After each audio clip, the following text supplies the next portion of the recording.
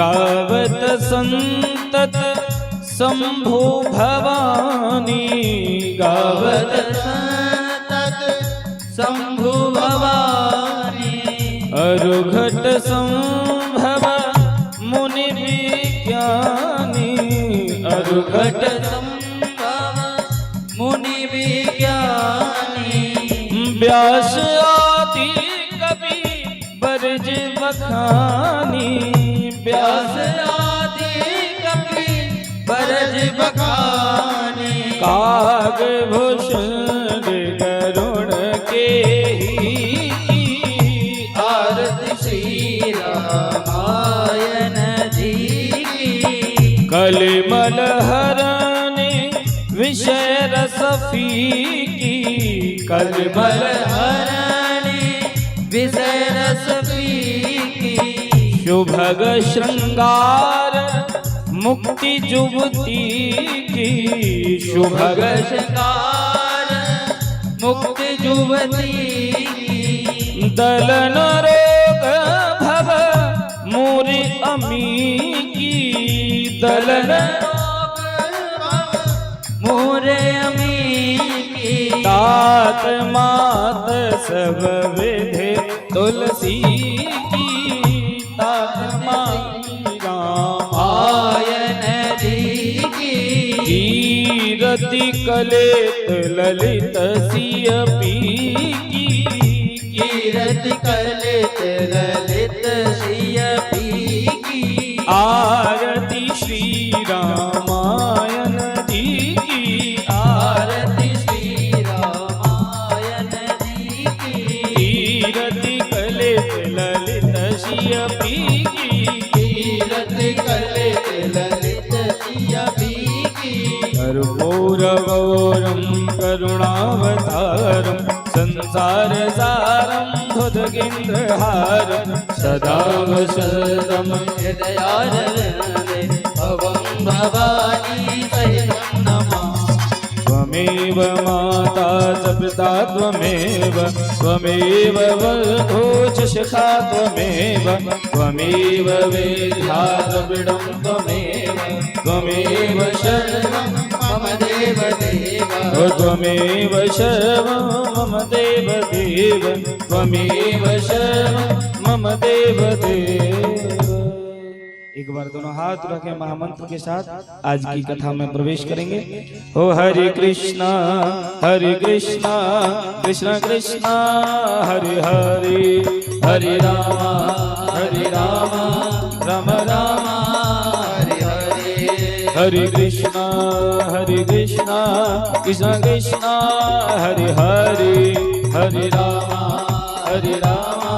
राम राम हरे हरे। ओ हरे कृष्ण कृष्ण कृष्ण हरे हरे, हरे राम राम राम हरे हरे। हरे कृष्ण कृष्ण कृष्ण हरे हरे, हरे राम राम राम हरे। हरे कृष्ण कृष्ण कृष्ण हरे हरे, हरे राम राम राम हरे हरे। बोले राजा रामचंद्र भगवान की जय। श्री रामचंद्राय नमः। बोले भक्तवत्सल भगवान की जय। अयोध्या धाम की जय। जय जय श्री सीताराम। सभी यथास्थान बैठ जाएं, सभी बैठ जाएंगे और बैठ करके आज की पावन कथा में प्रवेश करेंगे।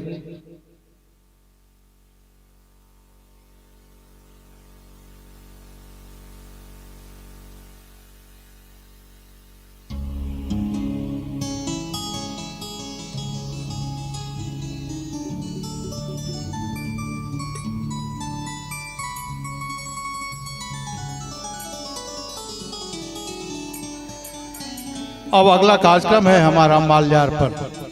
हम माला पहनाकर अपनी कथा वाचिका का स्वागत करेंगे।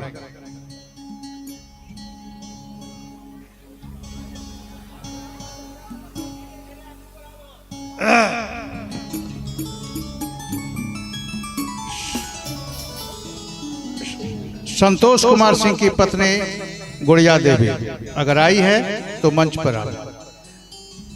झुनझुनिया बंटी की मम्मी अगर आई है तो मंच पर। अंजलि की मम्मी आइए, जो आ गई है एक एक करके मंच पर आवे। कन्हैया की पत्नी परी की मम्मी अगर आई है तो मंच पर आवे। परमानंद शाह जी की पत्नी अगर आई हैं तो मंच पर आवेंगे। चितरंजन शाह जी की पत्नी अगर आई हैं तो मंच पर आएंगे। छोटन शाह की पत्नी अगर मंच पर आई हैं तो मंच पर आएंगे। हरिबोल यादव जी की पत्नी आई हैं माला देवी तो मंच पर आवेंगे।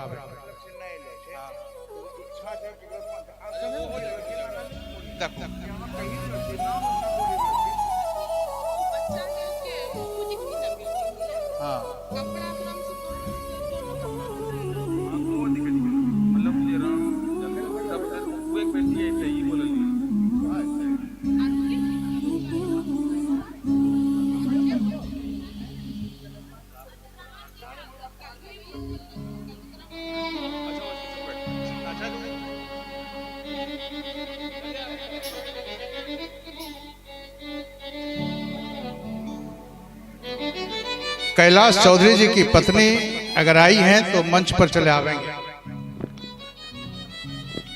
मिथिलेश शर्मा जी की पत्नी अगर आई हैं तो मंच पर चले आवेंगे। दिवाकर सिंह जी की पत्नी आई हैं तो मंच पर चले आवेंगे। निर्मला देवी मंच पर आ चुकी है। एक एक कर माला पहनाना है और शांतिपूर्वक वापस आना।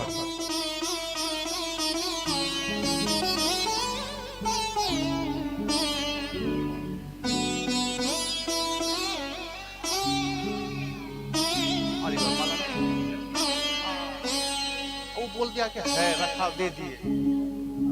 अरे सुधाकर सुधाकर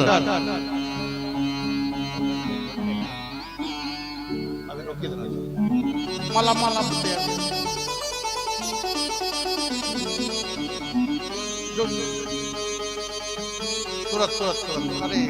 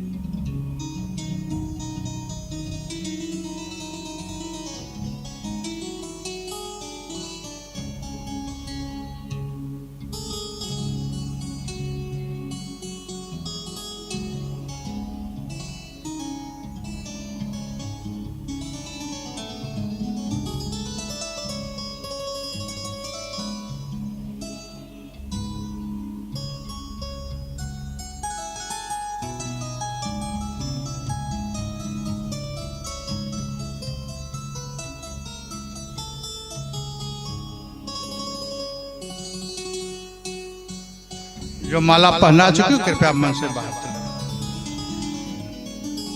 वहां भीड़ नहीं लगे इसका ध्यान रखना।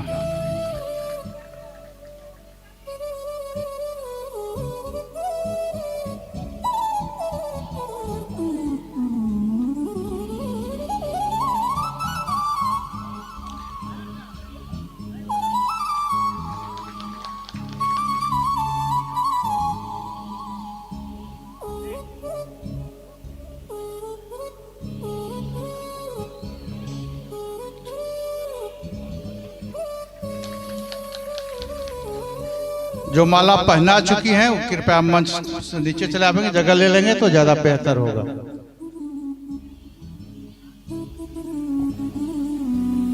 हमारे जितने भी युवक हैं जो हमारे बाहर के श्रोता आ रहे हैं उनको उचित सम्मान के साथ जगह देंगे।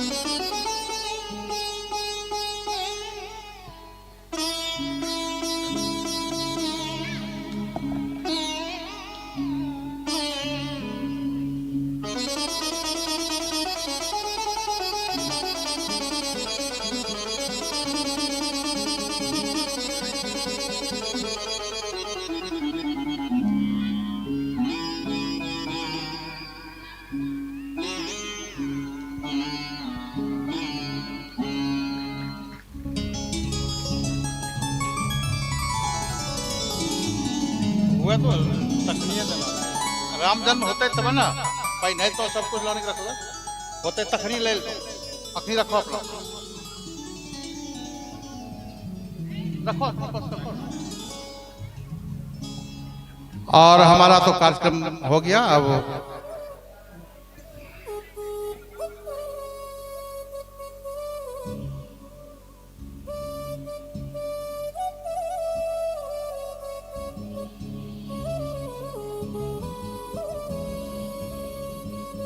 श्री राधे जय राधे, श्री राधे राधे जय राधे, जय श्री राम श्री राधे राधे, जय श्री राम जय राधे, श्री राधे राधे जय राधे। बोलिए बांके बिहारी लाल की राधा रानी सरकार की।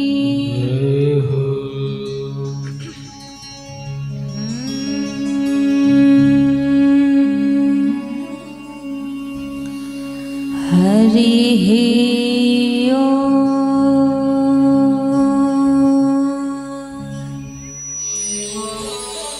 नमो भगवते वासुदेवाय नमः।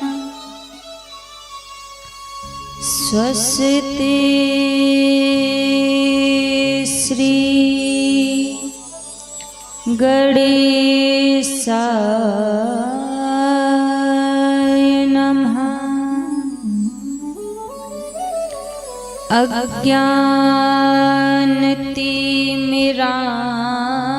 अज्ञानतिमिरान्धस्य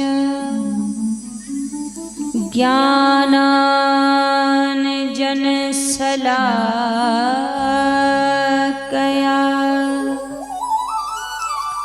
चक्षुरोन्मीलितं येन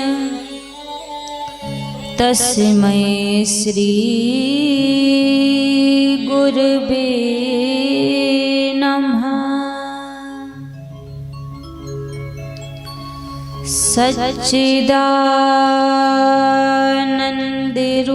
सच्चिदानन्दरूपाय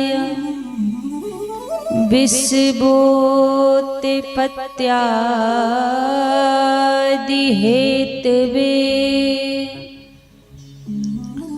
तापत्रये विनाशाय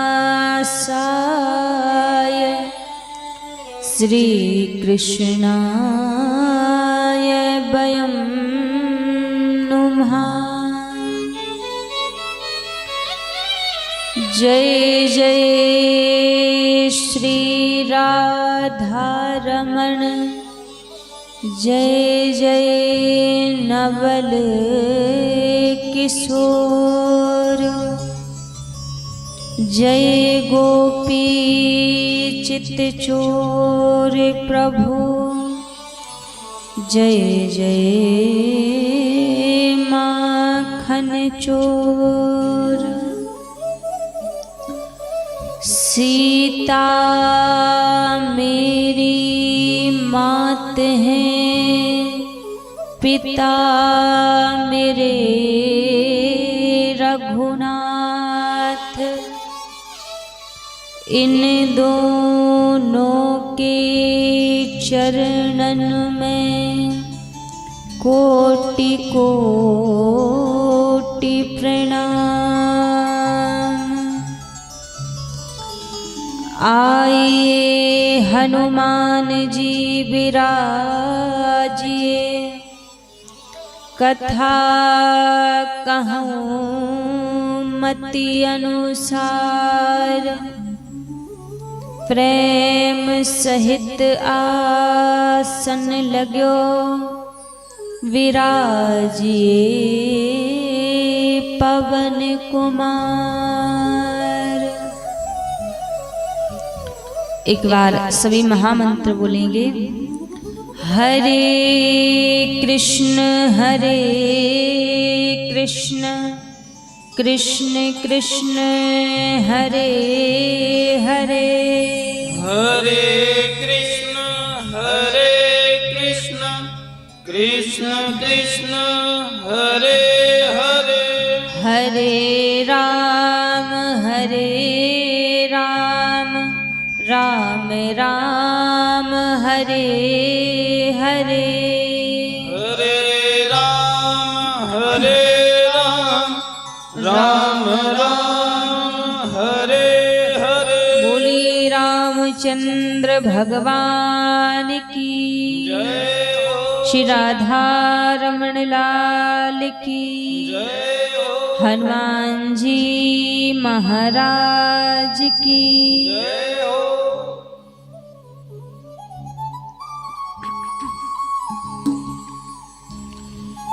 आइए सभी भक्तजन आज की परम पावन कथा में प्रवेश करने से पहले प्रभु को याद करते हुए आज की परम मंगलमय कथा में प्रवेश करेंगे। सभी बड़े भाव और प्रेम से मिलकर भगवान के पावन नाम को गाते हुए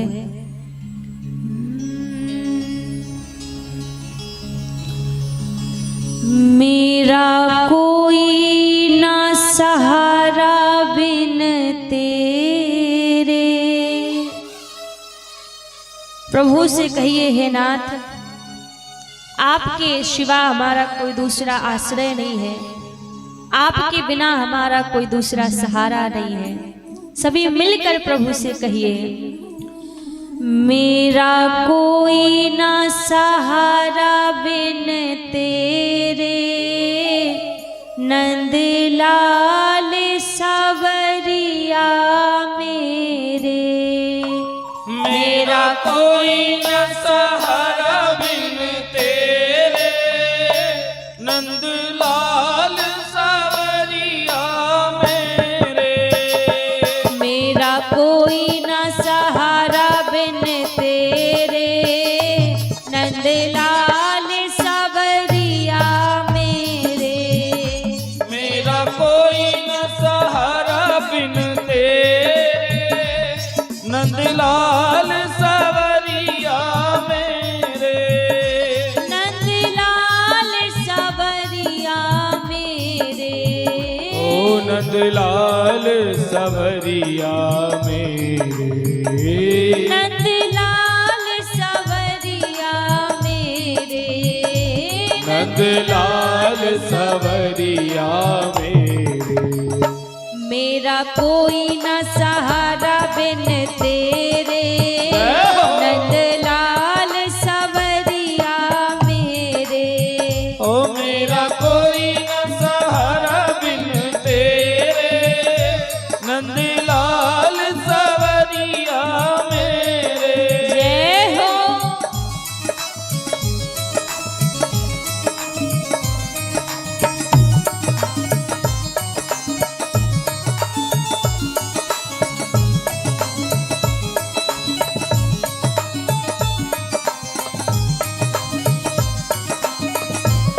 सावरी सरकार की।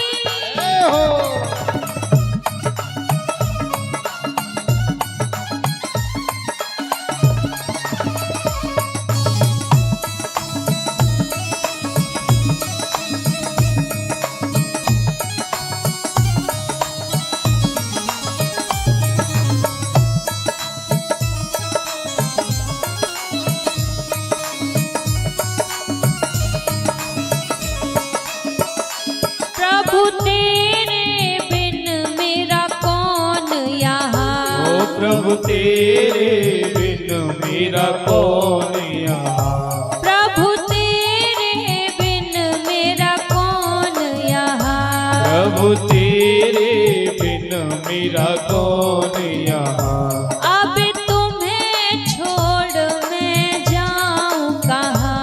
अब तुम्हें छोड़ मैं जाऊं कहाँ। मैं तो आन पड़ी दर तेरे। मैं तो आन पड़ी दर तेरे। नंदलाल सवरिया मेरे। ये मैं तो आन पड़ी दर तेरे, नंदलाल सवरिया मेरे।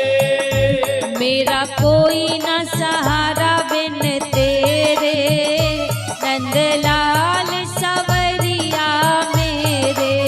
हो मेरा कोई न सहारा बिन तेरे, नंदलाल सवरिया मेरे। जय हो। ताली सेवा करते हुए सभी। हरि बोल।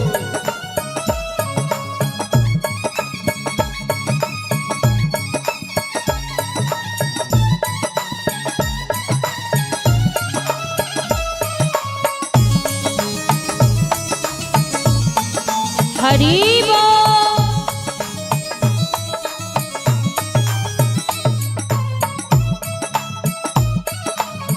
जय हो।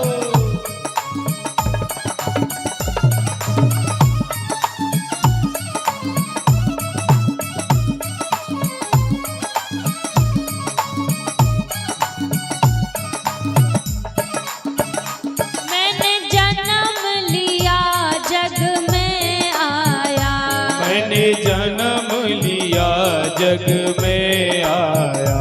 मैंने जन्म लिया जग में आया। हो मैंने जन्म लिया जग में आया। तेरी कृपा से नर तन पाया, तेरी कृपा से नर तन पाया। तूने किए उपकार घनेरे, तूने किए उपकार घनेरे, नंदलाल सवरिया मेरे। ओ तूने किए उपकार घनेरे, नंदलाल सवरिया मेरे। मेरा कोई न सहारा बिन तेरे, नंदलाल सवरिया मेरे। मेरा कोई न सहारा बिन तेरे, नंदलाल सवरिया मेरे। सावरी सरकार की जय हो।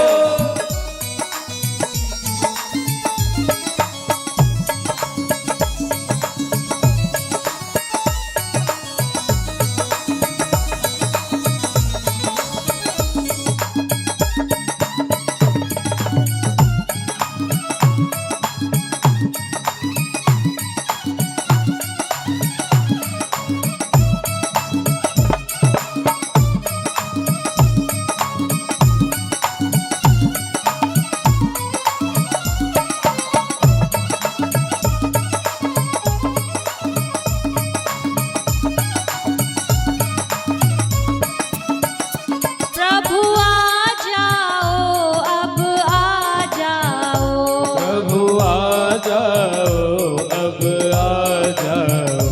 अब और न हमको तरसाओ, अब और न हमको तड़पाओ। इस भाव को सभी मिलकर कहिए प्रभु से, हे नाथ मैं कब से आपको पुकार रहा हूँ, मुझे भी याद नहीं कितने जन्म बीत गए, अब तो कृपा कर दो, अब और ना तरसाओ। एक बार सभी दोनों हाथ ऊपर खड़े करके मिलकर प्रभु से कहेंगे, प्रभु आ जाओ, अब आ जाओ, प्रभु आ जाओ, प्रभु आ जाओ। अब और न हमको तरसाओ, अब और न हमको तरसाओ। अब और न हमको तरसाओ, अब और न हमको तरसाओ। छाए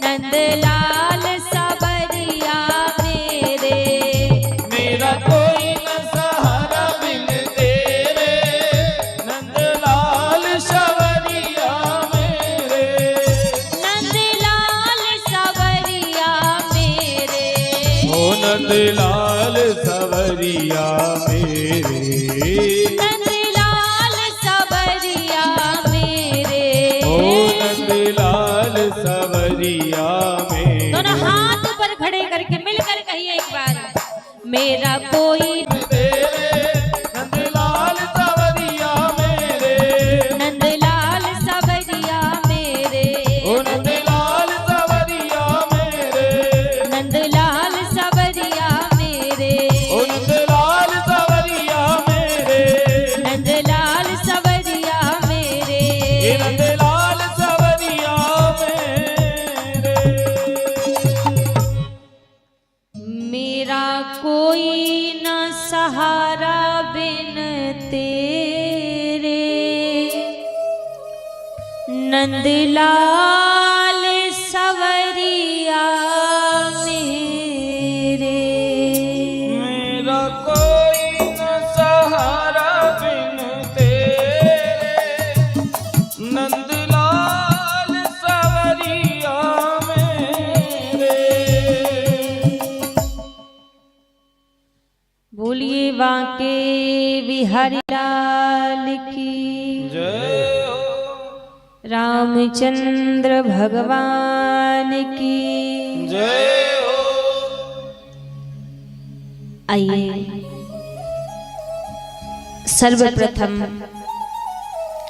मेरे परम आराध्य अकारण करुणा वरुणालय अनंत कोटि कल्पतरु पीतांबरधारी श्री राधा रमण लाल जी के पावन चरणों में प्रणाम करते हुए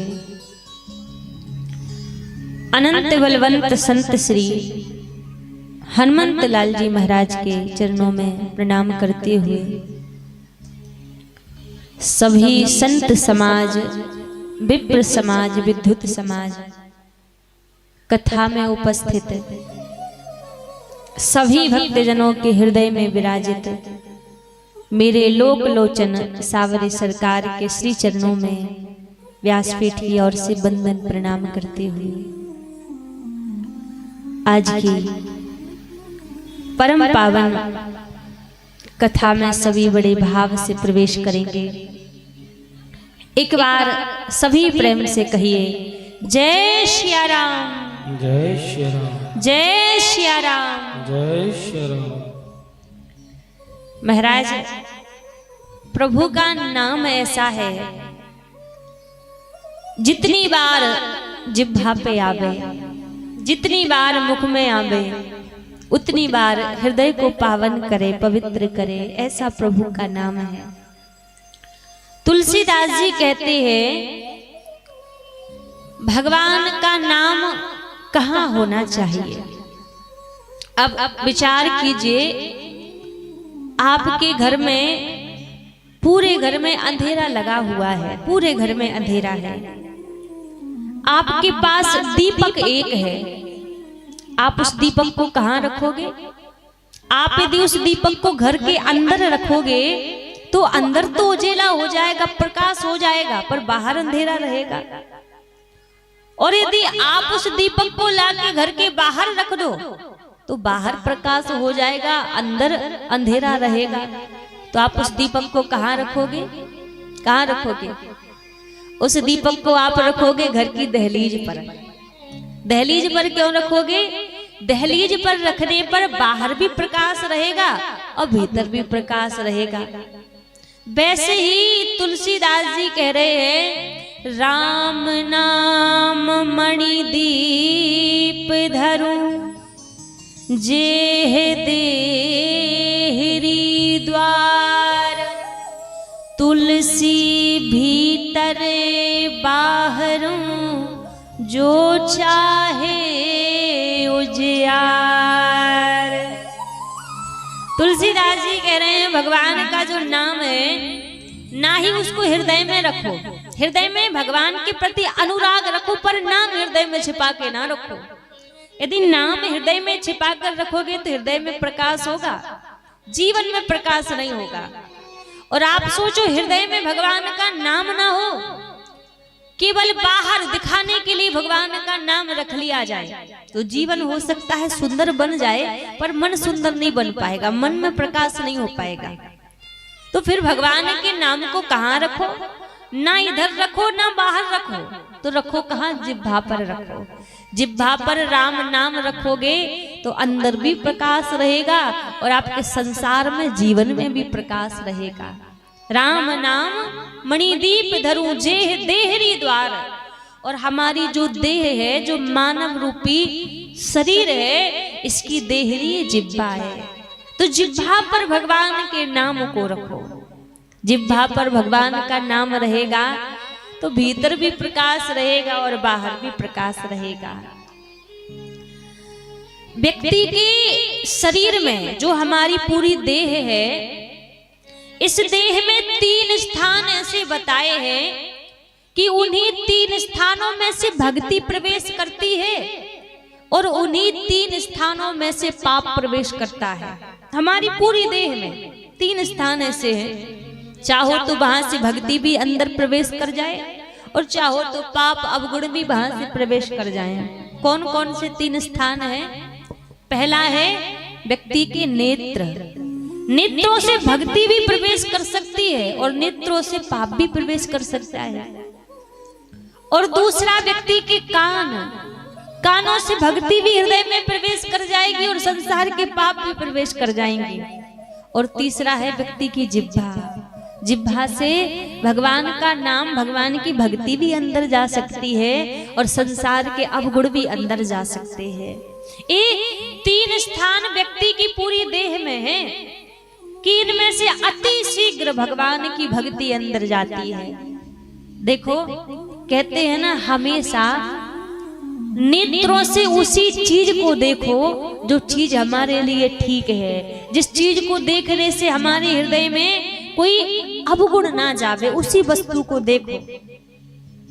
और कानों से हमेशा उन्हीं वचनों को, उन्हीं शब्दों को सुनो जिनको सुनने से अच्छे वचन ही हमारे हृदय में जावे। अब देखो, देखने के लिए संसार में कितनी चीजें बनाई है भगवान ने। आपके ऊपर है कि आप किस चीज को देखना चाहते हैं। आप देखो तो नेत्रों से भगवान के दर्शन भी कर सकते हैं, नेत्रों से आप तीर्थ गमन भी कर सकते हैं, नेत्रों से भगवान को अश्रुपात बहाकर भगवान को रिझा भी सकते हैं। और इन्हीं नेत्रों से आप दुनिया के चलचित्र भी देख सकते हैं, इन्हीं नेत्रों से आप दुनिया में भी भ्रमण कर सकते हैं। कहते हैं नेत्रों का देखने का बड़ा प्रभाव होता है। आप जैसा दृश्य देखोगे वैसे ही आपका मन बन जाएगा।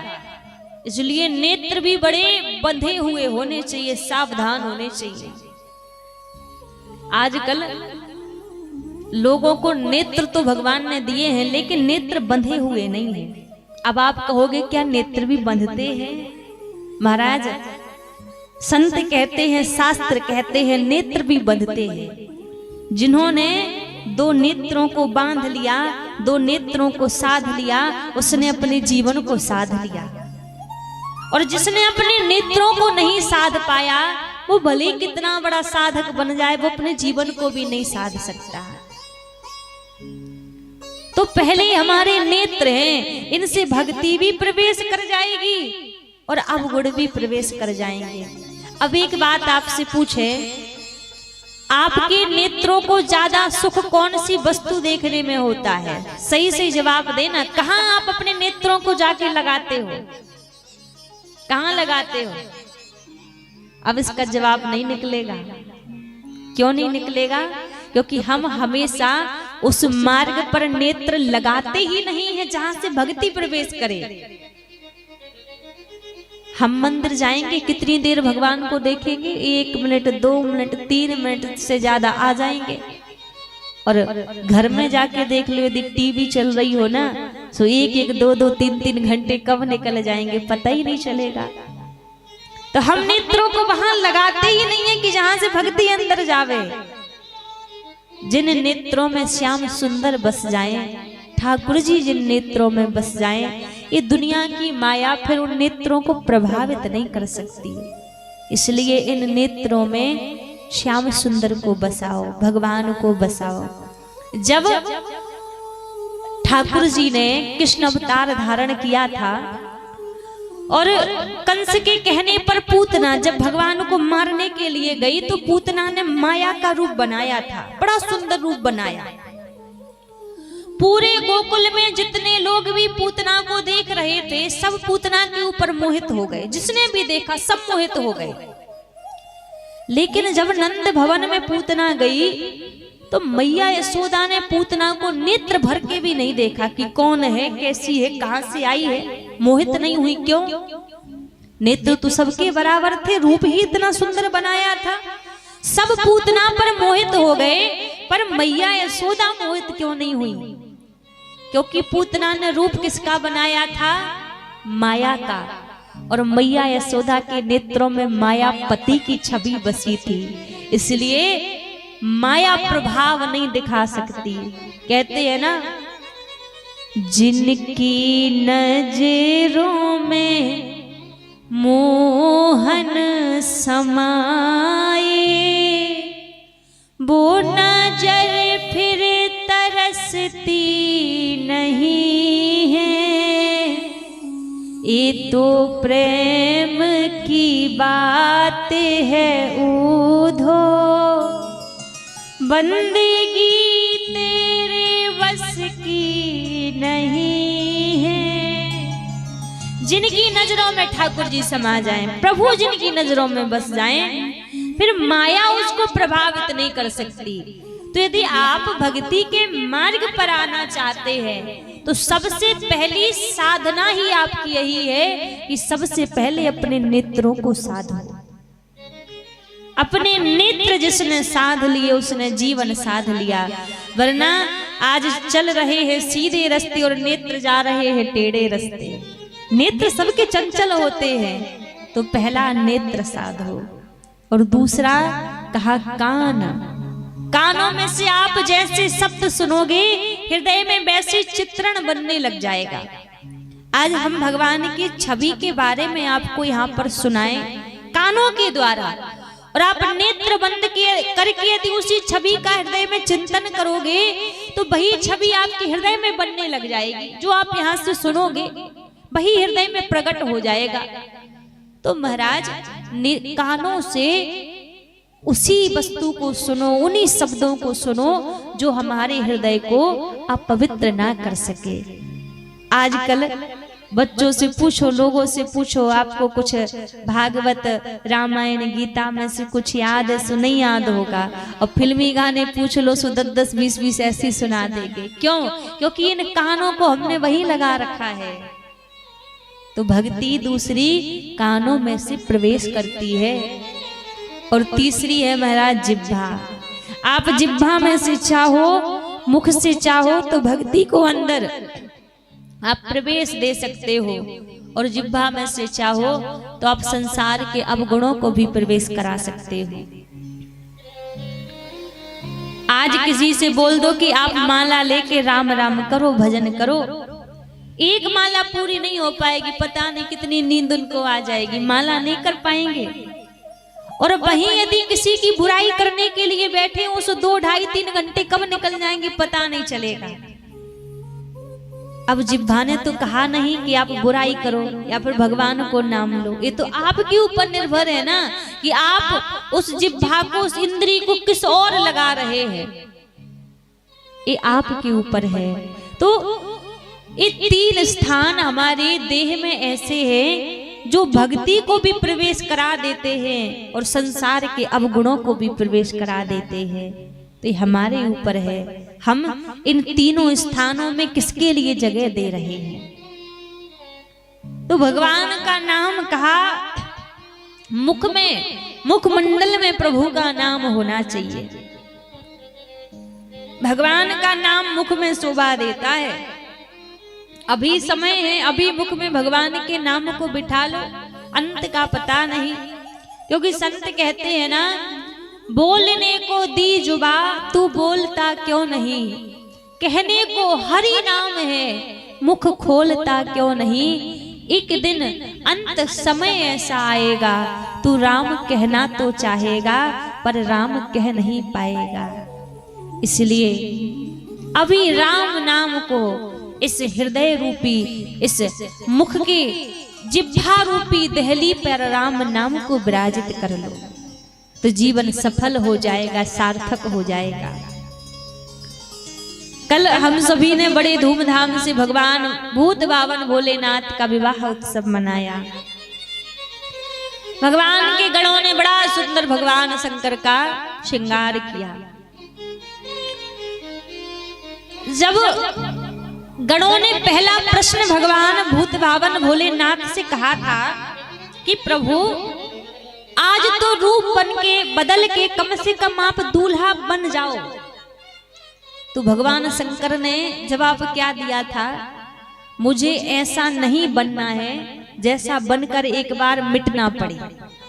क्योंकि वास्तव में दूल्हा होता नहीं है, दूल्हा बनता है। जब किसी का विवाह हो तो कहते आज तो वो दूल्हा बन गए, इसका मतलब ये है कि वो दूल्हा है नहीं, वो बना है। और भगवान शंकर कह रहे हैं मुझे ऐसा नहीं बनना है जो एक दिन मिटना पड़े। कर लो, चाहे 4 विवाह कर लो, पर ये बात कभी मत भूलो कि काल सर पे ही बैठा है। कभी भी उस काल की मार हमारे ऊपर पड़ सकती है। इसलिए हमेशा स्मरण रखो कि काल हमारे सर पर बैठा है, इस बात को कभी ना भूलो। इसलिए भगवान शंकर ने मोर की जगह सर्प को अपने मस्तक पर बिठाया। संसार में 2 चीजें व्यक्ति यदि जीवन में हमेशा स्मरण रखे, हमेशा याद रखे, तो कभी भी वो माया में भटक नहीं सकता। शास्त्र कहते हैं केवल मात्र 2 चीजें। कौन कौन सी 2 चीजें? एक तो व्यक्ति अपनी मृत्यु को याद रखे और दूसरा भगवान का नाम याद रखे। क्योंकि 2 ही चीजें संसार में केवल मात्र सत्य है कि 2 बातन को भूल मत जो चाहे कल्याण, नारायण एक मौत को और दूजे श्री भगवान। एक तो मृत्यु सत्य है और दूसरे भगवान सत्य है। जब मृत्यु को व्यक्ति याद रखेगा तो सहज सी बात है वो राम को भी नहीं भूल पाएगा। क्योंकि लोगों को यही लगता है ना कि मरते समय भगवान का नाम लेंगे तो मृत्यु चित्त में रहेगी तो राम भी चित्त में रहेंगे। तो 2 चीजें हमेशा हर एक व्यक्ति को स्मरण में रखनी चाहिए कि काल हमारे सर पे बैठा है, मृत्यु हमारे सर पे बैठी है, पता नहीं कब उस मृत्यु की मार हमारे ऊपर पड़ जाए। तो भगवान शंकर ने इसीलिए सर्प को मस्तक पर बिठाया। अब बात आई कि भगवान शंकर ने अपने तन से मुर्दे की भस्म ही क्यों लगाई। अच्छा, भगवान शंकर को मुर्दे की भस्म बड़ी प्रिय है। और कब से प्रिय है? एक बार क्या हुआ, भगवान शंकर पृथ्वी लोक पर भ्रमण कर रहे थे। भगवान का नियम है, भ्रमण करने आए थे। तो जब भगवान शंकर पृथ्वी लोक पर भ्रमण कर रहे थे तो भगवान शंकर ने क्या देखा, कोई व्यक्ति मर गया था तो सभी लोग शमशान लेकर उसको जा रहे थे और सभी बड़े जोर जोर से चिल्ला रहे थे, राम नाम सत्य है, राम नाम सत्य है, राम नाम सत्य है। अब भगवान शंकर ने देखा तो बड़ा हृदय गदगद हो गया, प्रसन्न हो गया। अरे लगता है तो हमारे पक्ष के लोग हैं। हम भी कहते हैं कि राम नाम सत्य है और ये भी कह रहे हैं कि राम नाम सत्य है। इसका मतलब तो यही हुआ कि ये हमारे पक्ष वाले हैं। तो जहां जहां वो सब लोग जा रहे थे पीछे पीछे भगवान शंकर चले गए। सब चिल्ला रहे थे राम नाम सत्य है, राम नाम सत्य है। और भगवान शंकर को तो राम नाम बड़ा प्रिय है। अब जैसे शमशान तक तो चिल्लाते चिल्लाते सब पहुंच गए। अब जब शमशान में पहुंचे तो 4-4, 6-6 लोगों के झुंड बना लिए लोगों ने। चर्चा अब क्या कर रहे हैं, एक कह रहे हैं महाराज हम तो भोजन करने के लिए बैठे थे, अचानक से फोन आया कि ये चल बसे तो भोजन छोड़ के भागना पड़ा। और दूसरा कहने लगा इनको जाना ही था तो संडे के दिन चले जाते, रविवार के दिन चले जाते, कम से कम छुट्टी तो रहती, काम छोड़कर हमें आना पड़ा यहाँ पे। अब सब अपनी अपनी अलग अलग बातों में लगे हुए हैं। भगवान शंकर सबके पास जा जा के देख रहे हैं। अब भगवान शंकर बोले तो बड़े दल बदलू हैं, अभी तो कह रहे थे राम नाम सत्य है, राम नाम सत्य है। अब एक ही मिनट में सब संसार की बातें कर रहे हैं। कोई कह रहा हम तो इतने व्यस्त थे, इतने बिजी थे, बस फोन पहुंचा तो सारे काम छोड़कर हमें आना पड़ा, 1 मिनट का समय नहीं है।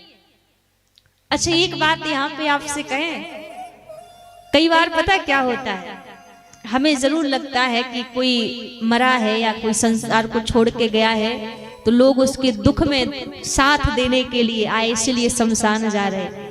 लेकिन एक बड़ी सत्यता की बात कहूं, कई बार लोग मरने पर भी दुख मनाने के लिए नहीं आते आपके पास, मरने पर भी व्यवहार निभाने के लिए आते हैं।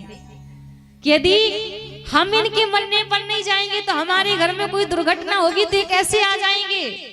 तो हमेशा इस भ्रम में मत रहना कि हमारे दुख में शामिल होने के लिए आए हैं। कई बार लोग व्यवहार निभाने के लिए आते हैं, उनको आपके दुख से कोई लेना देना नहीं है कि आप गए, आपके ऊपर कौन सा दुख आया है, कौन सा संकट आया है। तो आज ऐसे यहाँ पर जब बातें करने लगे तो भगवान शंकर को लगा कि ये तो बड़े झूठे लोग हैं।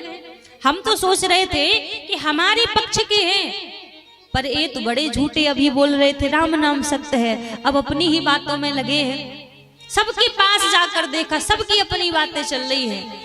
अब भगवान को लगा शायद ये झूठे हैं, पर लगता है जिसके कारण ये भगवान का नाम ले रहे थे वो तो साचा होगा। और जब तक भगवान उस मुर्दे के पास पहुंचे तब तक तो वो मुर्दा जलकर भस्म बन चुका था। अब भगवान शंकर ने कहा ये भले ही जलकर भस्म बन चुका है, मुझे मेरे प्रभु श्री राम का नाम बड़ा प्रिय है। तू भले ही जलकर भस्म बन गया, कम से कम आज तेरे कारण इन संसार के लोगों ने कम से कम मेरे प्रभु राम का नाम तो लिया, कम से कम इनके मुख से निकला तो सही कि राम नाम सत्य है। उसी शब्द से प्रसन्न होकर उस मुर्दे की सारी राख को उठाकर भगवान शंकर ने अपने पूरे तन से लपेट ली। उसी दिन से आज तक भगवान शंकर को मुर्दे की भस्म चढ़ती है, मुर्दे की राख बड़ी प्रिय है।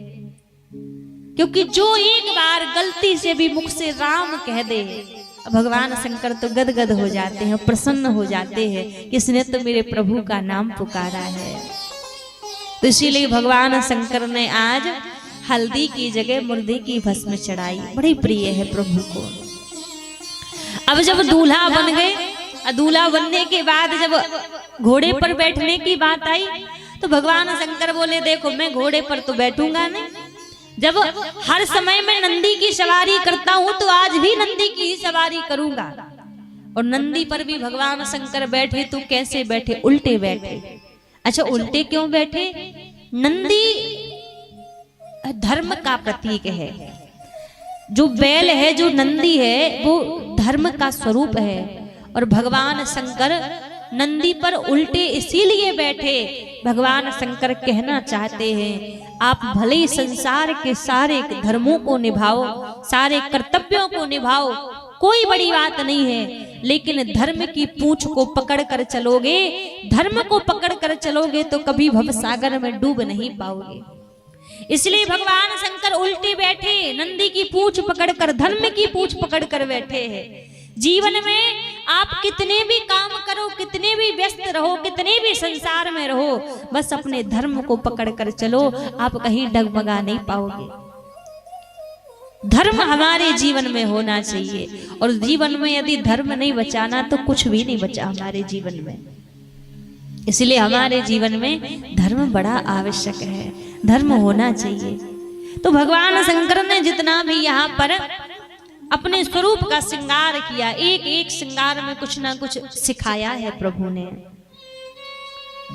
महाराज जीवन में कैसे भी किसी भी परिस्थिति में रहो, आप भगवान को ना भूलो।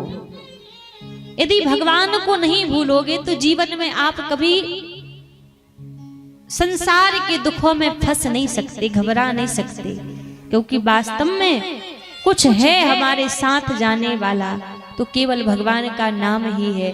लोग कहते हैं ना कि खाली हाथ आए थे खाली हाथ जाओगे, ना कुछ लेकर आए थे ना कुछ लेकर जाओगे।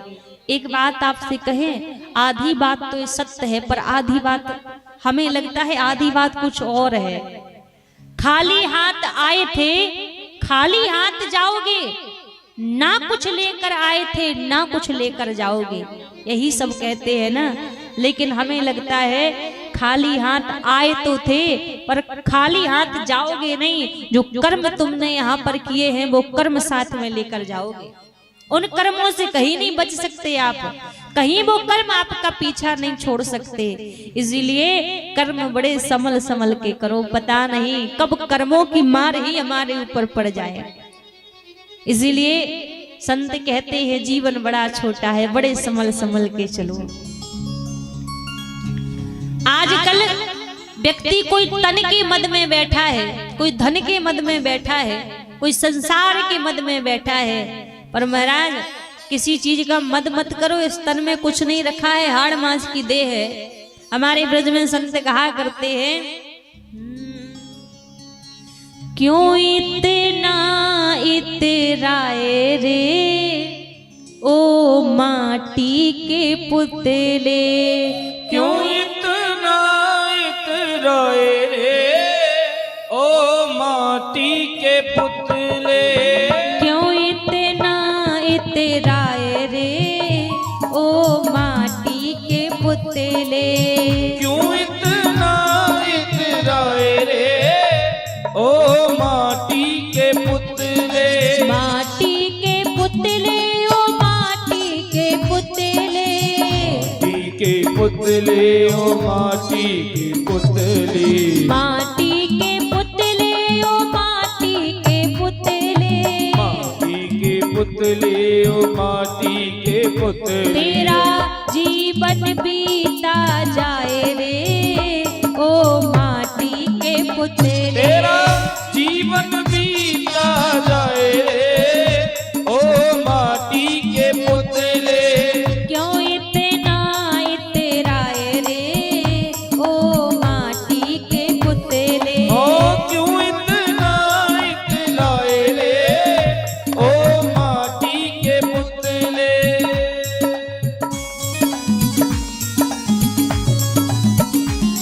भक्तवत्सल भगवान की जय हो।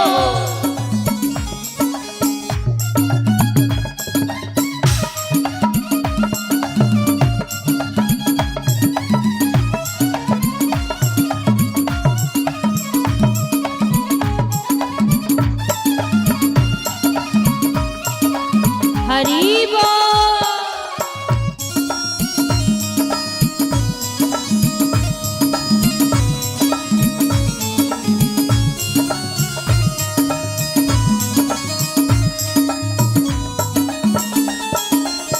क्यों करता है मेरा मेरी, क्यों करता है मेरा मेरी, क्यों करता है मेरा मेरी, क्यों करता है मेरा मेरी, ठगनी माया राख की ढेरी, ठगनी माया राख की ढेरी, यहाँ मिले न कोई भलाई रे ओ माटी के पुतले, मिले न कोई भलाई रे ओ माटी के पुतले, क्यों इतना इतराए रे ओ माटी के पुतले, क्यों इतना इतराए रे ओ माटी के पुतले। जय हो।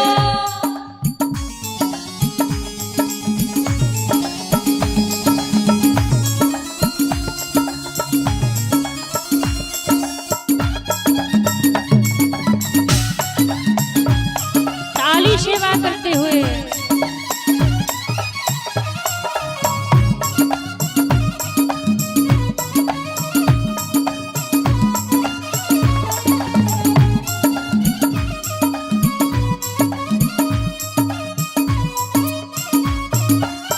जिस तन को तू रोज सजावे, जिस तन को तू रोज सजावे, जिस तन को तू रोज सजावे, जिस तन को तू रोज सजावे, घिस घिस साबुन रोज नहावे, किस किस सावन रोज लगावे,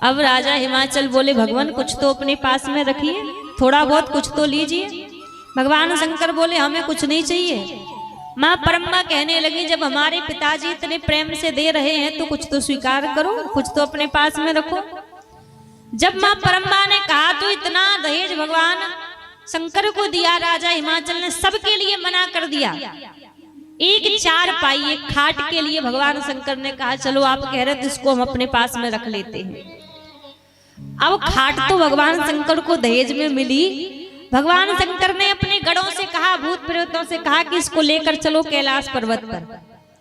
अब जब कैलाश पर्वत पर भगवान शंकर के गण उस खाट को लेकर जाने लगे, अब भैया भूत प्रेत तो भूत ही प्रेत हैं, कहीं उस खाट को किसी पत्थर से जाके लगा दे, कहीं पेड़ से लगा दे, कभी किसी पहाड़ से लगा दे। अब ले जाते भगवान शंकर माता पार्वती कैलाश पर्वत पर पहुंच गए। अब इतने में जिन भूत प्रेतों को वो खाट ले जाने के लिए दी थी तब वो जाकर पहुंचे। भगवान शंकर कहने लगे वो दहेज में ली हुई खाट कहाँ है? अब भूत प्रेत बोले महाराज खाट लेके तो आए थे लेकिन 4 पाई में से 1 पाई बचा हुआ है, सब टूट गई, 1 पाई बचा हुआ है।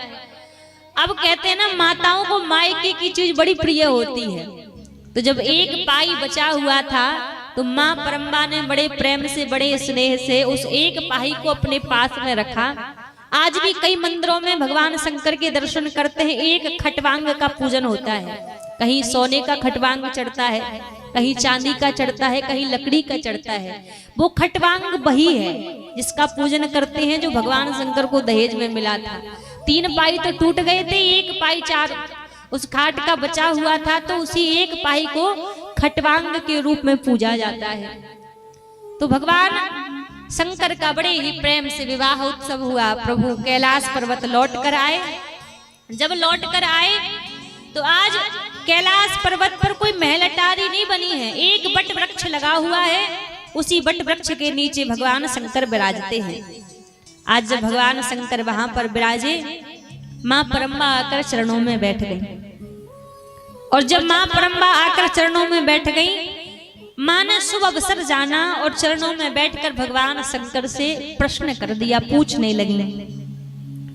पूछहि रघुपति कथा प्रसंगा, पूछहि रघुपति कथा प्रसंगा, पूछहि रघुपति कथा प्रसंगा, पूछहि रघुपति कथा प्रसंगा। सकल लोक जग पावन गंगा, सकल लोक जग पावन गंगा, सकल लोक जग पावन गंगा, ओ सकल लोक जग पावन गंगा। पूछहि रघुपति कथा प्रसंगा, पूछहि रघुपति कथा प्रसंगा, सकल लोक जग पावन गंगा, सकल लोक जग पावन गंगा। माँ परम्बा भगवान शंकर के निकट आके बैठी, चरणों में बैठ गई और चरणों में बैठकर तुरंत प्रश्न कर दिया, भगवान मुझे राम कथा सुनाइए। और जैसे प्रश्न किया कि मुझे राम कथा सुनाइए, आज भगवान शंकर बड़े प्रसन्न हो गए। कहा धन धन धन गिरिराज कुमारी, तुम समान नहीं कोई उपकारी। आप धन्य हो जो आप भगवान की कथा के बारे में पूछ रही हो। संसार का वो हर एक प्राणी धन्य है जो रघुनाथ जी की कथा को सुनता हो। संसार का वो हर एक प्राणी धन्य है जो रघुनाथ जी की कथा को गाता हो। संसार का वो हर एक प्राणी धन्य है जो बैठकर रघुनाथ जी की गाथा का कथा का चिंतन करता हो। भगवान शंकर ने कहा, देवी आप जो प्रश्न कर रही हैं, ये प्रश्न केवल अपने लिए नहीं कर रही हैं, ये प्रश्न आप जगत कल्याण के लिए कर रही हैं। ये जो राम कथा रूपी गंगा जो बहेगी, ये केवल मात्र आपके लिए नहीं बहेगी, सकल लोक जग पावनी गंगा। विवाह होता है तो विवाह के पश्चात कोई घूमने जाता है, कोई संसार की क्रियाओं में लग जाता है, लेकिन धन्य है माँ परम्बा, धन्य है भगवान भोलेनाथ। विवाह के पश्चात कहाँ बैठे हैं? कथा सुनने के लिए बैठ गए। देवी देवता हैं, सारे देवी देवताओं में सबसे सुंदर किसका गृहस्थ जीवन है? भगवान नारायण या माता लक्ष्मी का? हाँ या ना में जवाब दीजिएगा। किसका है? हमारी माताएं जवाब देंगी। भगवान नारायण या माता लक्ष्मी का गृहस्थ जीवन सुंदर है? हाँ या ना? नहीं पता? भगवान नारायण का भी गृहस्थ जीवन सुंदर नहीं है। क्या ब्रह्मा जी का गृहस्थ जीवन सुंदर है? ब्रह्मा जी का भी गृहस्थ जीवन सुंदर नहीं है। तो महाराज फिर सबसे सुंदर गृहस्थ जीवन किसका है? यही प्रश्न बाबा तुलसीदास जी से पूछा कि भगवान ये बताइए, तीनों देव संसार में पूजनीय हैं, पर तीनों देवों में से सबसे सुंदर गृहस्थ जीवन किसका है? ऐसा भी नहीं है कि आदि शक्ति की कमी हो तो गृहस्थ जीवन सुंदर नहीं है। भगवान नारायण के पास भी आदि शक्ति माता लक्ष्मी है, ब्रह्मा जी के पास भी आदि शक्ति है, माँ सरस्वती माँ ब्रह्माणी है। तो इनका जीवन गृहस्थ जीवन सुंदर नहीं है तो किसका है? तब तुलसीदास जी जवाब देते हैं कि इन तीनों देवों में से गृहस्थ जीवन सबसे ज्यादा सुंदर किसका है? परम रम गिरी बर कैलासु, परम रंभ गिरे वर कैलासु, परम रम गिरी बर कैलासु, परम रंभ गिरे वर कैलासु, उमा सहित जेहि करत निवासु, उमा सहित जिहि करत निवासु, परम रम गिरी बर कैलासु, परम रंभ गिरे वर कैलासु, उमा सहित जेहि करत निवासु, उमा सहित जिहि करत निवासु। बाबा तुलसीदास जी कह रहे हैं, इस संसार में सबसे सुंदर गृहस्थ जीवन किसका है? कहा भगवान शंकर और माता पार्वती का गृहस्थ जीवन सबसे ज्यादा सुंदर है। अब यहाँ पर देखिए, बड़ी समझने की चीज है। हमें क्या लगता है गृहस्थ जीवन खूब बड़े घर परिवार से सुंदर होता होगा, या घर में खूब संपत्ति होती होगी तब गृहस्थ जीवन सुंदर होता होगा? यही लगता है ना। अब महाराज यदि धन दौलत से, पैसा रुपया से गृहस्थ जीवन सुंदर होता, तब तो भगवान नारायण और माता लक्ष्मी का नाम लेते बाबा तुलसीदास जी कि भगवान नारायण और माता लक्ष्मी का गृहस्थ जीवन सुंदर है। कि जहाँ नारायण के चरणों की दासी स्वयं लक्ष्मी है तो वहां धन की तो कोई कमी नहीं होगी, कोई अभाव नहीं होगा। तो यहाँ से सीख क्या मिलती है कि धन रुपया से गृहस्थ जीवन सुंदर नहीं होता। अब दूसरी बात पे आ जाओ, यदि आप कहो कि बड़े बुद्धिमान बड़े, तो गृहस्थ जीवन सुंदर होता है। गृहस्थ जीवन सुंदर होता है धन रुपया से नहीं, खूब ज्ञान से नहीं, गृहस्थ जीवन आपस में प्रेम से सुंदर होता है। यदि आपस में प्रेम है, स्नेह है, तब तो गृहस्थ जीवन बड़ा सुंदर है। और आपस में प्रेम नहीं है, स्नेह नहीं है, तो आप सोने के महलों में रह लो तो आप अपने जीवन को सुंदर नहीं बना सकते। कैलाश पर्वत पर कोई घर नहीं बना है, महल अटारी नहीं है, एक बट वृक्ष लगा है उसी बट वृक्ष के नीचे मां परम्बा विराजती हैं, वही भगवान भोलेनाथ विराजते हैं। आपने कभी आपस में सुना है कि किसी शेर और बैल की आपस में बन रही हो? शेर को अवसर मिलेगा बैल का भक्षण कर जाएगा, लेकिन धन्य है वो भगवान शंकर का प्रेम, मां परम्बा का प्रेम। उसी बट वृक्ष के नीचे वो बैल खड़ा रहता है, उसी बट वृक्ष के नीचे मां की सवारी वो शेर खड़ा रहता है, पर प्रेम है आपस में, तो कोई बैर नहीं है। तो गृहस्थ जीवन सुंदर बनाना है भैया, तो पैसा रुपया से नहीं बनेगा, प्रेम से बनेगा। अच्छा, आप अपनी बेटी के लिए कोई लड़का देखने के लिए जाते हो, जब विवाह के लिए, तो आप क्या देखते हो? क्या देखते हो? खूब बढ़िया घर देखोगे, घर बढ़िया होना चाहिए, खूब पैसा रुपया होना चाहिए, बड़ा कुटुंब खानदान होना चाहिए, खूब बड़ा नाम होना चाहिए समाज में, नौकरी चाकरी वाला होना चाहिए, यही देखते हो ना? गलत तो नहीं बोल रहे ना? यही देखते हो सभी। लेकिन आज एक बात हम आपसे कहें, आप जब अपनी बेटी के लिए लड़का देखने जाओ ना, घर परिवार देखो या ना देखो कोई बात नहीं, पैसा रुपया देखो या ना देखो कोई बात नहीं, नौकरी चाकरी नाम शोहरत वाला लड़का देखो या ना देखो, पर एक चीज अवश्य देखना, जिस घर में आप अपनी बेटी को ब्याहने के लिए जा रहे हैं, सबसे पहले उस घर में देखना कि उस घर के लोग प्रेम से तो रहते हैं या नहीं रहते। घर भले ही कितना बड़ा हो, खूब पैसा रुपया हो, एक यहाँ मुंह बना के बैठा है, दूसरा वहां मुंह बना के बैठा है, तीसरा यहाँ बैठा है, तो ऐसे घर में आपकी बेटी कभी प्रसन्नता से नहीं रह पाएगी, कभी सुखी नहीं रह पाएगी, क्योंकि उस घर में प्रेम नहीं है।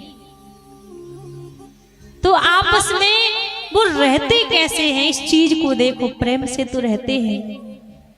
यदि प्रेम नहीं होगा ना, तो सोने की थाली में भोजन परोस के रख दो ना, तो पेट में वो अंदर नहीं जाएगा। और आपस में यदि प्रेम होगा तो एक रोटी भी होगी ना, तो आधी आधी प्रेम से बांट कर वो संतुष्टि से रह लेंगे।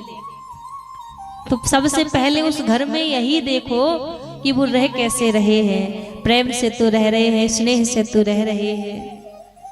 आजकल बच्चों की विवाह बड़े धूमधाम से माता पिता कर देते हैं, लेकिन आज का जो समय चल रहा है ना, वो रिश्ते टूट क्यों जाते हैं, वो रिश्ते लंबे टिकते क्यों नहीं हैं? क्योंकि हम घर में सब देखते हैं, लेकिन हम जो चीज देखना चाहिए वो देखना भूल जाते हैं। पैसा रुपया घर दौलत सब हम देखते हैं, पर हम ये नहीं देखते कि ये लोग प्रेम से रहते हैं या नहीं रहते। और जिस संबंध में, जिस रिश्ते में प्रेम ना हो, वो रिश्ता कभी टिक नहीं सकता, कभी चल नहीं सकता। रिश्ते की नींव होती है प्रेम से, प्रेम हो, आदर सम्मान हो, तो वो रिश्ता खूब बढ़िया तरह से लंबी आयु प्रदान कर जाएगा, चल जाएगा। और प्रेम नहीं है तो वो रिश्ता महाराज 2 साल 3 साल 4 साल ऐसे टूट जाएगा। और हम आज की जनरेशन में देख भी यही रहे हैं। कोई माता पिता ये सोच के विवाह नहीं करता कि हमारे बेटे का या बेटी का घर टूटे, लेकिन वो परिस्थिति ऐसी बन जाती है कि वहां वो रिश्ता चल ही नहीं पाता। इसीलिए आपस में प्रेम होना जरूरी है। गृहस्थ जीवन जानते हो, एक गाड़ी के बराबर होता है। जैसे कोई गाड़ी चल रही है, एक गाड़ी के 2 पहिए हैं और वही गृहस्थ जीवन है। यदि दोनों पहिए एक मार्ग पर, एक रास्ते पर चल रहे हैं, तो गाड़ी बिल्कुल सीधी चलती जाएगी, बढ़िया से चल जाएगी। यदि एक पहिया इधर जा रहा है, एक पहिया इधर जा रहा है, तो लाख प्रयास कर लो, गाड़ी सीधी चलने वाली नहीं है। तो महाराज, कोई संसार की चीजों से गृहस्थ जीवन सुंदर नहीं होता है, आपस के प्रेम से गृहस्थ जीवन सुंदर बनता है। तो आप देखें कि वो परिवार कैसा है, परिवार के सदस्य कैसे हैं। और दूसरी चीज आपसे बोले, आप जिस बेटे के साथ अपनी बेटी का विवाह कर रहे हो, सबसे मुख्य चीज आप उस बेटे के अंदर देखना, कि वो परिवार कैसा है, एक चीज देखना उसके अंदर कि इसको नारियों का सम्मान करना तो आता है, इसको स्त्री का सम्मान करना तो आता है या नहीं आता। जिस बच्चे को किसी नारी का, किसी बेटी का, किसी स्त्री का सम्मान करना नहीं आता होगा ना, वो आपकी बेटी को कभी प्रसन्न नहीं रख पाएगा, कभी खुश नहीं रख पाएगा। एक पुरुष की पहचान जानते हो कैसे होती है? जब वो अपनी माँ को प्रसन्न रख रहा हो, अपनी बहन को प्रसन्न रख रहा हो, तो उसकी पहचान नहीं होती, क्योंकि जिस घर में वो पला बड़ा है, जिसके साथ में रहा है, वो तो पक्की बात है कि उनको प्रसन्न तो रखेगा ही। एक पुरुष की पहचान तब होती है जब किसी दूसरे घर से आई बेटी को वो प्रसन्न रखे, उसको खुशी रखे, तब उसकी पहचान होती है। क्योंकि घर के सदस्यों को तो सभी प्रसन्न रख ही लेते हैं। तो महाराज आप चाहते हैं कि गृहस्थ जीवन खूब बढ़िया से चले, खूब आनंद से चले, तो आपस में प्रेम हो। और प्रेम आए कैसे? भगवान शंकर के जीवन में प्रेम आया कहाँ से? रामचरितमानस से प्रेम आया। आज विवाह हुआ और विवाह होने के तुरंत बाद ही रामचरितमानस को लेकर बैठ गए, कथा को सुनने के लिए बैठ गए। जब बच्चों का विवाह होता है ना, तो बच्चों का विवाह होने के बाद माता पिता स्वयं टिकट करा के देते हैं, जाओ बेटा 2-4 दिन बाहर घूमाओ। आपको सुनने में संकोच लगेगा, लेकिन हमें कहने में संकोच नहीं है, क्योंकि ये व्यासपीठ है। इस व्यासपीठ में बैठकर मीठा मीठा बोलना तो सबको आता है, लेकिन जो सत्यता बात है, जो सुनने में कड़वी जरूर लगती है, पर सत्य वही होता है। हम बाहर घूमने की टिकट बनवा के दे देते हैं, बेटा जाओ घूम कर आओ।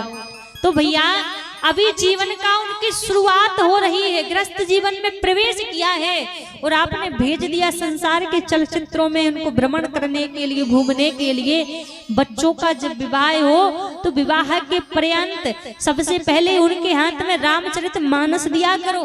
बेटा पहले इसको पढ़ लो, इसको समझ लो, इसको जान लो, बुद्धि में बिठा लो, उसके बाद चले जाना घूमने फिरने। जीवन पड़ा है, कोई मना करने वाला नहीं है, लेकिन आज हम ही उनको संस्कार नहीं देना चाहते, हम ही बताना नहीं चाहते, तो बच्चे कहाँ से जीवन को निर्वाह कर लेंगे, कहाँ से जीवन को बढ़िया से चला लेंगे। महाराज आज जिस घर में बहू बेटी आ जाए, और जिस घर में आप याद रखना खूब धन रुपया पैसा कमा लो, लेकिन जिस घर में नारी का सम्मान नहीं है, वहां कभी देवता निवास नहीं कर सकते, वहां कभी लक्ष्मी निवास नहीं कर सकती। यत्र नारी पूजयन्ते रमणते तत्र देवता। जहां नारी का सम्मान होता है, जहां नारी का पूजन होता है, वहां सारे देवी देवता निवास करते हैं। तो इसलिए माताओं का सम्मान करना आना चाहिए महाराज।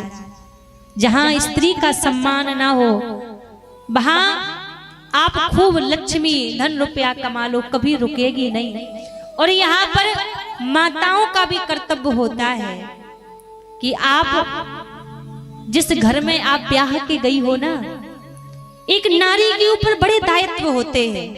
जब जन्म लेती है तो पिता के घर का दायित्व होता है, विवाह करके जाती है ना तो पति के घर का दायित्व होता है, और जब एक संतान को जन्म देती है तो उन बच्चों के संस्कारों का दायित्व होता है।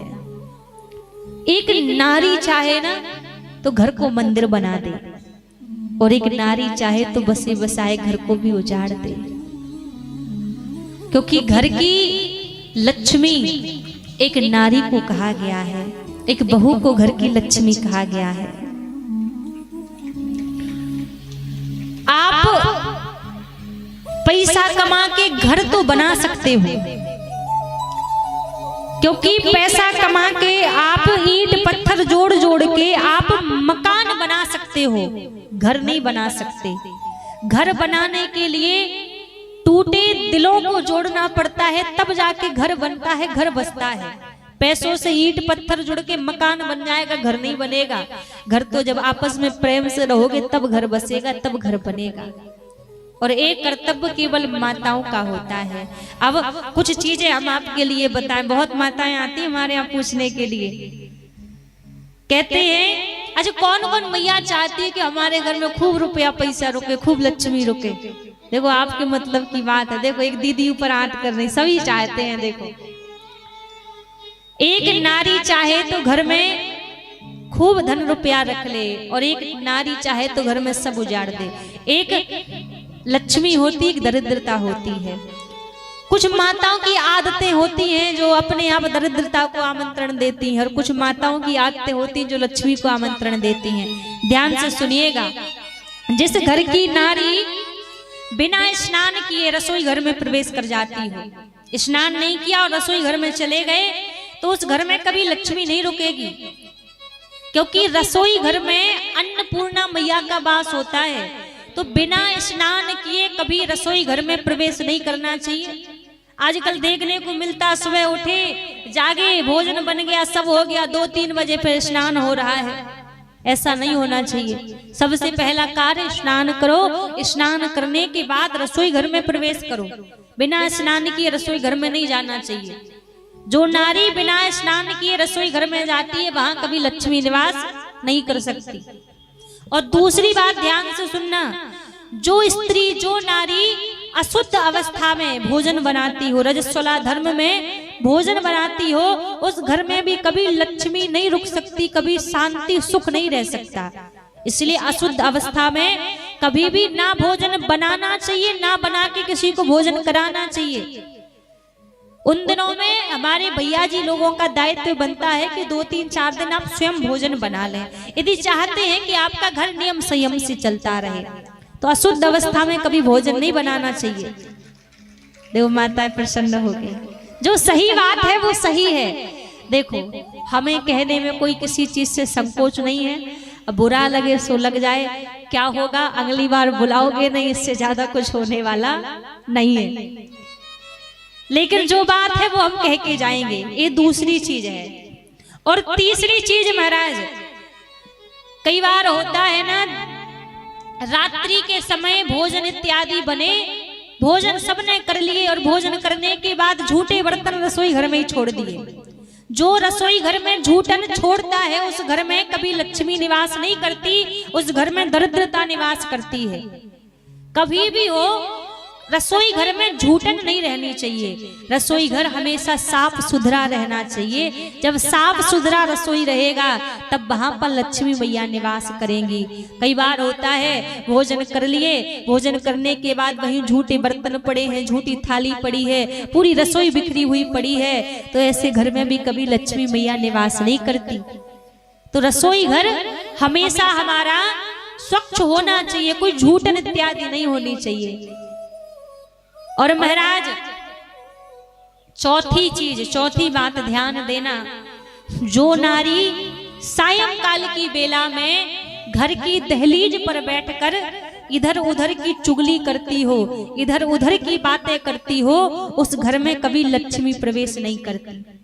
क्योंकि लक्ष्मी मैया का प्रवेश करने का समय भी सायंकाल की बेला का ही होता है। तो सायंकाल की बेला में कभी भी अपनी घर की दहलीज पर बैठकर किसी की चुगली नहीं करनी चाहिए। यदि ऐसा करोगे तो लक्ष्मी रुकेगी नहीं, आते हुए तो दिखेगी पर टिकेगी नहीं। अब आप चाहते हैं कि यदि हमारे घर में लक्ष्मी रुके तो महाराज धीरे धीरे इन आदतों में सुधार लाओ। सबसे पहली बात, घर की हर एक बहू, हर एक नारी का कर्तव्य है कि 2 समय तो घर के द्वार पर दीपक अवश्य जलाना चाहिए। एक तो भोर की बेला में, भोर की बेला में स्नान इत्यादि करने के बाद घर की मुख्य द्वार की चौखट पर एक दीपक जलाना चाहिए। और दूसरा सायंकाल की बेला में जब घर में संध्या करने का समय हो तो एक दीपक घर के द्वार पर अवश्य जलाना चाहिए। जिसके घर के द्वार पर सुबह शाम दीपक जलता है ना, उस घर में लक्ष्मी चल के आती है, बुलाना नहीं पड़ता। तो ये छोटी छोटी सी चीजें हैं महाराज। कहते हैं पत्नी का अर्थ क्या है, कल धर्म पत्नी का अर्थ बताया था ना, आज पत्नी का अर्थ सुनो। पत्नी का अर्थ यदि छोटे से शब्दों में समझ लिया जाए तो जो अपने पति का पतन होने से बचाए वही संसार में सबसे अच्छी पत्नी है।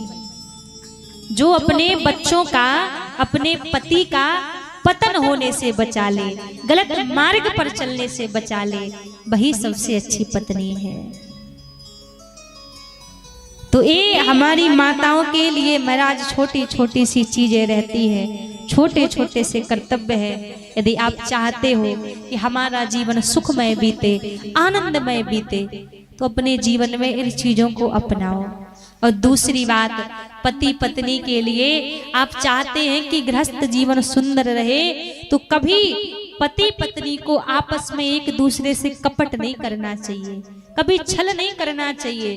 कई बार होता है डर के कारण कोई बात छिपा लेते हैं। एक बात को छिपाओगे तो एक बात को ढकने के लिए 1000 झूठ बोलने पड़ेंगे। इसलिए कभी भी आपस में कोई बात छिपी ना हो, कोई छल कपट नहीं होना चाहिए। आप चाहते हैं रिश्ता बढ़िया से चले, खूब आनंद से रिश्ता चलेगा, तो जीवन में आपको कथा तो याद रहेगी नहीं, हम भी जानते हैं, हमें पता है कि कथा हम यहाँ से चले जाएंगे, कोई आपसे पूछेगा तो नहीं रहेगी याद, तुरंत की तुरंत पूछ लो सो याद नहीं रहती। पर कथा के माध्यम से ही यदि छोटी छोटी चीजें आप अपने जीवन में सुधार लो, थोड़ा परिवर्तन आ जाए, तो कम से कम कथा सुनना आपका सार्थक हो जाए, सफल हो जाए। अब एक चीज आपसे कहें, इस कलयुग में 4 प्रकार के सबसे बड़े महापाप बताए हैं। भागवत जी में जब राजा परीक्षित की कलयुग से भेंट हुई तो 4 स्थान दिए जहां पे कलिकाल में पाप निवास करता है। ध्यान से सुनिएगा। स्त्रिये सूनम धूतपानम, स्त्रिये सूनम। धूतपानम अर्थात जहां पर मदिरापान होती है, जो शराब पीता है वहां पर कलयुग का निवास होता है। और ये हम इसलिए आपको बता रहे हैं क्योंकि आज इस शराब नाम की चीज ने इतने घर उजाड़ रखे हैं, इतने घर बर्बाद कर रखे हैं। आज लोग बड़े शौक से शराब को पीते हैं, मदिरापान करते हैं। इसमें कलयुग का निवास होता है, पाप का निवास होता है।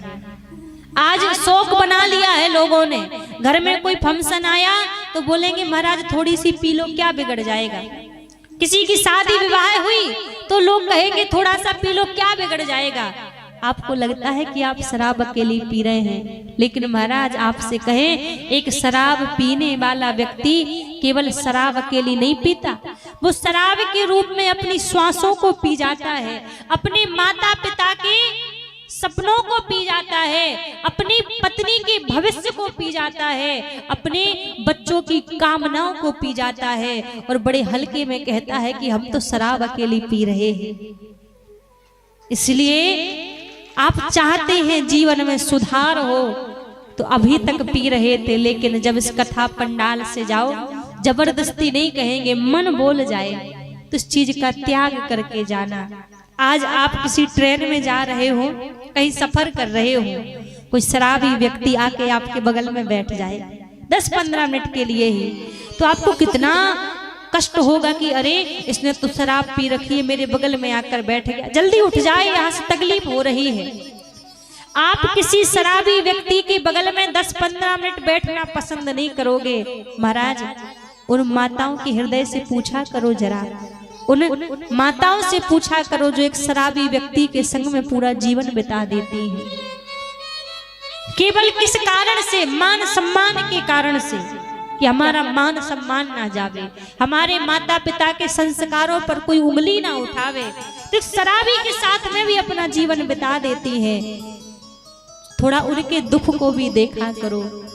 इस शराब पीने से कोई अमर हो रहे हो क्या? कोई अमृत है इसको पान करते हो, बड़े शौक से पीने लगते हो। इस शराब का त्याग कर देना चाहिए महाराज, कभी भी इस शराब को अपने जीवन में लेकर ना हो। अच्छे खासे घर उजड़ गए, अच्छे खासे घर बर्बाद हो गए इन चीजों से। यदि आप चाहते हैं घर में सुख शांति रहे, गृहस्थ जीवन आपका बढ़िया से चले, अच्छे से रहे, आपके बच्चों का अच्छे से भविष्य बने, तो इन छोटी छोटी चीजों का त्याग कर दो।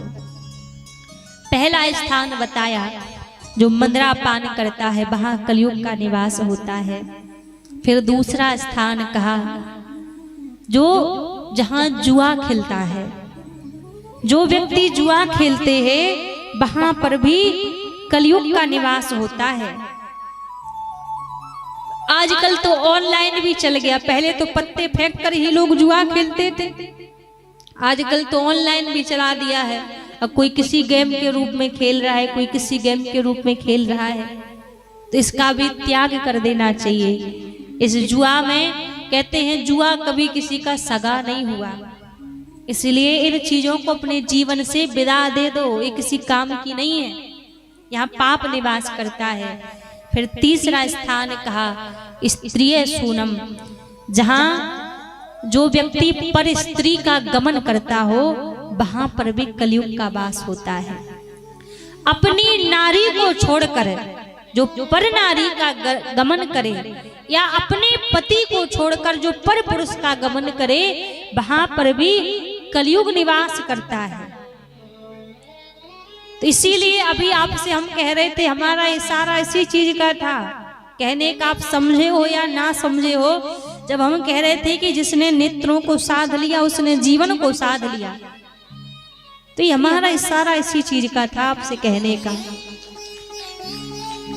जो अपनी स्त्री को छोड़कर पर स्त्री का संग करे वहां कलयुग का निवास होता है। और फिर चौथा स्थान बताया जहां झूठी गवाही दी जाती हो वहां पर भी कलयुग का निवास होता है, पाप निवास करता है वहां पर भी। कई बार होता है ना, किसी व्यक्ति चार लोग बैठे हैं और आपस में चर्चा करने लगे, अरे वो व्यक्ति तो बड़े बेकार है, वो तो ऐसे ही है।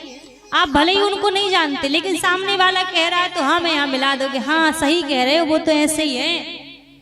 कभी भी बिना जाने समझे बिना सोचे किसी के बारे में गलत नहीं बोलना चाहिए, क्योंकि कभी कभी क्या होता है जो दिखता है इंसान वास्तव में वैसा वो होता नहीं है। इसलिए बिना जाने बिना समझे किसी के बारे में गलत मत कहो। झूठी गवाही लोग कुछ पैसों के लिए आज पलट जाते हैं, किसी के लिए भी कुछ बोल देते हैं, यहाँ कलयुग का निवास होता है। तो ये चार स्थान बताए कलिकाल में, ये चार स्थान जिसके जीवन में है वहां पर महाराज कलयुग निवास करता है। आजकल लोग बड़े अच्छे से कहते हैं कलयुग चल रहा है, कलयुग में कहाँ भजन होता है। एक बात आपसे कहें, कलयुग स्वयं चल के किसी के घर में नहीं आता, आप खुद लेकर आते हो कलयुग को घर में। आप ऐसे कर्म अच्छे करो कि कलयुग, आज भी ऐसे ऐसे संत हैं, ऐसे ऐसे गृहस्थी भी हैं जिनके घर में जरा सा भी कलयुग देखने को नहीं मिलेगा। कलयुग आप बुला रहे, आप लेकर आ रहे, तो कलयुग आ रहा है, वरना कलयुग जैसा तो दूसरा कोई युग नहीं है। तो जीवन सुधारना है तो बस इन्हीं चीजों का त्याग कर दो। आज भगवान शंकर मां परम्बा के जीवन में इसीलिए प्रेम है, इसीलिए कहा कि इनका जीवन सबसे सुंदर है, क्योंकि यहाँ आपस में प्रेम है। परम रम में गिरिवर कैलासु उमा सहित जेहि करत निवासु। सबसे सुंदर गृहस्थ जीवन यदि किसी का है तो भगवान शंकर और माता पार्वती का गृहस्थ जीवन सबसे ज्यादा सुंदर है, क्योंकि गृहस्थ जीवन सुंदर बनाने के लिए प्रेम की आवश्यकता पड़ती है। और यहाँ पर यदि देखा जाए तो भगवान शंकर का एक परिवार पूरे देवताओं में ऐसा है कि परिवार के सारे सदस्य पूजे जाते हैं। आप किसी भी देवी देवता का आप ऐसा जीवन चरित्र उठा के देख लो, आपको मिलेगा नहीं। एक किसी परिवार में एक व्यक्ति पूजा जा रहा है, किसी परिवार में दो व्यक्ति पूजे जा रहे हैं, लेकिन भगवान शंकर का केवल मात्र एक परिवार ऐसा है जहां सारे सदस्य पूजे जाते हैं, सब पूजे आते हैं। भगवान भोलेनाथ को देवादि देव महादेव इसीलिए कहा गया है, भगवान शंकर पूजे जाते हैं। इनकी पत्नी मां परम्बा पूजी जाती हैं। इनके पुत्र प्रथम पूजनीय गणेश जी पूजे जाते हैं। अच्छा, हो सकता है किसी के घर में पति पत्नी का पूजन हो, पुत्र में अच्छे संस्कार दे दो तो पुत्र भी पूजा जा सकता है, लेकिन इनके परिवार में तो इनकी दोनों बहुएं भी पूजी जाती हैं। हर घर में रिद्धि सिद्धि का भी पूजन होता है। अब भैया मान लो कि रिद्धि सिद्धि का पूजन हो गया, कोई बात नहीं, बहुएं में अच्छे गुण थे, बहुएं भी पूजी जाती, लेकिन ना, इनके घर में तो इनके पुत्र भी, इनके जो नाती पोता हैं वो भी पूजे जाते हैं, शुभ लाभ भी पूजे जाते हैं। तो सारे देवताओं में केवल भगवान शंकर का परिवार ऐसा है कि हर एक सदस्य भगवान शंकर के परिवार में पूजे जाते हैं, इसलिए इनको देवों के देव कहा गया है। और कहते हैं किसी व्यक्ति का स्वरूप नहीं पूजा जाता, संसार में व्यक्ति के गुणों को पूजा जाता है। आप में गुण अच्छे हैं तो गुणों की पूजा होती है, किसी के स्वरूप की पूजा नहीं होती। तो गुण हमारे जीवन में आ जाएं ऐसे कि जिन गुणों से हमारा जीवन सारा सार्थक बन जाए।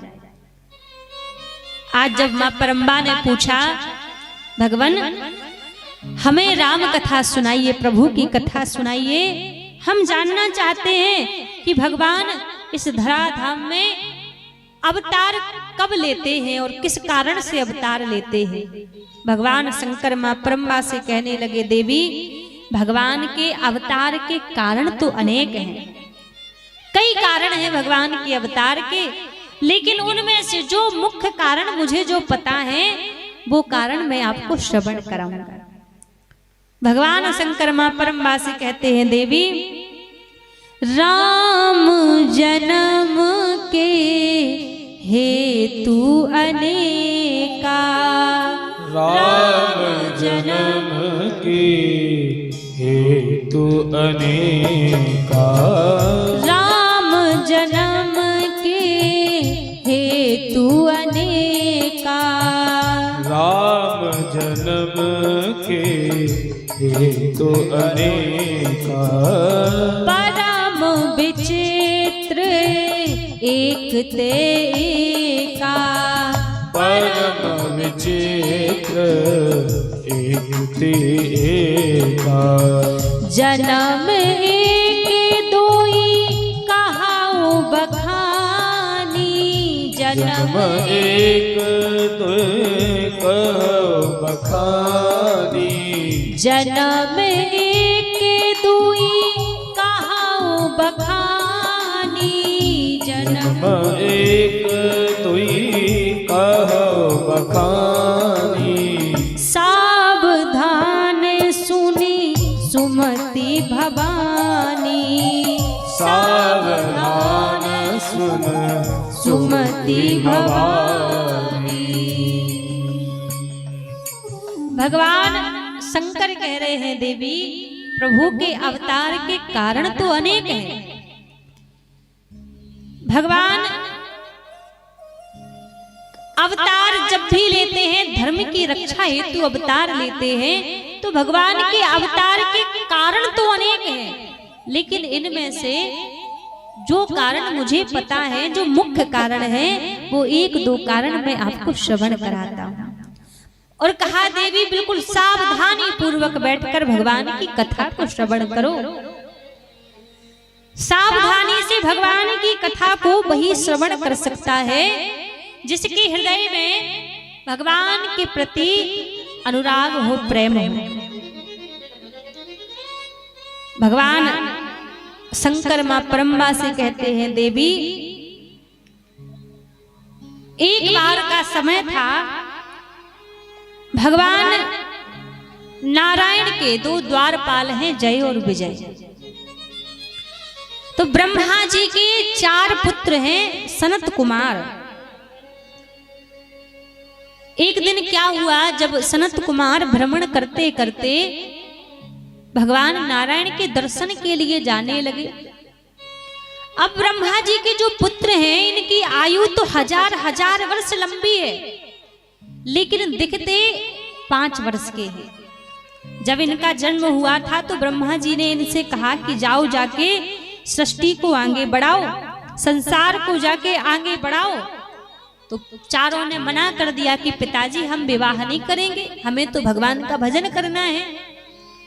तो क्रोध में आकर ब्रह्मा जी ने श्राप दे दिया कि अपने पिता की आज्ञा का उल्लंघन कर रहे हो, मैं आपको श्राप देता हूं, हमेशा 5 वर्ष के ही रहोगे। तो इनकी आयु तो हजार हजार वर्ष लंबी है, पर दिखाई 5 वर्ष के देते हैं। जब श्राप दिया तो सनत कुमार कहने लगे, पिताजी आपने हमें श्राप नहीं दिया है, आपने तो हमें ये वरदान दिया है। यदि हम कभी बड़े हो जाते और बड़े होने के बाद यदि कभी हमारा मन विचलित हो जाता, तो आपने तो इतना अनुग्रह कर दिया, इतनी कृपा कर दी कि ना ही हम कभी बड़े होंगे और ना ही कभी हमारा मन विचलित होगा, हम हमेशा 5 वर्ष के रहेंगे। तो आयु बड़ी लंबी है पर दिखाई 5 वर्ष के देते हैं। तो चारों सनत कुमार भ्रमण करते करते महाराज बैकुंठ धाम की ओर जाने लगे।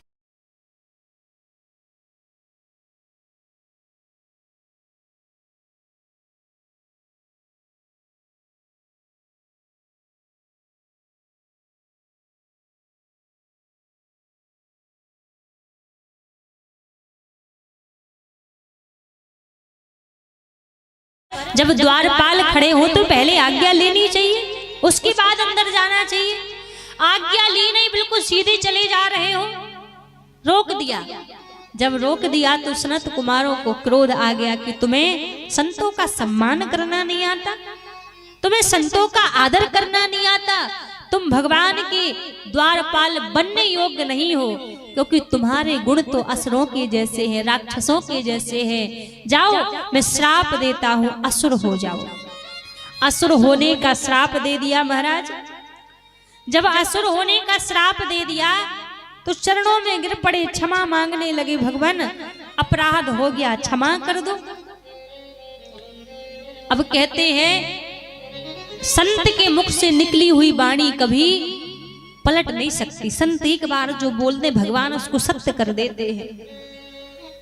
सनत कुमार बोले, देखो श्राप तो दे दिया है, श्राप लौट कर नहीं आएगा, वापस नहीं हो सकता।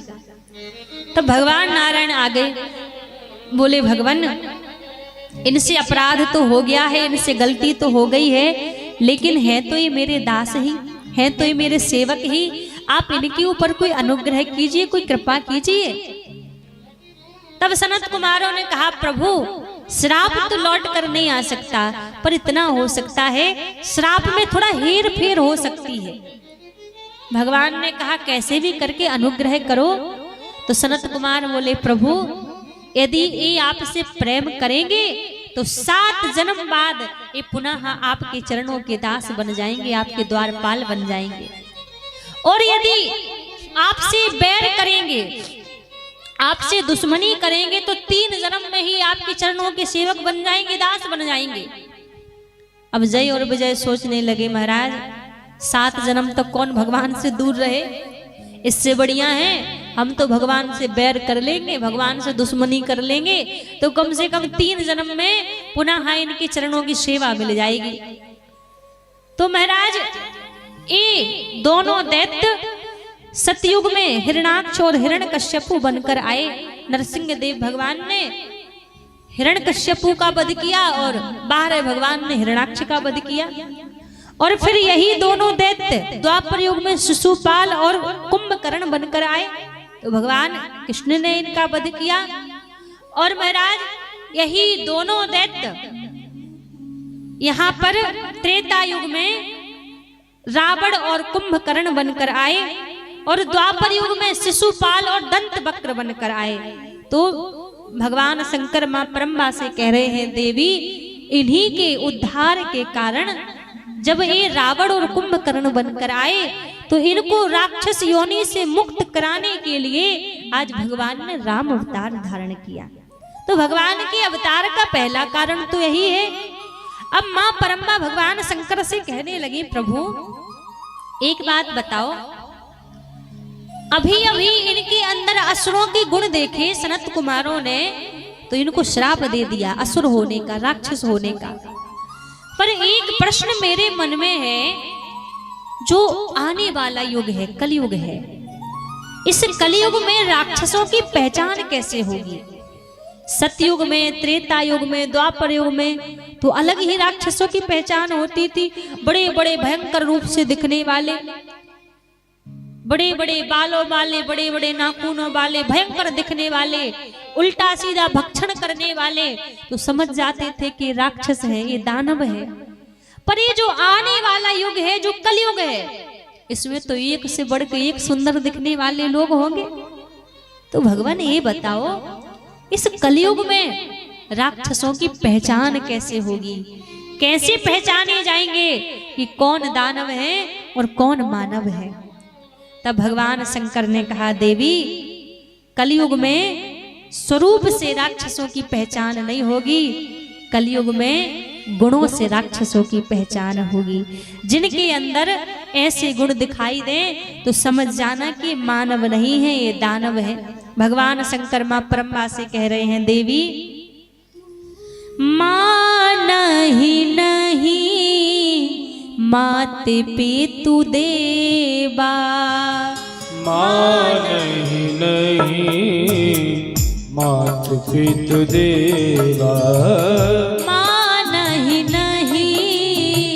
मात पितु देवा, मां नहीं मात पितु देवा, साधु न सन कर बाबहि सेवा, साधु न सन कर बाबहि सेवा, जिनके अस आचरण भवानी, जिनके अस आचरण भवानी, जिनके अस आचरण भवानी, जिनके अस आचरण भवानी, सोई जानहु निश्चर सम प्राणी, सोई जानहु निश्चर सम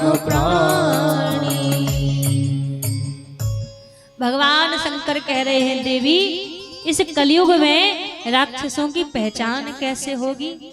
कहा, मान ही नहीं मात पितु देवा, जो व्यक्ति अपने माता पिता को देवता के समान ना मानता हो, देवता के समान ना पूजता हो, तो कहा ये गुण मानव का नहीं है, ये गुण दानव का है। साधु ना सन करवा वही सेवा, जो साधुओं से संतों से अपनी सेवा करवावे, तो ये गुण भी मानवों का नहीं है, ये गुण भी दानवों का है। कभी भी संतों से अपनी सेवा नहीं करवानी चाहिए, साधुओं से अपनी सेवा नहीं करवानी चाहिए। जहां तक हो साधु संतों की सेवा करो, जितना हो सके सेवा करनी चाहिए। साधु ना सन करवा वही सेवा। पहले के समय में दैत्य क्या किया करते थे, कहीं धर्म का काम हो रहा हो, कहीं यज्ञ हो रहा हो, कहीं अनुष्ठान हो रहा हो, तो अस्त्र शस्त्र चलाकर उस यज्ञ को, उस अनुष्ठान को विध्वंस किया करते थे, तीर चलाया करते थे, तब जाकर उस यज्ञ को विध्वंस करते थे। लेकिन आज के युग में दानव क्या करते हैं, पहले के युग में तीर चलाकर, अस्त्र शस्त्र चलाकर यज्ञ को विध्वंस करते थे, लेकिन आज के युग में दानव बाणी रूपी शस्त्र चलाकर यज्ञ को विध्वंस करते हैं। आज मान लीजिए यहाँ ये जो धर्म का कार्य हो रहा है, आधे लोग बहुत सहमत होंगे कि अच्छी बात है, धर्म का कार्य होना चाहिए। वही दो चार लोग ऐसे भी होंगे जो लगे होंगे पीछे करने में कि ये कैसे भी करके सफल ना हो, ये कैसे भी करके होना नहीं चाहिए। एक उदाहरण बता रहे, हर जगह ऐसा होता है। तो जो धर्म के कार्य में कोई विघ्न उत्पन्न करे, कोई बाधा डाले कि ये होना नहीं चाहिए, तो ऐसा गुण मानवों का नहीं है, ऐसा गुण तो दानवों का है। तो भगवान शंकर ने कहा, देवी जिसके अंदर भी ऐसे गुण दिखाई दे तो समझ जाना कि मानव नहीं है, ये दानव है। ऊपर से भले ही कितना सुंदर दिख रहा हो, पर यदि मन का काला है तो भैया वो मानव नहीं हो सकता। आजकल लोग अपने मुखमंडल को ऊपर मुख सुंदर दिखना चाहिए, शरीर को सुंदर बनाने में लगे हैं, और कर्म काले करने में लगे हैं, कर्म खोटे कर रहे हैं। मुख सुंदर बना लो तो क्या मतलब का है, क्योंकि बाहर की सुंदरता से आप दुनिया वालों को आकर्षित कर सकते हैं, बाहर की सुंदरता से आप दुनिया वालों को अपनी ओर खींच सकते हैं, लेकिन बाहर की सुंदरता से आप भगवान को आकर्षित नहीं कर सकते। भगवान को आपकी बाहर की सुंदरता नहीं चाहिए महाराज, भगवान को तो अंदर की सुंदरता चाहिए, भगवान को तो मन की सुंदरता चाहिए। यदि मन सुंदर है तो भगवान फिर दूर नहीं है, और मन सुंदर नहीं है तो आप लाख प्रयास कर लो, भगवान आपसे रीझने वाले नहीं है। इसलिए कर्म ऐसे करो, कर्म संभाल के करो, कर्म काले ना हो। में हमारे बड़े बड़े संत ब्रज में कहते हैं, उजली करनी कर ले भैया, कर्म ना करियो काला। लाख आंख से देख रहा है हमें देखने वाला। वो करता क्या है, पुण्य की नैया पार लगाता, पाप स्वयं डूब जाता, मेरे मालिक के दरबार में सब लोगों का खाता। मेरे मालिक के दरबार में सब लोगों का खाता, मेरे ठाकुर के दरबार में सब लोगों का खाता, मेरे ठाकुर के दरबार में सब लोगों का खाता, मेरे मालिक के दरबार में सब लोगों का खाता, मेरे मालिक के दरबार में सब लोगों का खाता।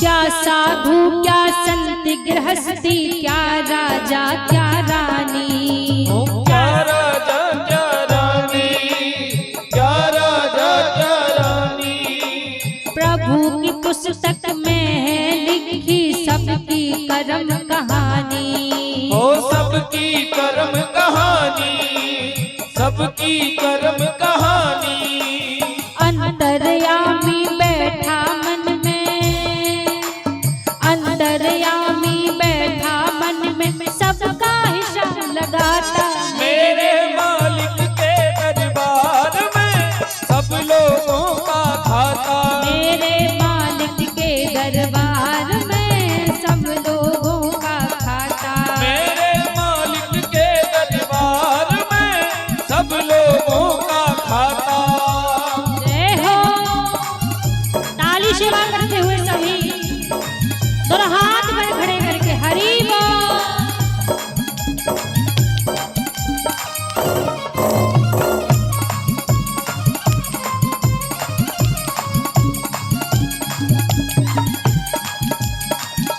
भक्तवत्सल भगवान की जय हो।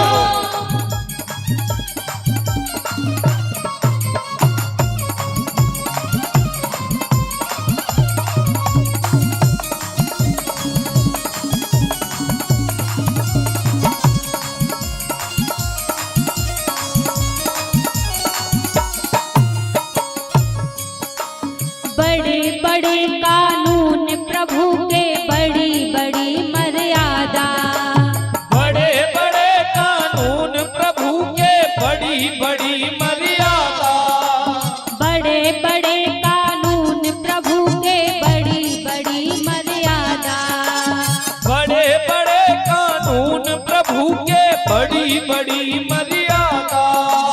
किसी को कौड़ी कम नहीं देता, किसी को तगड़ी ज्यादा। किसी को कौड़ी कम नहीं देता, किसी को दमड़ी ज्यादा। महाराज, आप दुनिया में कोई अपराध कर लो, कोई पाप कर लो, कोई गलती हो जाए, आपको अदालत में जाना पड़े, हो सकता है आप वहां कोई रिश्वत रुपया पैसा दे के छूट सकते हो, लेकिन भगवान की अदालत में किसी की रिश्वत काम नहीं आती, किसी का पैसा रुपया काम नहीं आता। वहां तो भगवान के कानून ही अलग चलते हैं। बड़े बड़े कानून प्रभु के, बड़ी बड़ी मर्यादा। बड़े बड़े कानून प्रभु के, बड़ी बड़ी मर्यादा। किसी को कौड़ी कम नहीं देता, किसी को तगड़ी ज्यादा। किसी को कौड़ी कम नहीं देता, किसी को दमड़ी ज्यादा। इसीलिए तो इस दुनिया का, इसीलिए तो इस दुनिया का नगर सेठ कहलाता। मेरे मालिक के दरबार में सब लोगों का खाता। मेरे मालिक के दरबार में सब लोगों का खाता।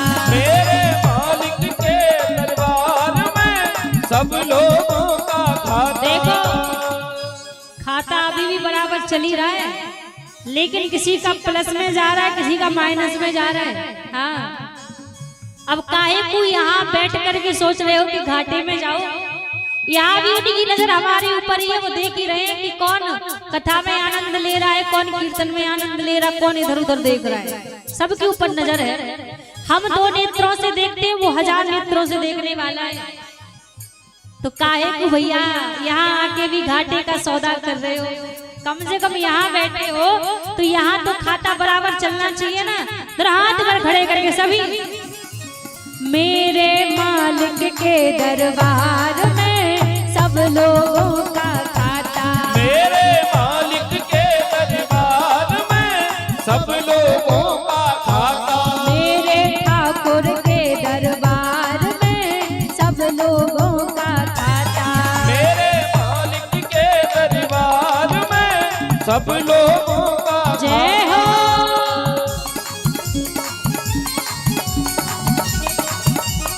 जय हो।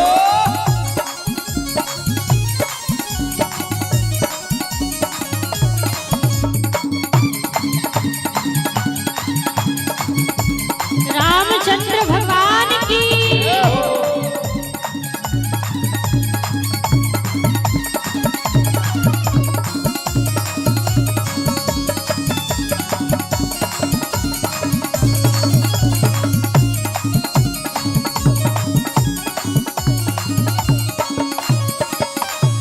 उजली करनी कर ले भैया, कर्म न करियो काला।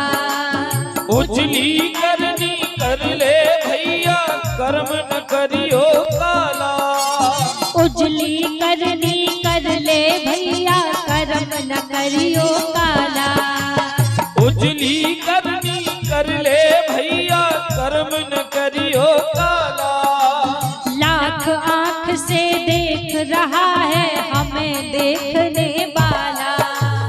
लाख आंख से देख रहा है हमें देखने वाला। पुण्य की नैया पार लगाता, पुण्य की नैया पार लगाता, पाप स्वयं डूब जाता।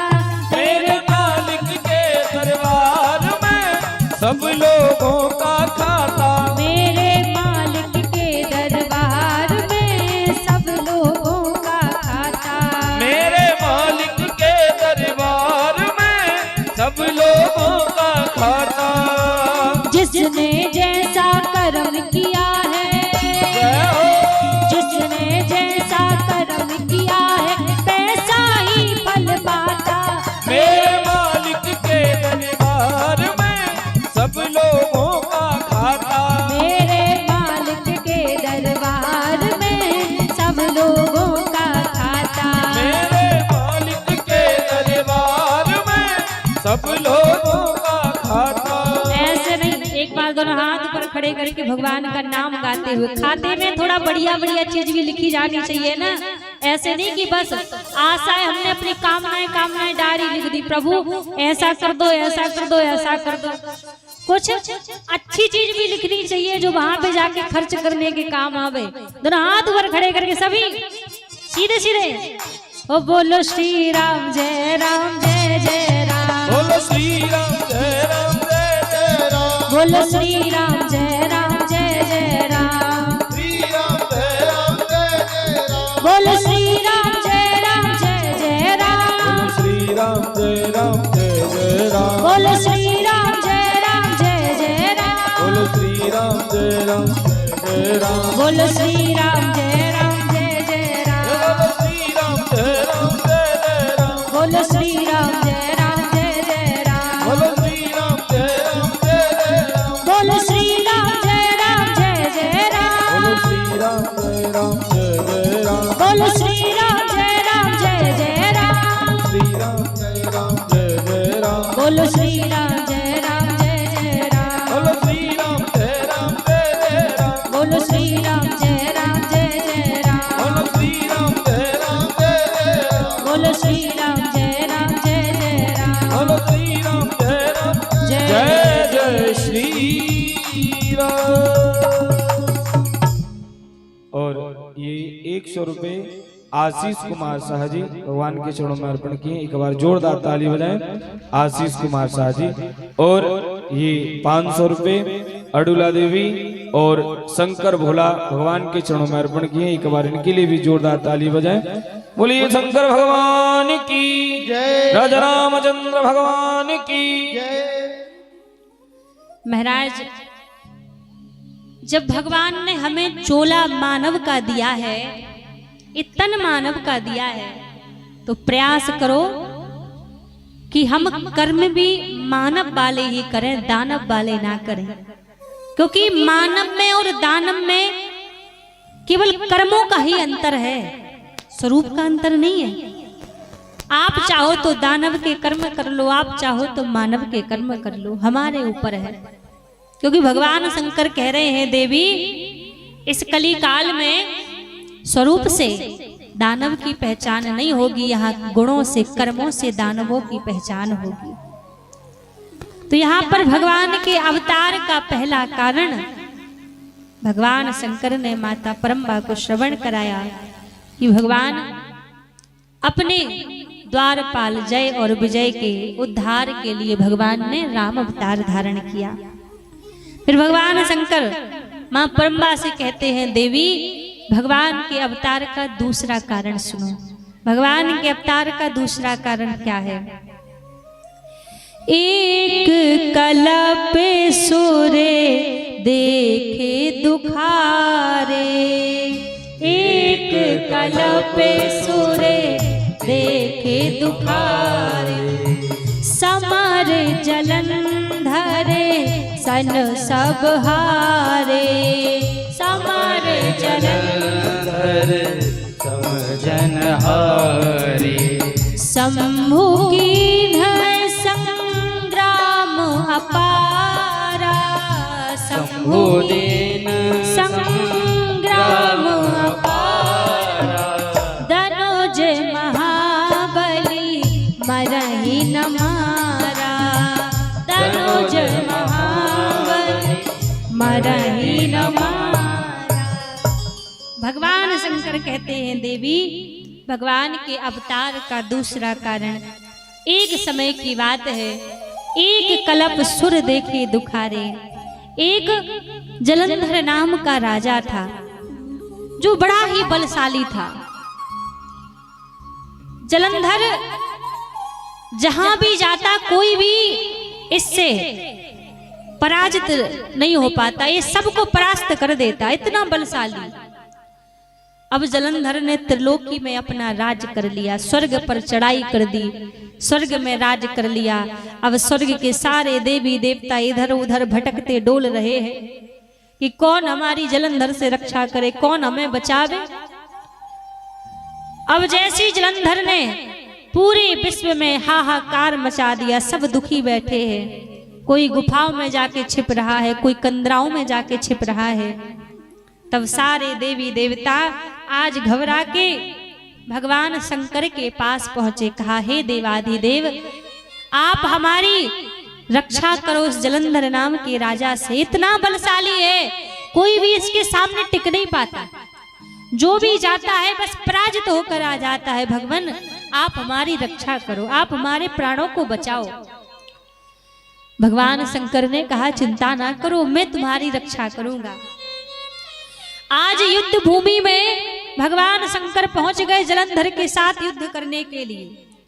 और जैसे भगवान शंकर पहुंचे तो महाराज घनघोर युद्ध छिड़ा हुआ है। ना ही भगवान शंकर जीत रहे हैं और ना ही जलंधर जीत रहा है, बराबर का युद्ध चल रहा है।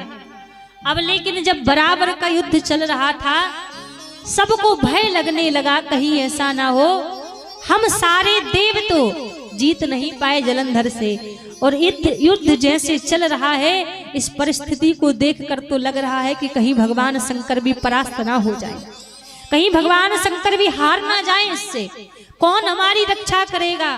सारे देवता घबरा गए, यहाँ युद्ध चल रहा है। सब घबरा कर भगवान नारायण के पास पहुंचे। भगवान, हमारी रक्षा कीजिए। ये जलंधर नाम का दैत्य इतना बलशाली है कि इसके सामने कोई रुक नहीं पाता, कोई इससे जीत नहीं पा रहा है। आज भगवान महादेव युद्ध कर रहे हैं। और भगवान, यदि भगवान महादेव भी इससे हार गए तो कौन इसका वध करेगा, कौन इसको परास्त करेगा? भगवान नारायण ने कहा, चिंता ना करो, सबसे पहले एक बार प्रयास करो, विचार करो कि इस जलंधर के पास इतना बल कहां से आया, इतनी ताकत कहां से आई। सबसे पहले इस चीज का विचार करो। जब समस्त देवगणों ने जलंधर के बल का पता किया, जलंधर की शक्ति का पता किया, तो जलंधर के पास जो बल था, जो शक्ति थी, वो स्वयं का बल नहीं था, वो स्वयं की शक्ति नहीं थी। जलंधर के पास जो बल था, वो जलंधर की पत्नी वृंदा की पातिव्रत धर्म की शक्ति का बल था। जलंधर की पत्नी परम सती असुराधिप नारी, तेहि बल ताहि न जितहि पुरारी। परम सती है वृंदा, और इसी पातिव्रत धर्म के कारण आज भगवान शंकर जीत नहीं पा रहे हैं जलंधर से, खूब प्रयास कर रहे हैं। महाराज, इस संसार में सबसे ज्यादा बल यदि किसी चीज में है तो एक स्त्री के पातिव्रत धर्म में है। एक नारी चाहे तो अपने पातिव्रत धर्म से भगवान को भी झुका सकती है, क्योंकि इतना बल एक पतिव्रत धर्म में होता है। हमारी माताएं पता क्या करती हैं, कई बार होता है ना, आपस में कुछ लड़ाई झगड़ा हुआ, कोई दो चार बातें चीतें हो गई, तो माता तुरंत मुंह फट होकर कह देती हैं, अरे तुमसे विवाह करके तो हमारी किस्मत ही खराब हो गई। ध्यान से सुनिए, ऐसे वचन नहीं कहने चाहिए। शिव महापुराण में ऐसा वर्णन आया है, जो स्त्री, जो नारी क्रोध में या कैसे भी कहकर ऐसे वचन अपने पति से कह दे कि आपसे विवाह करके तो मेरा जीवन ही बर्बाद हो गया, जीवन ही खराब हो गया, तो उस नारी का उसी समय पतिव्रत धर्म नष्ट हो जाता है। इसलिए कभी भी क्रोध में भी ऐसे वचन नहीं कहने चाहिए, क्योंकि आपको वही मिला है जो आपके भाग्य में था, जो आपकी किस्मत में था। क्योंकि कहते हैं जन्म मरण विवाह, ये तीनों चीज भगवान ने किसी के हाथ में नहीं दी है। ये तीनों चीजें भगवान ने अपने हाथ में ही रखी हैं कि कब कहाँ किसका जन्म होना है, कब किस समय किसकी मृत्यु होनी है, और कब कहाँ किसके साथ में किसका विवाह होना है। ये भगवान ने पहले से तय करके रखा है। तो जो भगवान ने दिया है, जितना प्रभु ने दिया है, उतने में संतुष्टि बना के रखो, उतने में प्रसन्न रहो। क्योंकि हम क्रोध में भी यदि ऐसे वचन कह दें कि आपसे विवाह करके तो हमारा जीवन ही बर्बाद हो गया, तो शिव महापुराण कहती है उसी समय हमारा पतिव्रत धर्म नष्ट हो जाता है, इसलिए कहना नहीं चाहिए। तो आज वृंदा के पास में जो बल है, वो बल इसके पास पतिव्रत धर्म की शक्ति का है। अब भगवान सोच रहे हैं कि ऐसे तो जीत नहीं पाएंगे महादेव, सबसे पहले इनके पास जो इनका पातिव्रत धर्म है इसको नष्ट करना पड़ेगा, तभी कहीं कोई परास्त कर पाएगा जलंधर को। आज भोर की बेला हुई और जैसी जलंधर आज घर से बाहर निकला तो आरती की थाली लेकर वृंदा पूजन करने लगी, क्योंकि जब भी युद्ध के लिए जाते तो आरती करने के बाद घर से बाहर निकलते। तो आज जैसी आरती करने लगी, तिलक करने लगी, तो जलंधर कहने लगे देवी आज तो मैं तभी लौट कर आऊंगा जब महादेव को मैं युद्ध में परास्त कर दूंगा, महादेव को मैं हरा दूंगा तभी लौट कर आऊंगा। इतना कहकर वहां से जलंधर चले गए। अब जैसी वहां से जलंधर चले गए और यहाँ पर दीपक जला के वृंदा बैठ गई, मंदिर में दीपक जला के बैठ गई। अब एक तो यहाँ घर से महल से बाहर निकला जलंधर और उसी क्षण भगवान नारायण ने आज जलंधर का रूप बनाया और जलंधर का रूप बना के वृंदा के महल में प्रवेश कर गए, घर में प्रवेश कर गए। अब जैसे प्रवेश कर गए तो जाके अपने कक्ष में जाके भगवान लेट गए। अब जैसी वृंदा आई आकर धीरे धीरे भगवान के चरणों को चापने लगी। अब जैसी जलंधर समझ के वृंदा भगवान के चरणों को चापने लगी, उसी समय क्या हुआ, यहाँ पर वृंदा ने भगवान के चरणों को स्पर्श किया। उसी समय वृंदा का पतिव्रत धर्म टूटा और यहाँ पर युद्ध में भगवान शंकर के हाथों से जलंधर मारा गया। जैसी जलंधर मारा गया, जो दीपक वृंदा ने जला रखा था वो दीपक बुझ गया और जैसे दीपक बुझा घबरा गई वृंदा उठकर खड़ी हो गई और बोली आप सच बताइए आप कौन है, आप मेरे पति नहीं हैं, क्योंकि ये दीपक कभी बुझता नहीं है, आज दीपक बुझा है तो आप बताइए आप कौन है।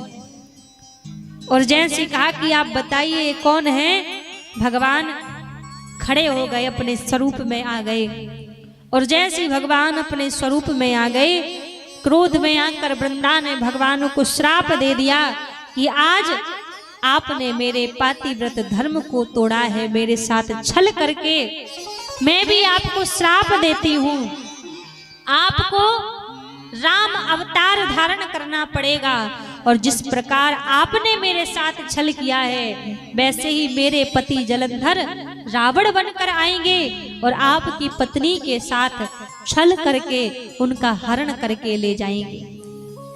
और जैसे श्राप दिया फिर भी मन संतुष्ट नहीं हुआ, शांत नहीं हुआ, फिर दूसरा श्राप भगवान को दे दिया कि अब पाषाण की तरह क्या खड़े हो, जाओ मैं श्राप देती हूँ, पाषाण बन जाओ, पत्थर बन जाओ। जब पत्थर बनने का श्राप दिया तो भगवान शालिग्राम शिला बन गए, शालिग्राम पत्थर बन गए। लेकिन भगवान किसी के साथ अन्याय नहीं करते। आज यदि भगवान ने वृंदा के पतिव्रत धर्म को तोड़ा था तो उसी समय भगवान ने वृंदा को अपनी पटरानी के रूप में स्वीकार भी कर लिया था। भगवान ने वृंदा देवी को अपनी पटरानी के रूप में स्वीकार कर लिया। जब कार्तिक के महीने की देव एकादशी आती है तो उस एकादशी पर हम आप सभी तुलसी मैया, वृंदा महारानी का और शालिग्राम भगवान का विवाह कराते हैं। इसीलिए कराते हैं कि भगवान ने वृंदा महारानी को, तुलसी मैया को अपनी अर्धांगिनी के पटरानी के रूप में स्वीकार कर लिया था। यहाँ पर श्राप दे दिया महाराज। तो भगवान शंकर कहते हैं देवी प्रभु के अवतार का दूसरा कारण यही है कि आज भगवान वृंदा के श्राप के कारण प्रभु राम अवतार धारण करके आए। अब फिर कहा कि भगवान के अवतार का तीसरा कारण सुनो। भगवान के अवतार का तीसरा कारण क्या है? भगवान शंकर कहने लगे देवी एक जन्म के कारण एका, एक जन्म के कारण एका, जही लगी राम धरी नर देहा, जही लगी राम धरी नर देहा, नारद श्राप बारा। नारद श्राप देन एक बारा। नारद श्राप दीन एक बारा। नारद श्राप देन एक बारा। कलप एक ते ही लगी अवतारा। कलप एक ते ही लगी अवतारा। भगवान शंकर कहने लगे, देवी प्रभु के अवतार का तीसरा कारण सुनो। एक बार नारद जी ने भगवान को श्राप दिया था और नारद जी के श्राप के कारण भगवान को राम अवतार धारण करना पड़ा। और जैसे नारद जी का नाम सुना एकदम मां परम्बा सावधान हो गई और सावधान होकर पूछने लगी, भगवान ये बताओ कारण कवन श्राप मुनि दीन्हा, कहा अपराध रमापति कीन्हा। कौन सा कारण था जिस कारण से मेरे गुरुदेव ने भगवान को श्राप दे दिया। जब पूछा कि भगवान इसको बड़े विस्तार से बताओ, तब भगवान शंकर को नजर आया कि मां परम्बा की अपने गुरुदेव के चरणों में कितनी निष्ठा है। अपने गुरुदेव की बात आई तो सावधान पूर्वक बैठ गई और सावधानी से बैठकर पूछने लगी, भगवान ये तो आप बड़े विस्तार से बताओ कि कैसे मेरे गुरुदेव ने भगवान को श्राप दिया। तब नारद जी ने कहा, भगवान शंकर ने कहा, देवी एक बार का समय था, भगवान नारद जी भ्रमण करते करते हिमालय की कंदराओं में चले गए और हिमालय की कंदराओं में जाकर ध्यान लगाकर बैठ गए, तपस्या करने लगे। जब ध्यान लगाकर बैठ गए, समाधि लगा ली, तपस्या करने लगे, तो समस्त देवी देवताओं को भय लगने लगा। भय इसलिए लगने लगा कि नारद जी को दक्ष का श्राप है कि कहीं भी एक घड़ी से ज्यादा आप रुक नहीं सकते। श्राप दिया है दक्ष ने, और जब श्राप मिला है तो आज जब भजन करने के लिए बैठ गए तो वो श्राप भी बंध गया, श्राप भी रुक गया। कहीं नारद जी एक स्थान पर ज्यादा देर तक नहीं रुक सकते थे, लेकिन आज जब हिमालय की उन कंदराओं में बैठकर भगवान का भजन करने लगे, प्रभु का नाम जप करने लगे, तो वो श्राप भी बंध गया। अब जैसे श्राप बंध गया तो यहाँ पर महाराज इंद्र को सबसे ज्यादा भय लगता है, इंद्र को डर लगने लगा। जितने भी दुनिया में सारे देवी देवता हैं, सभी देवताओं में जो सबसे ज्यादा डरने वाले, भयभीत होने वाले कोई देव है तो वो इंद्र है। इंद्र को बड़े जल्दी डर लगने लग जाता है। क्यों? क्योंकि इंद्र की जो सिंहासन है वो परमानेंट नहीं है, हर कल्प में इंद्र बदलते रहते हैं, इसलिए इंद्र को डर लगता है। अच्छा, इंद्र की सिंहासन पर बैठता कौन है? इंद्र की सिंहासन पर वही व्यक्ति बैठता है जिसके संसार में सबसे ज्यादा पुण्य हो जाए। सबसे ज्यादा जिसके भी पुण्य हो जाएंगे वो जाकर इंद्र के सिंहासन पर बैठ जाएगा। तो इसलिए इंद्र को डर लगता है, जो ज्यादा पुण्य करने लगे, धर्म के कार्य करने लगे, तो इंद्र को डर लगने लगता है कहीं ये मेरी सिंहासन मांगने के लिए तो पुण्य नहीं कर रहे हैं, इस स्वर्ग का राज्य पाने के लिए तो पुण्य नहीं कर रहे हैं। इसलिए इंद्र को बड़ा भय लगता है। जब कहीं किसी धर्म का काम होता है ना, तो इंद्र यत्र तत्र वहां पर भटकने लगता है। इसलिए जब पूजन पाठ करने के लिए बैठो तो कुछ सावधानी से बैठना चाहिए। कभी जब आप अपने घर में या कहीं भी अनुष्ठान में पूजन करने के लिए बैठो तो सबसे पहली चीज ज्ञात रहे, बिना आसन के नहीं बैठना चाहिए, आसन होना चाहिए। अब आसन पर आप बैठकर आपने नाम जप कर लिया, पूजा कर ली, साधना हवन नियम सब कर लिया। अब कई बार क्या होता है, पूजन किया और करने के बाद ऐसे उठकर लोग तुरंत भाग जाते हैं। पूजन करने के बाद ऐसे नहीं उठना चाहिए। कभी भी पूजन पाठ करो, सबसे पहले अपने आसन के नीचे जल छोड़ो। जल छोड़ो, उस जल को उठा के अपने मस्तक से लगाओ, अपने दाएं हाथ से कनिष्ठिका उंगली से लेकर अपने मस्तक से उस जल को लगाओ। उसके बाद उस आसन को छोड़ना चाहिए। बिना जल डाले आसन नहीं छोड़ना चाहिए, क्योंकि बिना जल डाले आसन छोड़ोगे तो आपने जितना नाम जप किया है, जितना पुण्य किया है, उस सारे पुण्य को इंद्र लेकर भाग जाता है। इंद्र के पास कहां से पुण्य आता है? इंद्र थोड़ी कोई धर्म कर्म कर रहा है वहां बैठकर। इंद्र सबके पुण्यों की चोरी करता है और चोरी कर करके सबके पुण्य ले ले जाके आज इंद्रासन सिंहासन पर बैठा है। तो हमें पूजा पाठ करते समय ये सावधानी रखनी चाहिए, कभी भी आसन के नीचे बिना जल डाले कभी उठना नहीं चाहिए। आसन के नीचे जल डालो, उसके बाद आसन छोड़ो। आप यदि जल डाल के उठते हैं तो आपका जो पुण्य है वो पुण्य आपका आपके पास में रहता है। और दूसरी बात, कई लोग तो बिना आसन की पूजा करने के लिए बैठ जाते हैं। बिना आसन के कभी नहीं बैठना चाहिए। हमारे जीवन में 5 चीजें ऐसी बताई हैं शास्त्रों में, जो 5 चीजें होनी ही चाहिए। और 5 चीजें प्रयास रहे एक ही हो हमारे पास में, ज्यादा बदलनी नहीं चाहिए। ध्यान दीजिएगा। पहला, व्यक्ति का इष्ट आराध्य जीवन में एक होना चाहिए। सम्मान सबका करो, आराधना सबकी करो, प्रणाम सबको करो, पर हृदय पटल की सिंहासन पर एक ही विराजना चाहिए। हमारा इष्ट एक होना चाहिए। दूसरा, जीवन में हमारा गुरु भी एक ही होना चाहिए। कई बार लोग प्रभाव देखकर गुरु बदलने लग जाते हैं, ना, गुरु नहीं बदलना चाहिए, गुरु जीवन में एक होना चाहिए। तीसरा, गुरु मंत्र, जो गुरुदेव ने मंत्र दिया है वो गुरु मंत्र भी हमारा एक ही होना चाहिए, नाम जप करने वाला। और तीसरा, मंत्र जप करने वाली माला भी हमारी एक ही होनी चाहिए।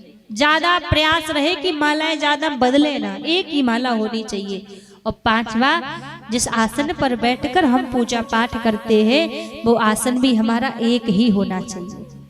तो ये 5 चीजें जीवन में प्रयास करो कि एक ही रहे, ज्यादा बदले ना। तो आज इंद्र को बड़ा डर लगने लगा। इंद्र को लग रहा है कहीं ऐसा तो नहीं है मेरी सिंहासन पाने के लिए तो नारद जी यहाँ समाधि लगा के नहीं बैठ गए।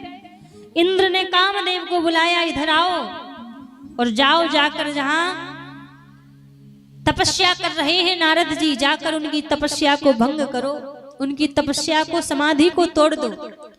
कामदेव कहने लगे, भगवान क्षमा करना, एक बार प्रयास किया था मैंने भगवान शंकर की समाधि को तोड़ने का, तो भस्म कर दिया, सीधा दूसरे युग में जाकर तन मिला था, शरीर मिला था। अब फिर आप वही करने के लिए कह रहे हैं। अब देवताओं के राजा इंद्र हैं, तो सारे जितने देवता हैं उनको इंद्र की आज्ञा का पालन करना पड़ता है। इंद्र बोले, ये आपको मेरी आज्ञा है, आपसे पूछ नहीं रहा हूं कि जाओ या नहीं जाओ। एक पूछना होता है, दूसरा आज्ञा करना होता है कि करना है ही ये काम। तो इंद्र बोले, हम पूछ नहीं रहे हैं, हम आपको आज्ञा कर रहे हैं कि जाओ। और जाके नारद जी की तप करके बैठे हैं। यहाँ पर कामदेव आकर अपने बाणों को चलाना प्रारंभ कर दिए। अपने 5 बाणों को कामदेव ने चला दिया, लेकिन फिर भी महाराज यहाँ पर नारद जी की तपस्या नहीं टूटी। समाधि प्रसन्नता से भरने लगे। नारद जी तो और प्रसन्न होते जा रहे, फूले नहीं समा रहे हैं। अब फिर बोले, भगवान बताओ तो सही, यहाँ आए कैसे, क्यों आए हो यहाँ पे? नारद जी से कामदेव बोले, हम बता तो देंगे, पहले ये बताओ आप क्रोध तो नहीं करोगे? नारद जी मुस्कुरा के बोले, अरे हमें कहाँ क्रोध आता है, तुम बताओ, हम क्रोध नहीं करेंगे। अब कामदेव कहने लगे, भगवान मैंने एक बार जब प्रयास किया था तो भगवान शंकर की समाधि मैंने एक बार में तोड़ दी थी, एक बार में उनकी समाधि भंग कर दी थी, पर आप तो धन्य हैं, मैंने आपकी समाधि तोड़ने का प्रयास किया पर आपकी तो समाधि ही नहीं टूटी। और हाँ हाँ देखो, सुनने के बाद भी आपको तो क्रोध भी नहीं आ रहा है, आप तो धन्य हैं, आप तो महान हैं। अब तो मानो अभिमान में एकदम भर गए नारद जी, इतनी प्रसन्नता कर दी। जीवन में प्रसन्नता सुनना भी हर किसी के बस की बात नहीं होती। जिस व्यक्ति ने अपने जीवन में अपनी निंदा स्वीकार कर ली, अपनी निंदा सुन ली, वो कहीं परास्त नहीं हो सकता, कभी हार नहीं सकता। और जो निंदा सुनकर पीछे हट गया, वो लाख प्रयास कर ले, कभी आगे बढ़ नहीं सकता। इसलिए प्रसन्नता में फूलो मत और निंदा में घबराओ मत, क्योंकि निंदा के पीछे ही हमारे आगे बढ़ने का राज छिपा रहता है। हर एक व्यक्ति निंदा नहीं कर सकता हमारी। और एक चीज और आपको बताएं, निंदा करने वाला व्यक्ति जो हमारी निंदा करता है, कोई निंदा करे तो घबराओ मत, चिंता लेके मत बैठो लोग बुरा बोल रहे हैं ऐसा कह रहे ना। जो व्यक्ति हमारी निंदा करता है ना, वो धीरे धीरे हमारे अवगुणों को कम कर देता है। इसलिए निंदा होने पर घबराओ मत, जो कर रहे हैं करने दो। और महाराज किसी कोई कहता है कि बुराइयां भी उसी की होती है जिसमें कोई बात होती है, और जिसमें कोई बात है ही नहीं तो चार लोग पीछे से क्या ही चर्चा करेंगे। तो उसी की चर्चा होती है, उसी की बुराइयां होती है जिसमें अच्छाइयां होती है। अब जिसमें सच में बुराइयां भरी हो तो किसको इतनी फुर्सत है बैठकर उसकी बुराइयां करने के लिए। जिसमें अच्छाइयां होगी उसी की लोग बुराई करते हैं। तो आज नारद जी को इतना प्रसन्नता से भर दिया कामदेव ने कि नारद जी वहां से सीधा उठे और सीधा कैलाश पर्वत पर पहुंचे। अब जैसे सीधा कैलाश पर्वत पर नारद जी पहुंचे, कैलाश पर्वत पर जाकर जैसे भगवान शंकर ने देखा तो भगवान शंकर पूछने लगे, नारद बड़े दिनों में दर्शन हुए, कहाँ थे इतने दिनों से? अब जैसे पूछा तो अभी तक जब नारद कभी जाते थे तो राम कथा सुनाते थे, लेकिन आज जब गए तो राम कथा नहीं, आज काम कथा सुनाने लगे। अरे भगवान, मैं तो भजन करते करते हिमालय की कंदराओं में पहुंच गया और हिमालय की कंदराओं में जाके मेरी तो समाधि लग गई। और समाधि लगने के बाद कामदेव आए, मेरी समाधि को तोड़ने का प्रयास किया, लेकिन फिर भी कामदेव मेरी समाधि नहीं तोड़ पाए। अब तो भगवान शंकर बोले, अच्छा आपकी समाधि नहीं टूटी? ना ना, समाधि नहीं टूटी। अब भगवान शंकर समझ गए कि नारद के मन में अभिमान रूपी विष भर चुका है। भगवान शंकर बोले, देखो नारद, आपने ये बात मुझे तो बता दी, लेकिन गलती से आप ये बात किसी और को मत बताना। और हाँ, भगवान नारायण को तो बिल्कुल भी मत बताना। जब व्यक्ति अभिमान में भर जाता है ना, तो अभिमानी व्यक्ति के लिए कोई उसके भले के लिए भी बात कहे तो उसको बुरी लगती है, कड़वी लगती है। उसको लगता है शायद ये मेरे बुरे के लिए बोल रहे हैं, क्योंकि अभिमान आंखों पर ऐसा छा जाता है कि सत्यता देखने नहीं देता कि वास्तव में सत्य है क्या। आज वही नारद जी को लग रहा है कि शायद भगवान शंकर इसलिए मना कर रहे हैं, इनको लग रहा है कि यदि भगवान नारायण को पता लगा कि कामदेव मेरी समाधि नहीं तोड़ पाए तो कहीं भगवान नारायण की नजरों में मेरा स्थान इनके स्थान से ज्यादा बड़ा ना हो जाए, क्योंकि कामदेव ने इनकी समाधि तो तोड़ दी थी। तो उल्टा ही विचार कर लिया मन में। अब सीधे वहां से गए, बोले भगवान मैं तो बताऊंगा नहीं, लेकिन यदि पूछेंगे तब तो बताना पड़ेगा। भगवान शंकर ने कहा तुम्हारी मर्जी। अब वहां से सीधे आए बैकुंठ धाम में भगवान के पास। अब भगवान के पास आकर नारद जी तो विचार ही कर रहे थे कि कब भगवान नारायण पूछें और मैं बताऊं इनको। भगवान नारायण ने पूछा, नारद इतने दिनों से कहाँ थे? बड़े दिनों में दर्शन हुए। जैसे पूछा तो तुरंत ही नारद जी ने सारी काम कथा व्याप्ति सब बता दी। अब जैसी सारी बात बता दी, भगवान नारायण समझ गए कि नारद के मन में अभिमान आ चुका है। समय रहते अभिमान को नष्ट करना पड़ेगा, वरना अभिमान अच्छे खासे लोगों को नष्ट कर देता है। नारद जी वहां से गए। भगवान ने अपनी माया के द्वारा एक सुंदर नगर का निर्माण कर दिया। एक सुंदर नगर का निर्माण कर दिया। उस नगर के एक राजा हुए, शील निधि नामक राजा हुए, और इनकी कन्या बड़ी सुंदर जिनका नाम विश्व मोहिनी। अब नारद जी जब वहां से जाने लगे तो दूर से नारद जी ने देखा कि बड़ा सुंदर नगर है, बड़े सुंदर सुंदर लोग हैं इस नगर में, आज तक तो कभी देखा नहीं, लगता है शायद मेरा ध्यान नहीं गया हो कभी। उस नगर में गए, सबको देखा, बड़े सुंदर सुंदर लोग हैं। शील निधि नामक राजा ने नारद जी को देखा, स्वागत सत्कार करके बुलाया, पधारिए भगवान, स्वागत है आपका, कैसे आना हुआ। स्वागत सत्कार किया तो शील निधि राजा कहने लगे, मेरी कन्या का स्वयंवर है कल, और आप जब इधर आई हैं तो मैं चाहता हूं कि क्यों ना आप मेरी कन्या की हस्तरेखा को देखें। नारद जी ने कहा बिल्कुल देखेंगे, बुलाओ अपनी कन्या को।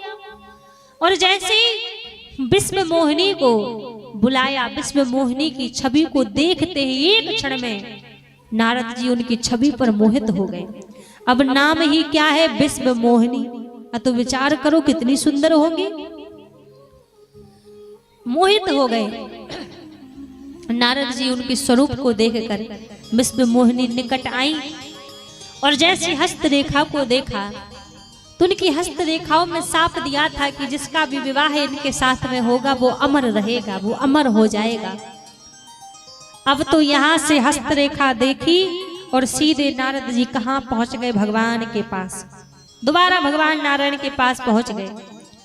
जाकर पहुंचे भगवान से कहने लगे, प्रभु आज तक मैंने आपसे कुछ मांगा नहीं है, लेकिन आज मेरे मन में कुछ इच्छा है आपसे मांगने की।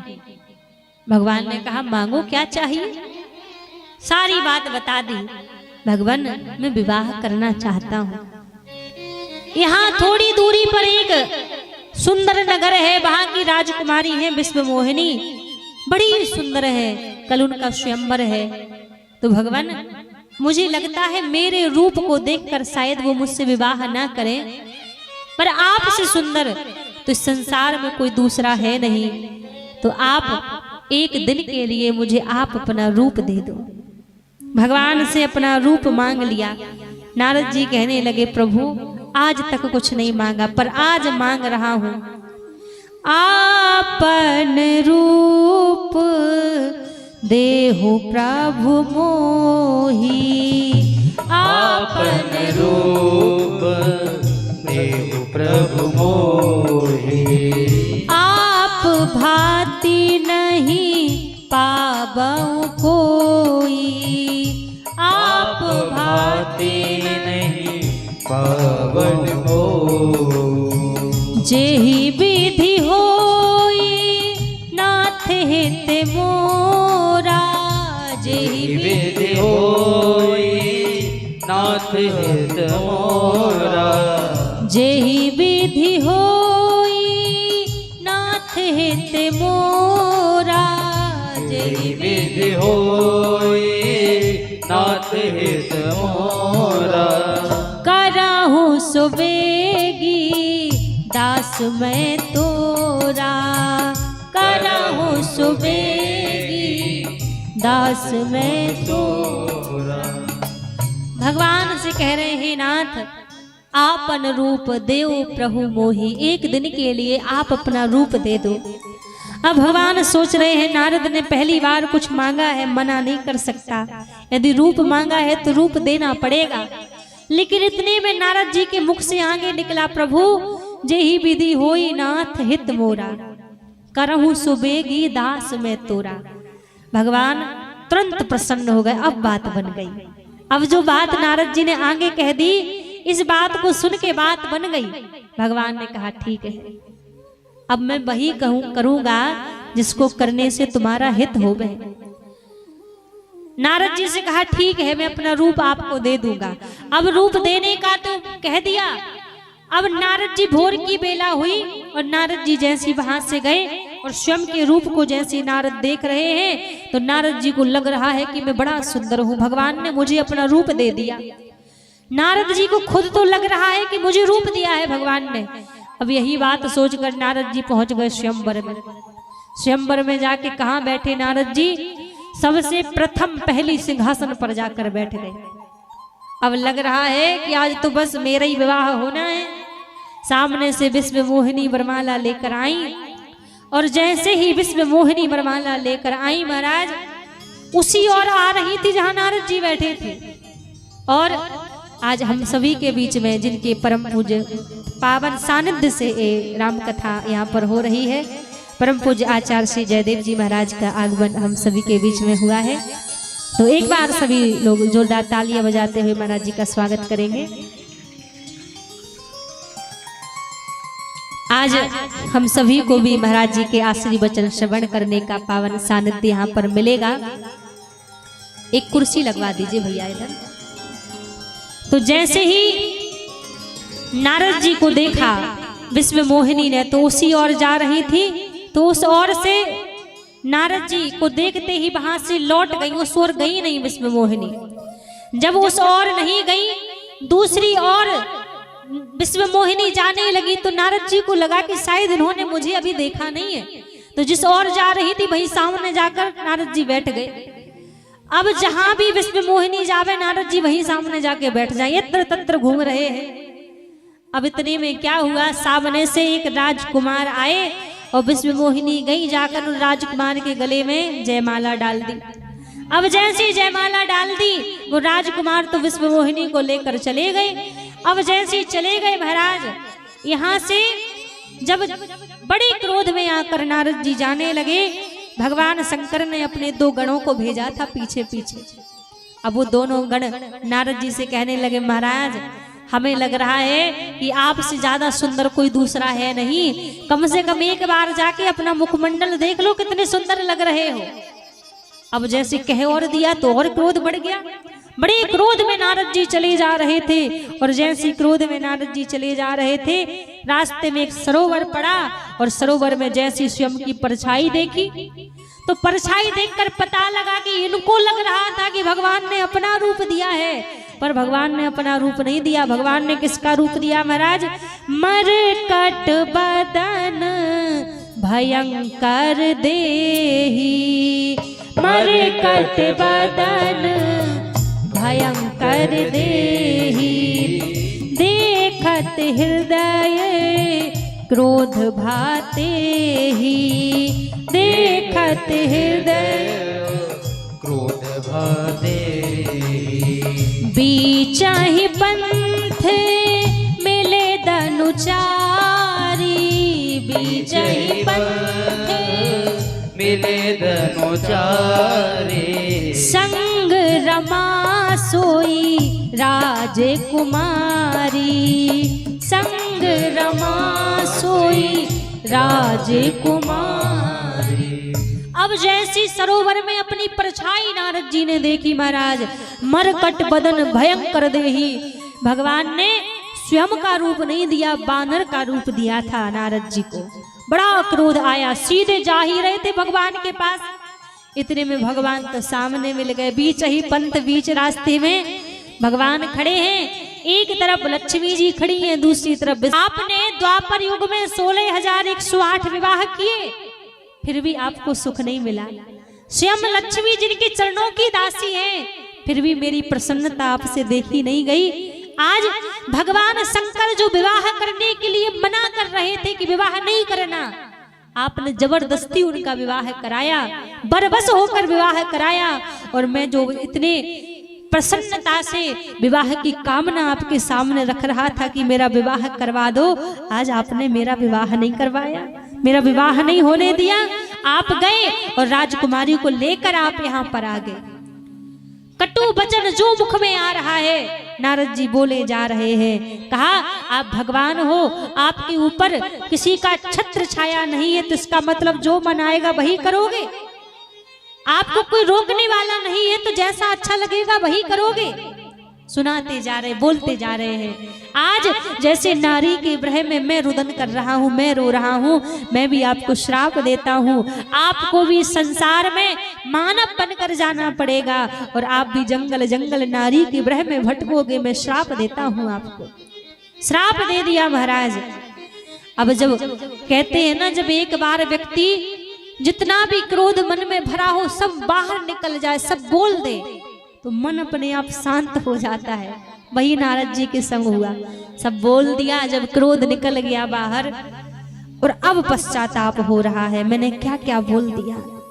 अब पश्चाताप करके कह रहे हैं भगवान क्षमा कर दो, मेरी वाणी मिथ्या हो जाए, मेरे वचन झूठे हो जाएं। तब भगवान ने कहा नारद, एक बार मेरे मुख से निकली हुई वाणी मिथ्या हो सकती है, लेकिन मेरे भक्त के मुख से निकला हुआ वचन कभी मिथ्या नहीं हो सकता, वो हमेशा सच होगा जो मेरा भक्त बोलेगा। तब भगवान ने कहा तुम चिंता ना करो, तुम्हारे मन में भी शांति मिलेगी, जाओ जाकर भगवान भोलेनाथ के नाम का स्मरण करो, जपहु जाई शंकर सतनामा, होई हृदय तुरत विश्रामा। भगवान शंकर के नाम का स्मरण करो, तुम्हारे हृदय में भी विश्राम मिलेगा, शांति तुम्हारे हृदय में मिलेगी। नारद जी वहां से गए और महाराज भगवान के अवतार के कारण तो अनेक हैं, भगवान अनेकों कारणों के साथ अवतार लेते हैं। कुछ कारण हम कल के प्रसंग में भी एक दो कारण जन्म के भगवान के श्रवण करेंगे। तो यहाँ भगवान शंकर कहते हैं देवी भगवान के अवतार के कारण तो अनेक हैं, लेकिन जब जब होई धर्म की हानि, बाढ़ही असुर अधम अभिमानी, तब तब धरी प्रभु प्रविध शरीरा, हरहु दया निधि सज्जन पीरा। जब जब इस संसार में धर्म की हानि होती है, अधर्म बढ़ता है, तब तब भगवान कोई ना कोई रूप धारण करके इस संसार में अवतार लेकर आते हैं। तो महाराज राम अवतार के कई कारण भगवान शंकर ने माता परम्बा माता पार्वती को श्रवण कराया। और यहाँ पर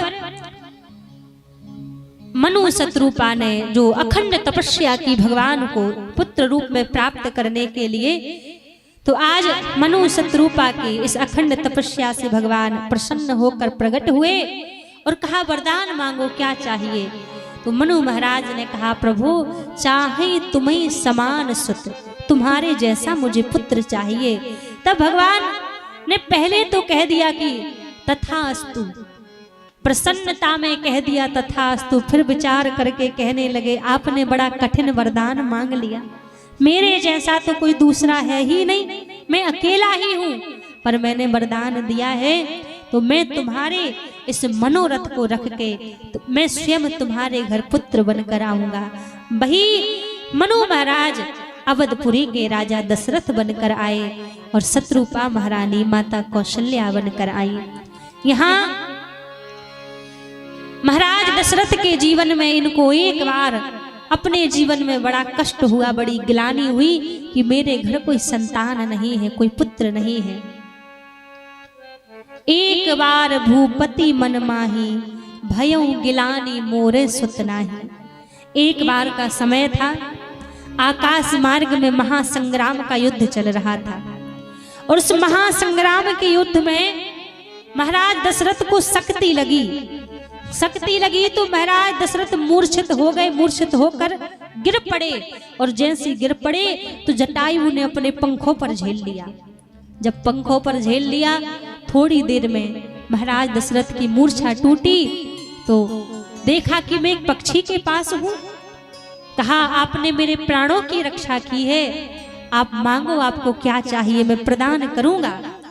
जटायु कहने लगे भगवान आप खुद गरीब हो, मुझे क्या दोगे। महाराज दशरथ बोले मैं गरीब नहीं हूँ, मैं अयोध्या का राजा हूँ, तुम मांगो तो सही क्या चाहिए। जटायु ने कहा अच्छा आप गरीब नहीं हैं, जब आप गरीब नहीं हैं तो ऐसा करो अपना ज्येष्ठ पुत्र मुझे दे दो, बड़ा पुत्र मुझे दे दो। आज गिलानी हुई महाराज दशरथ को, यदि मेरे पास पुत्र होता तो मैं जटायु को दे देता। आगे आप कथा में सुनेंगे राम जी का जब जन्म हुआ था तो जटायु गया था लेने, लेकिन देखा कि मैं तो जंगल में रहता हूं, इनको कहाँ रखूंगा। तो कहा अभी आप इनको अपने पास में रखो, जब मुझे आवश्यकता पड़ेगी तो मैं लेने के लिए आ जाऊंगा। जब महाराज दशरथ ने प्राण त्यागे तो कहाँ रघुनाथ जी ने अंतिम संस्कार किया, भरत भैया ने अंतिम संस्कार किया, लेकिन जब जटायु ने प्राण त्यागे तो जंगल जंगल भटक भटक के जटायु का अंतिम संस्कार करने पहुंच गए, क्योंकि जन्म के पहले ही मांग लिया था रघुनाथ जी को। तो दशरथ जी से ज्यादा अधिकार तो जटायु का था राम जी के ऊपर। तो आज प्रथम बार महाराज दशरथ को अपने हृदय में गिलानी हुई, कष्ट हुआ कि मेरे घर कोई संतान नहीं है। और जब कष्ट हुआ तो रहा नहीं गया, तुरंत अपने गुरु जी के पास पहुंचे। गुरु ग्रह गया तुरंत महिपाला, गुरु ग्रह गया तुरंत महिपाला, गुरु ग्रह गया तुरंत महिपाला, गुरु ग्रह गया तुरंत महिपाला, चरण लागी करी विनय विशाला, चरण लागे करे विनय विशाला, श्रृंगीर साही वशिष्ठ बुलावा, श्रृंगीर से वशिष्ठ बुलावा, पुत्र काम शुभे जग करावा, पुत्र काम शुभ यज्ञ करावा। महाराज दशरथ अपने गुरुदेव के पास पहुंचे और गुरुदेव के पास जाकर निवेदन करने लगे, भगवान मुझे पुत्र चाहिए, अनुग्रह करने लगे। तब श्रृंगी ऋषि को बुलाया और श्रृंगी ऋषि के द्वारा पुत्र कामेष्टि यज्ञ करवाया। पुत्र कामेष्टि यज्ञ पूर्ण हुआ तो अग्नि देवता खीर का कटोरा लेकर प्रकट हुए और कहा, एक खीर जाकर अपनी रानियों को खिला देना, सुंदर पुत्र का जन्म होगा। महाराज दशरथ आए और आकर उस खीर के दो हिस्से कर दिए, एक हिस्सा कौशल्या जी को दिया और दूसरा हिस्सा कैकेयी जी को दिया, सुमित्रा जी को नहीं दिया। लेकिन जब कौशल्या मैया अपने खीर में से एक निवाला सुमित्रा जी को देने लगी, तभी ऊपर से एक पक्षी उड़ती हुई आई, उस खीर के निवाले को छीन कर ले गई। और यहाँ पर माता अंजनी पवन देवता की आराधना कर रही थी, वो खीर का निवाला जाके माता अंजनी के सन्मुख रख दिया। माता अंजनी को लगा कि शायद पवन देवता का प्रसाद है, प्रसाद समझकर उस खीर को पा लिया, तो माता अंजनी भी गर्भवती हो गई। इसीलिए कहते हैं, एक रामायण में वर्णन है कि रघुनाथ जी और हनुमान जी भाई भाई हैं, वो इसी प्रकार से भाई हैं। फिर दोनों माताओं ने एक एक खीर का निवाला सुमित्रा जी को दिया। तीनों माताएं गर्भवती हुई। धीरे धीरे समय बीतता गया, पूरे अयोध्या का वातावरण बदलने लगा और यहाँ भगवान के अवतार का समय नजदीक आया। नौमी तिथि मधुमास पुनीता, नौमी तिथि मधुमास पुनीता, शुक्ल पक्ष अभिजित हरि प्रीता, शुक्ल पक्ष अभिजित हरि प्रीता, नौमी तिथि मधुमास पुनीता, नौमी तिथि मधुमास पुनीता, नौमी तिथि मधुमास पुनीता, नौमी तिथि मधुमास पुनीता, शुक्ल पक्ष अभिजित हरि प्रीता, शुक्ल पक्ष जित हरि प्रीता। महाराज धीरे धीरे पूरे अवध का वातावरण बदल गया। भगवान के अवतार का समय नजदीक आया। नौमी तिथि मधुमास पुनीता, शुक्ल पक्ष अभिजित हरि प्रीता। नौमी तिथि दिन मंगलवार और दिन के 12 बजे अवध के महलों में रामलला सरकार का अवतार हुआ। बोलिए रामलला सरकार की जय हो। जब भगवान का अवतार हुआ तो भगवान चतुर्भुज रूप धारण करके मां कौशल्या के गर्भ में प्रकट हुए। और जब चतुर्भुज रूप धारण करके मां कौशल्या के गर्भ में रघुनाथ जी प्रकट हुए तो सारे देवी देवता गण भगवान की स्तुति करने लगे। और आइए हम भी भगवान की स्तुति करते हैं। कुछ ही क्षणों पश्चात प्रभु हम सब के बीच भी अवतार लेकर आने वाले हैं। और ये जोगी मांझी जी प्रभु श्री राम के प्राकट्य पर 200 रुपए बधाई अर्पण करें। एक बार जोरदार ताली बजाएं जोगी मांझी जी। बोली श्री रामचंद्र भगवान की जय हो। और यहाँ पर सभी भगवान का स्वागत करेंगे, भगवान की स्तुति करेंगे। जैसे भगवान ने जब अवतार लिया तो सारे देवी देवतागण भगवान की स्तुति कर रहे थे, तो सभी मिलकर भगवान का स्वागत, प्रभु की स्तुति करेंगे।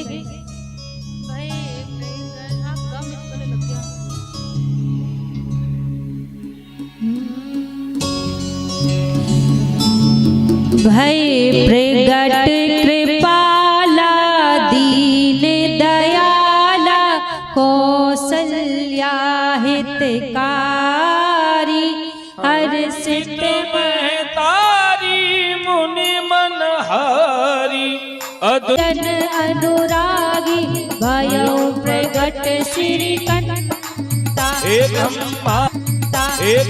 पाट निकाया निर्मित माया रोम रोम प्रतिवेद कहे मम और सोबासी यह उपहासी सुनत धीर मत फिर न रहे। उपजा जब ज्ञाना प्रभु मुस्काना चरित बहुत विध कीन जहे कई कथा सुहाई बात बुझाई जी प्रकार सुत प्रेम माता पुनि बोली सोमति डोली तजहु तात यह रूपा कीजे शिशुलीला अति प्रिय शीला यह सुख परम अनूपा सुन भजन सुजाना रोदन ठाना कोई बालक सुर भूपा यह चरित जगावई है हरिपद पावै बड़े बड़े भव कूपा धेनु सुर संदेह लीन मनुज अवतार निज इच्छा निर्मित तनु माया गुण सोपार। यहाँ पर महाराज सारे देवी देवताओं ने मिलकर भगवान की गर्भ में स्तुति की, और जब भगवान की गर्भ में स्तुति की तो भगवान ने यहाँ पर चतुर्भुज रूप धारण करके अवतार लिया था। और जब चतुर्भुज रूप धारण करके अवतार लिया था तो माता कौशल्या ने जब भगवान के दर्शन किए, प्रभु प्रकट होकर कहने लगे, माँ आपने कामना की थी कि मैं आपका पुत्र बनकर आऊं, तो मैं आपका पुत्र बनकर आ गया। माँ कौशल्या हाथ जोड़कर कहने लगी, भगवान ये बताओ, मैंने पुत्र मांगा था, पिताजी नहीं मांगे थे, आप तो पिताजी बनकर आए हैं। बताओ जन्म लेते इतना बड़ा किसका बालक होता है जिसके चार चार हाथ हो गए, इतने चटर पटर बोले, मुझे बालक बनकर आओ भगवान, इतना विशाल रूप नहीं चाहिए। भगवान ने छोटा रूप बना लिया। बोले माँ अब ठीक है। भगवान से मैया कहने लगी, ये चार चार हाथ वाला किसका बालक होता है? भगवान ने 2 हाथ कम कर लिए, अब ठीक है। अब मैया कौशल्या कहने लगी, भगवान जन्म लेते ही किसका बालक ऐसे बोलता है? माँ को प्रसन्नता तब होती है जब जन्म लेने पर बालक रुदन करे, बोलने पर नहीं होती। जैसे कहा कि रुदन करे, माँ के वचन सुनकर भगवान ने जोर जोर से रोना प्रारंभ कर दिया। और जैसे रोना प्रारंभ कर दिया, दास दासी दौड़े दौड़े मैया के कक्ष में आए, और जैसे देखा कि माता कौशल्या ने एक सुंदर सुंदर मनमोहक बालक को जन्म दिया है, दौड़े दौड़े दास दासी महाराज दशरथ के पास जा रहे हैं। महाराज बधाई हो, बधाई हो। महाराज दशरथ बोले, क्या हुआ? कहा माता कौशल्या ने एक बालक को जन्म दिया है। बड़े प्रसन्न हो गए महाराज दशरथ। तब तक एक दूसरी दासी दौड़ी दौड़ी आई, महाराज बधाई हो, बधाई हो। महाराज दशरथ बोले, अब क्या हुआ? महाराज दशरथ से दासी ने कहा, महाराज माता कैकेयी ने भी एक बालक को जन्म दिया है। फिर एक दासी और आई, बोली महाराज बधाई हो, बधाई हो। माता सुमित्रा ने 2-2 बालकों को जन्म दिया है।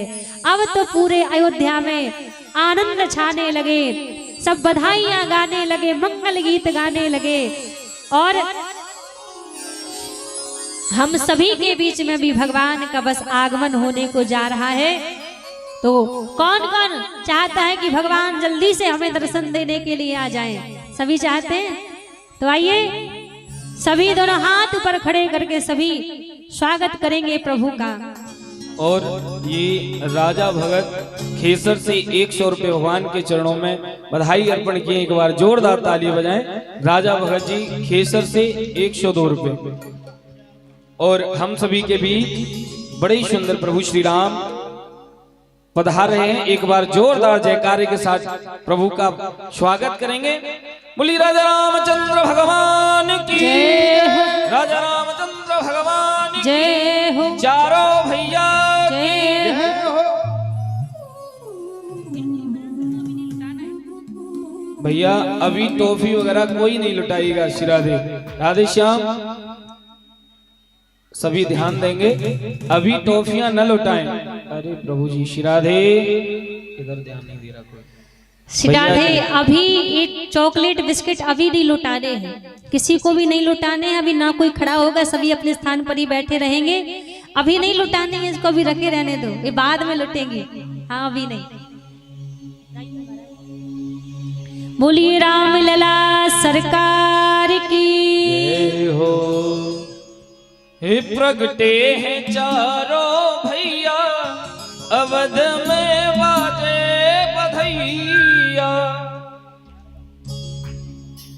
सभी के बीच प्रभु श्री राम का आगमन हो चुका है। एक बार जोरदार तालियां बजाएंगे। बोली राम लला सरकार की जय हो।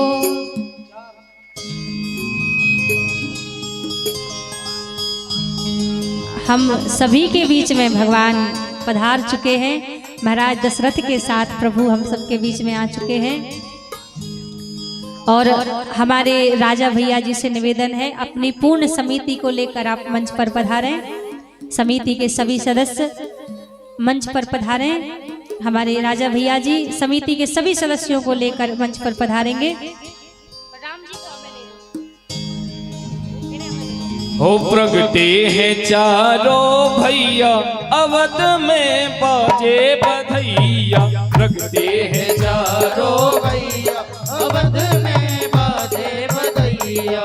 प्रगटे हैं चारों भैया अवध में बाजे बधैया।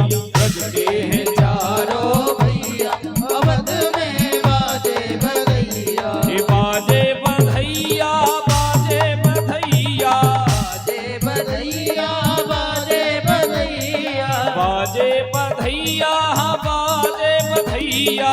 बाजे बधैया बाजे बधैया। प्रगटे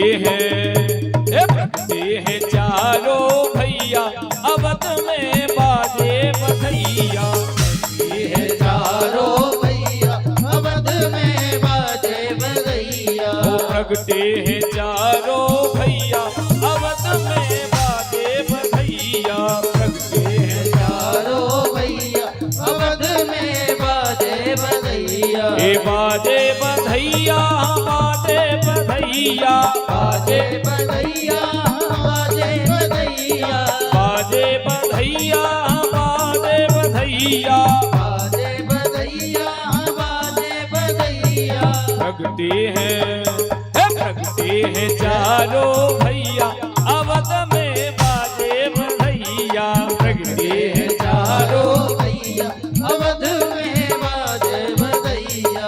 प्रगटे हैं चारों भैया अवध में बाजे बधैया। प्रगटे हैं चारों भैया अवध में बाजे बधैया। बाजे बधैया बाजे बधैया। बाजे बधैया बाजे बधैया। बाजे बधैया बाजे बधैया। बाजे बधैया बाजे बधैया। प्रगटे हैं चारों भैया अवध में बाजे बधैया। प्रगटे हैं चारों भैया अवध में बाजे बधैया। बधाई हो।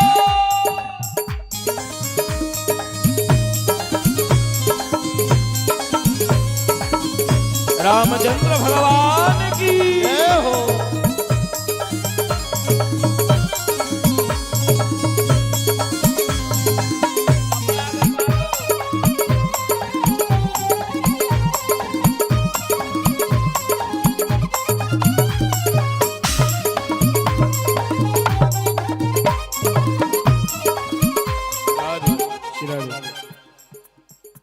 केशव भैया ये मंच से ही लौटेंगे, अभी नीचे नहीं लीजिए।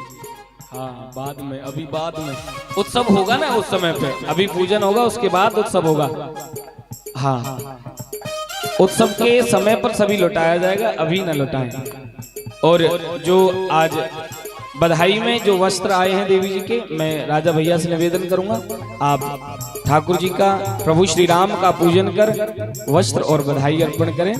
हमारे राजा भैया की तरफ से 500 रुपए बधाई और पूरी समिति की तरफ से आज पूज्य देवी जी को वस्त्र अर्पण हुए। बधाई में एक बार जोरदार तालियां बजाएं।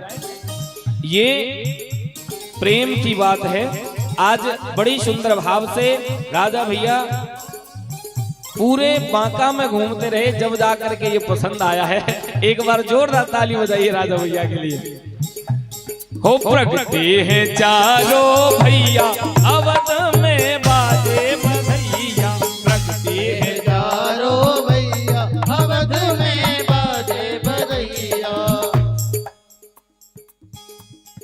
राधे जय राधे। और अब एक एक करके जो भी भगवान को बधाई देना चाहे तो पहले हमारे सभी दादाजी भैया जी लोग एक एक करके मंच पे आएंगे, उसके बाद में फिर माताएं आएंगी। सभी हमारे भैया जी दादाजी लोग जो भी भगवान का तिलक करना चाहे, पूजन करना चाहे और जो भी भगवान को बधाई देना चाहे, तो अब एक एक करके हमारे सभी दादाजी भैया जी लोग मंच पर आ सकते हैं, जिनका भी भाव है भगवान को बधाई देने का। तो सभी लोग एक एक करके आते रहेंगे। और देखिए क्योंकि उत्सव भी करना है तो मैं निवेदन करूंगा जो भी हमारे दादाजी भैया जी लोग आना चाहें शीघ्र आएंगे, समय नहीं लगाएंगे, सोचा विचारी में समय न लगाएं। जिन्हें आना है कृपया शीघ्र आएं, क्योंकि इसके बाद फिर माताएं भी आएंगी और फिर उत्सव भी होगा भगवान के प्राकट्य का। हो प्रगटे हैं चारों भैया अवध में बाजे बधैया, प्रगटे हैं चारों भैया अवध में बाजे बधैया। प्रगटे हैं चारों भैया अवध में बाजे बधैया, प्रगटे हैं चारों भैया अवध में बाजे बधैया। अरे बाजे बधैया बाजे सहनैया, बाजे बधैया बाजे बधैया। बाजे बधैया बाजे शहनैया, बाजे बधैया बाजे सहनैया। प्रगटे हैं जय हो, प्रगटे हैं जय हो। ये प्रगटे हैं चारों भैया अवध में बाजे बधैया, प्रगटे हैं चारों भैया अवध में बाजे बधैया। प्रगटे हैं चारों भैया अवध में बाजे बधैया, प्रगटे हैं चारों भैया अवध में बाजे बधैया। बधाई हो। बधाई हो।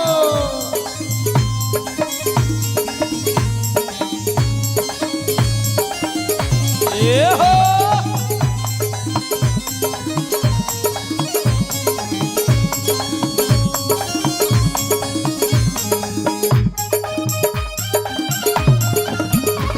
और अब जो भी हमारी माताएं बहनें आना चाहें भगवान को तिलक करने के लिए, बधाई देने के लिए, तो एक एक दो दो करके हमारी सारी माताएं बहनें आ सकती हैं।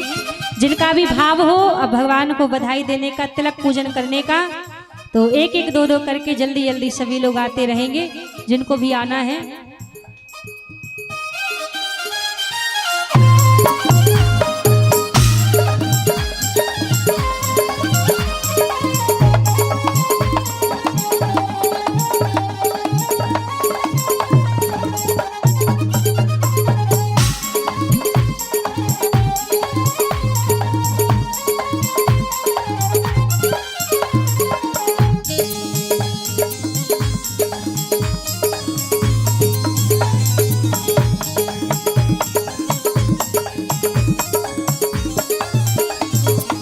जगमग जगमग दियरा जलत है, जगमग जगमग दियरा जलत है, जगमग जगमग दियरा जलत है, जगमग जगमग दियरा जलत है। दियरा जलत है, हाँ दियरा जलत है, दियरा जलत है, दियरा जलत है। जगमग जगमग दियरा जलत जलत है, जगमग जगमग दियरा जलत है। झिलमिल झिलमिल झिलमिल होते अटरिया, अवध में बाजे बधैया।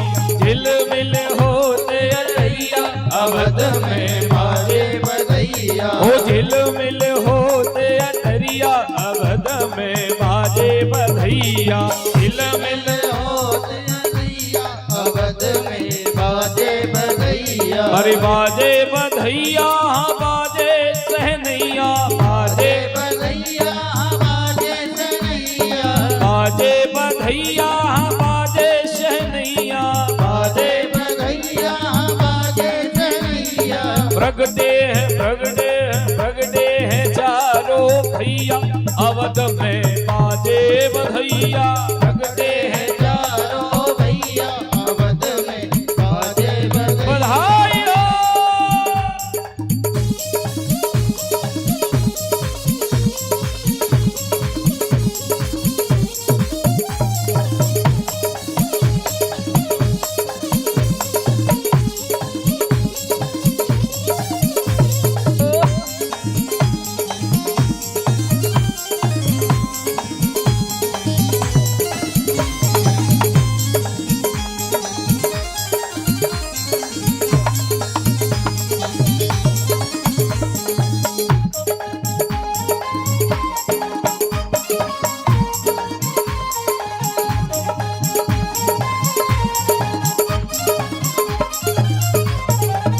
कौन लुटावे हीरा मोती, कौन लुटावे हीरा मोती।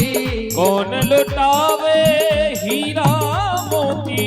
कौन लुटावे हीरा मोती। ए हीरा मोती हीरा मोती।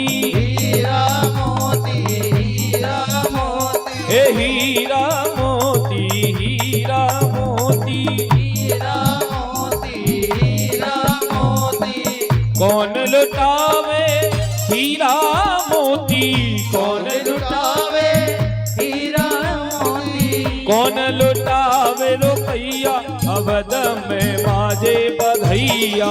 कौन लुटावे रुपैया, अवध में बाजे बधैया। हे प्रगटे हैं चारों भैया, अवध में बाजे बधैया। प्रगटे हैं चारों भैया, अवध में बाजे बधैया। बधाई हो। बधाई हो।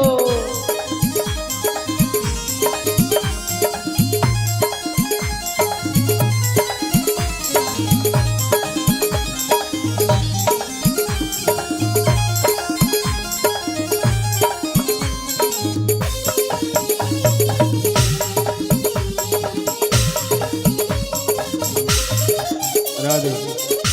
और ये जो माताएं ऊपर खड़ी हो जाती है, वापस उतरते चला करें। मेरा निवेदन है ज्यादा समय न लगाएं ऊपर। सभी माताएं पूजन करते हुए अपने अपने स्थान पर पहुंचते जाएं। मंच पर ज्यादा समय न लगाएं, पूजन करके शीघ्र उतरते चलें। एक बार सभी प्रेम से को बधाई हो। बधाई हो। रामलला सरकार की जय हो। हे प्रगटे हैं चारों भैया, अवध में बाजे बधैया।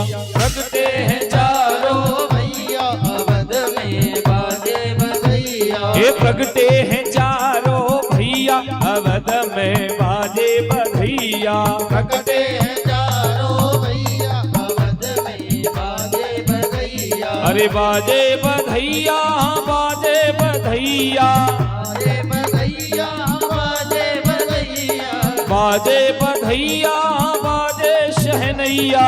बाजे बधैया बाजे सनैया। हे प्रगटे हैं प्रगटे हैं प्रगटे हैं चारों भैया, अवध में बाजे बधैया। प्रगटे हैं चारों भैया, अवध में बधाई हो।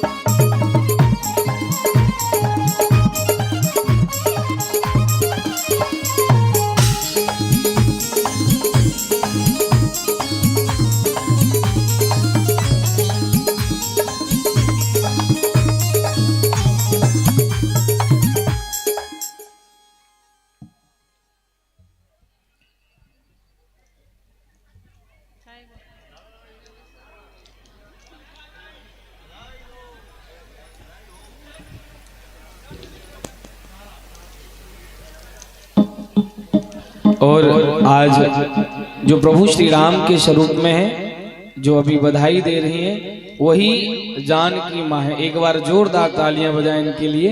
बड़ा सुंदर वैसे भी स्वरूप है। एक बार जोरदार जयकार बोले राम लला सरकार की। हो प्रगटे है चारों भैया अवध में बाजे बधैया। प्रगटे है चारों भैया अवध में बाजे बधैया। प्रगटे है चारों भैया अवध में बाजे बधैया। प्रगटे है चारों भैया अवध में बाजे बधैया। अरे बाजे बधैया बाजे बधैया बाजे बधैया बाजे बधैया। प्रगटे हैं चारों भैया अवध में बाजे बधैया। प्रगटे हैं चारों भैया अवध में बाजे। बधाई हो जय हो।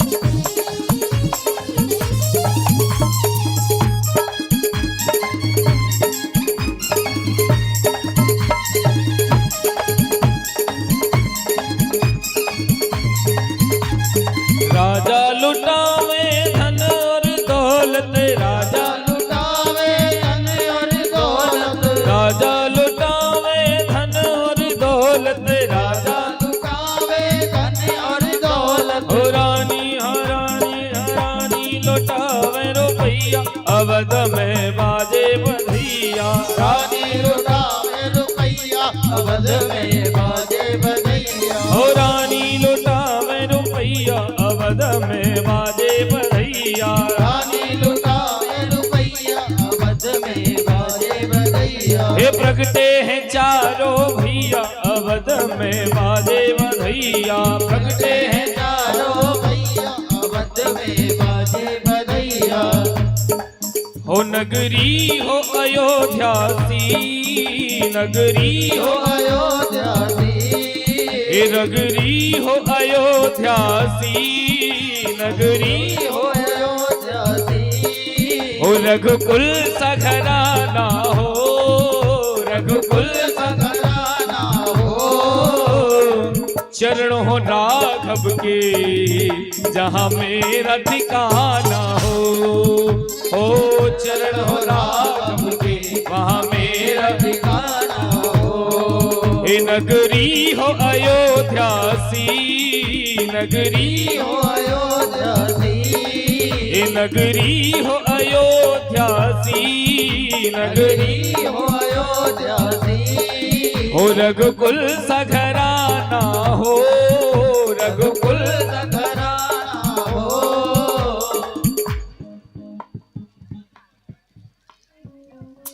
ये 100 रुपया मिथुन शाह जी, 100 रुपया गोरेलाल शाह जी, दोनों के लिए एक बार जोरदार ताली बजाएं। भगवान के चरणों में बधाई अर्पण की है मिथुन शाह जी, गोरेलाल शाह जी। ठाकुर जी खूब कृपा करें, आशीर्वाद बनाए रखें। हो नगरी हो अयोध्या सी।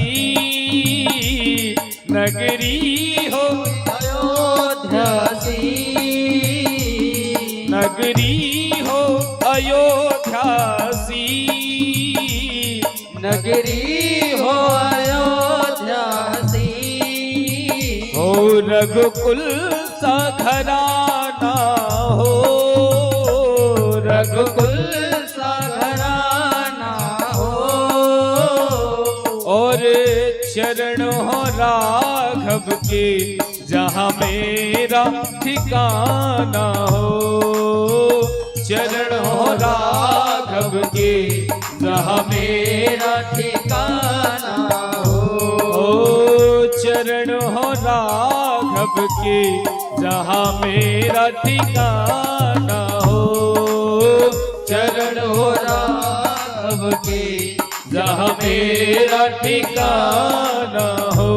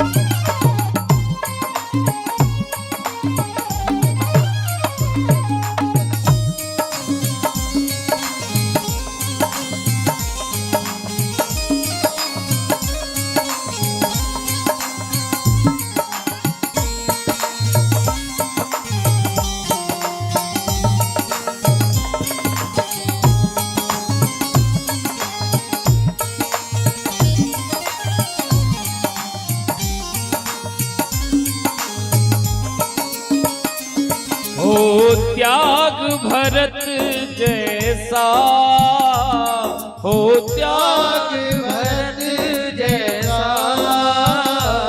हो त्याग भरत जैसा हो त्याग भरत जैसा सीता सी नारी हो सीता सी नारी हो और लव कुश के जैसी संतान हमारी हो लव कुश के जैसी संतान हमारी हो लव कुश के जैसी संतान हमारी हो लव कुश के जैसी संतान हमारी हो नगरी हो अयोध्या सी नगरी हो अयोध्या सी रघुकुल सघराना हो रघुकुल सा घराना हो और चरण राघव के जहाँ मेरा ठिकाना हो चरण राघव के जहाँ मेरा ठिकाना हो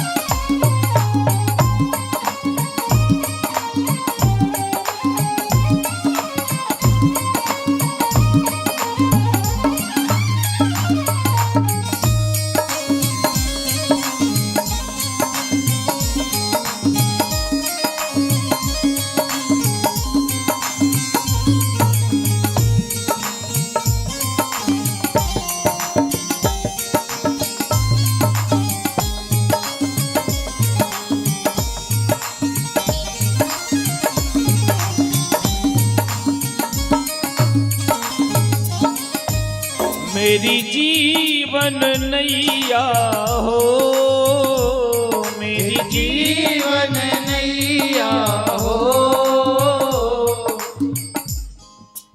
ये धर्मेंद्र कुमार राता 50 रुपए भगवान के चरणों में हमारी मैया अर्पण कर रही है। एक बार जोरदार ताली बजाएं, खूब खूब बधाई हो। मेरी जीवन नैया हो मेरी जीवन नैया हो प्रभु राम खिवैया हो प्रभु खिवैया हो ओ प्रभु राम खिवैया हो प्रभु राम खिवैया हो और राम कृपा की सदा मेरे सर पर छैया हो राम कृपा की सदा मेरे सर पर छैया हो और हम निवेदन करेंगे पूज्य महाराज जी से, आप भी मंच पर पधारें। हमारे पूज्य आचार्य श्री जयदेव जी महाराज हम सभी के बीच मंच पर आ रहे हैं। एक बार जोरदार तालियां हो जाएंगे सभी लोग महाराज जी के लिए। जो तालियों में महाराज थोड़ा दम होना चाहिए, यूं ना आए यूं करके, तेज से तालियां बजाएंगे सभी।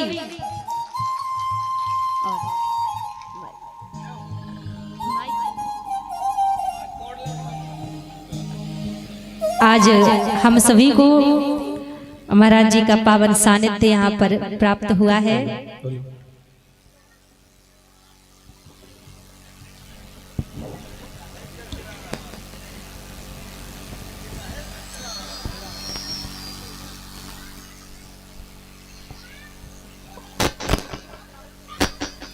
ओम।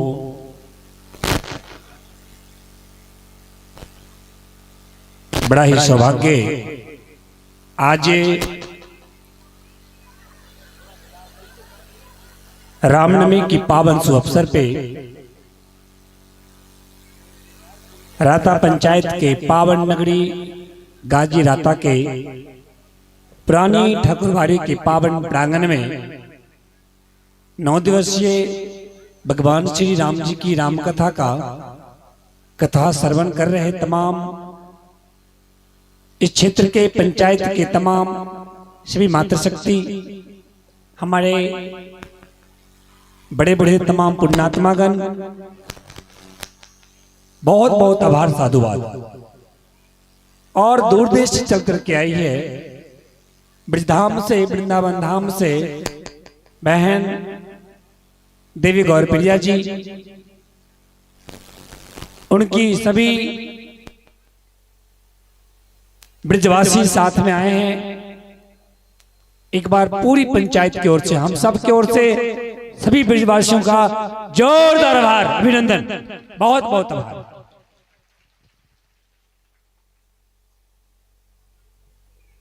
बहुत जल्दी कार्यक्रम बन गया।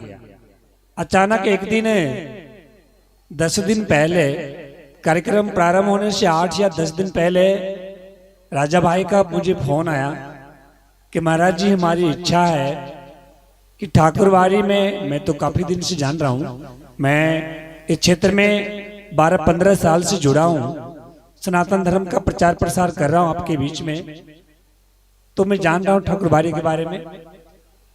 तो राजा फोन किए कि महाराज जी एक कथा करानी है, राम कथा करानी है अपनी ठाकुरबाड़ी में, एक बढ़िया अच्छी सी कथा वाचिका हमें दें आप, क्योंकि राजा जी से मुझे काफी प्रेम लगाव है बहुत दिनों से, 10-12 साल से।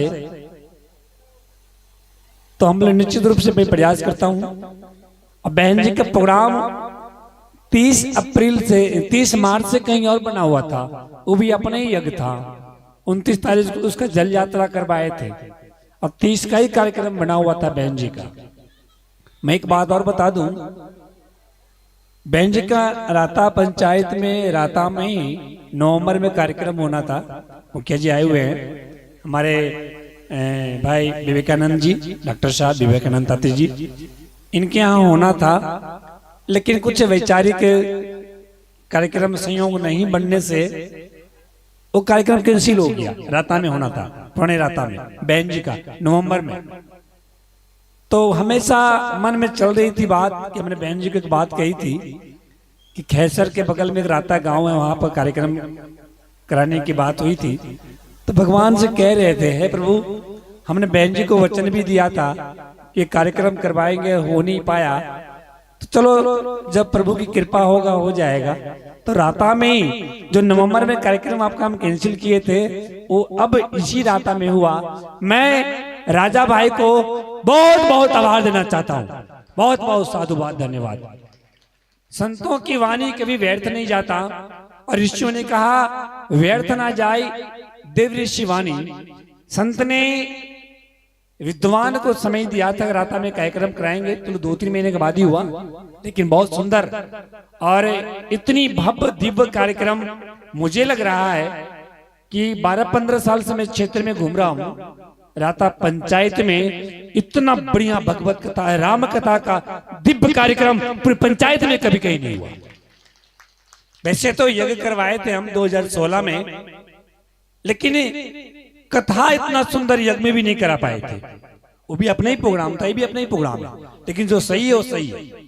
इतना दिव्य कार्यक्रम वहां भी कथा नहीं हो पाया था। तो मैं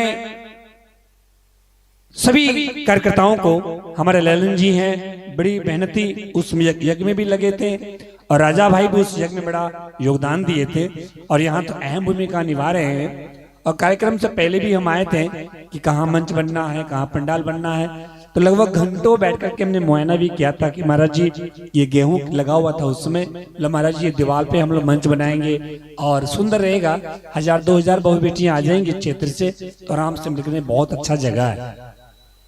और संयोग से जल यात्रा के दिन भी हम आए, उस दिन राजा भाई कहीं चले गए थे, कोई जरूरी काम था, पटना प्रस्थान कर गए, लेकिन हम लोगों ने लग करके बहुत अच्छी यात्रा की, संपन्न किया, बड़ा अच्छा कार्यक्रम।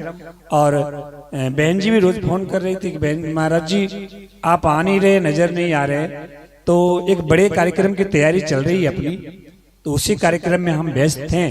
तो हम बोले कि मैं समय निकाल के आऊंगा। राजा जी से बात हो रही थी और बहुत सुंदर लगा, अच्छा लगा कि बड़ी संख्या में माँ बहनों की उपस्थिति हो रही है। मैं ज्यादा समय ना लेते हुए आज भगवान प्रभु राम जी की जन्म महोत्सव भी मनाना है, बड़ा अच्छा लगा, आनंद आया। और देख रहे हैं कितने दिव्य स्वरूप नारायण का, बहुत बहुत आभार इनके माता पिता का, और आशीष भी संतों का आशीष, ऋषियों का आशीष सदैव रहता है कि बिल्कुल उसे अनुकूल ये बालक बन के चले। और मैं तो ऐसे देखता हूँ कि लोग होशो हवास में भी नेक काम नहीं कर पाते हैं। इस बालक को, इसे सोचे नन्हे से बच्चों को कुछ पता नहीं है, लेकिन बहुत बड़े नेक काम करके जा रही है आज। निश्चित रूप से ये पूर्व जन्म के संस्कार है। धन्य हो परिवार, धन्य हो कुल, धन्य इनकी माता पिता। जो ये बालक जन्म लेने के बाद ही इतना बड़ा सौभाग्य, राम के पात्र बनने का सौभाग्य प्राप्त हुआ, इस समूह के भाग्य में नहीं होता, इस सबके जीवन में नहीं होता।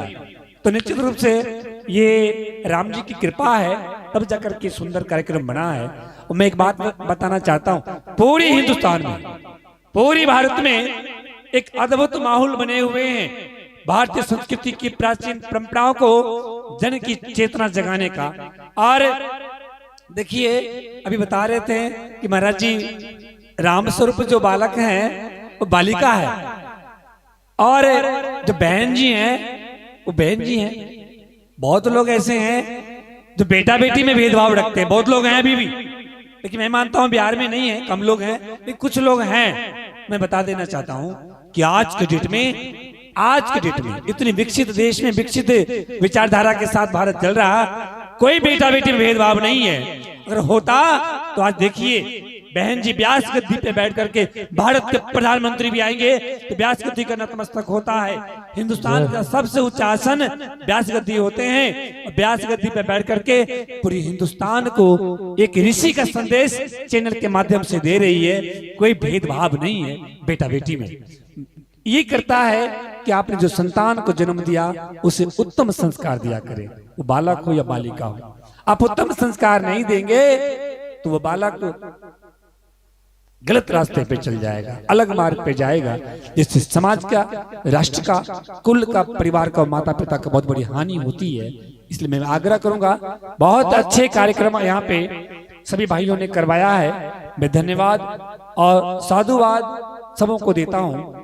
हमेशा राजा जी अपने आश्रम भी आते रहते हैं और समाज के प्रति चिंतन मनन इनकी बहुत अच्छी है। सामाजिक आध्यात्मिक दृष्टिकोण से हमेशा हमारे इनसे वार्तालाप होते रहती है। और इन्होंने जो कार्य किया, ललन जी बता रहे थे, राजा जी भी बता रहे थे, महाराज जी हमारे यहाँ पे बड़े से बड़े नाट्य कार्यक्रम यहाँ पे हुआ, रामलीला कार्यक्रम हुआ, ऐसे ऐसे लोग आए जो राष्ट्रीय पुरस्कार से सम्मानित किए गए, वो भी यहाँ पे आए हैं। लेकिन ये राम कथा इतना दिव्य और भव्य पहला बार करवा रहे हैं, ये पहला मौका मिला है। बहुत बहुत आभार, साधुवाद देंगे भाई राजा जी को। छोटी सी उम्र में इतनी सुंदर कार्यक्रम कराने के जो इन्होंने संकल्प लिए, मैं इनको हृदय से बहुत बहुत साधुवाद देता हूं। इनको, इनकी पूरी माता पिता को, पूरी कुल परिवार, पूरी क्षेत्रवासियों को बहुत बहुत आभार। इतनी सुंदर कार्यक्रम करवाएं। और बहन जी की क्या है, बहन जी तो पूरी भारत के कोने कोने में जाकर के दिव्य कार्यक्रम करते रहते हैं। अभी कार्यक्रम इनका है 15 अप्रैल से कार्यक्रम है अपना माधोडी में, तारापुर के पास आएंगे, वहां भी आएंगे। बहुत दिव्य कार्यक्रम है, वहां 2-2 हेलीकॉप्टर आ रहे हैं। एक हमारे स्वामी रामदेव जी का हेलीकॉप्टर है, एक और हेलीकॉप्टर, 2-2 हेलीकॉप्टर से पुष्पों की बारिश होगा। और 5000 से ज्यादा कलश यात्री, 50,000 से ज्यादा सनातन प्रेमी होगा। वो यज्ञ हम ही करवा रहे हैं। बहुत दिव्य और भव्य कार्यक्रम यहाँ भी होना है। ऐसे अनेक कार्यक्रम हो रहा है। अभी गौरा में जो यज्ञ हुआ था वो इसी संत के मार्गदर्शन में यज्ञ हुआ, जहाँ बागेश्वर महाराज जी का आगमन हुआ था। कौशल कुमार सिंह जी उसके अध्यक्ष थे। बहुत बड़ी ऐतिहासिक बांका की नगरी इतनी दिव्य और इतनी ऐतिहासिक हो चुका है उसकी कल्पना नहीं करेंगे आप।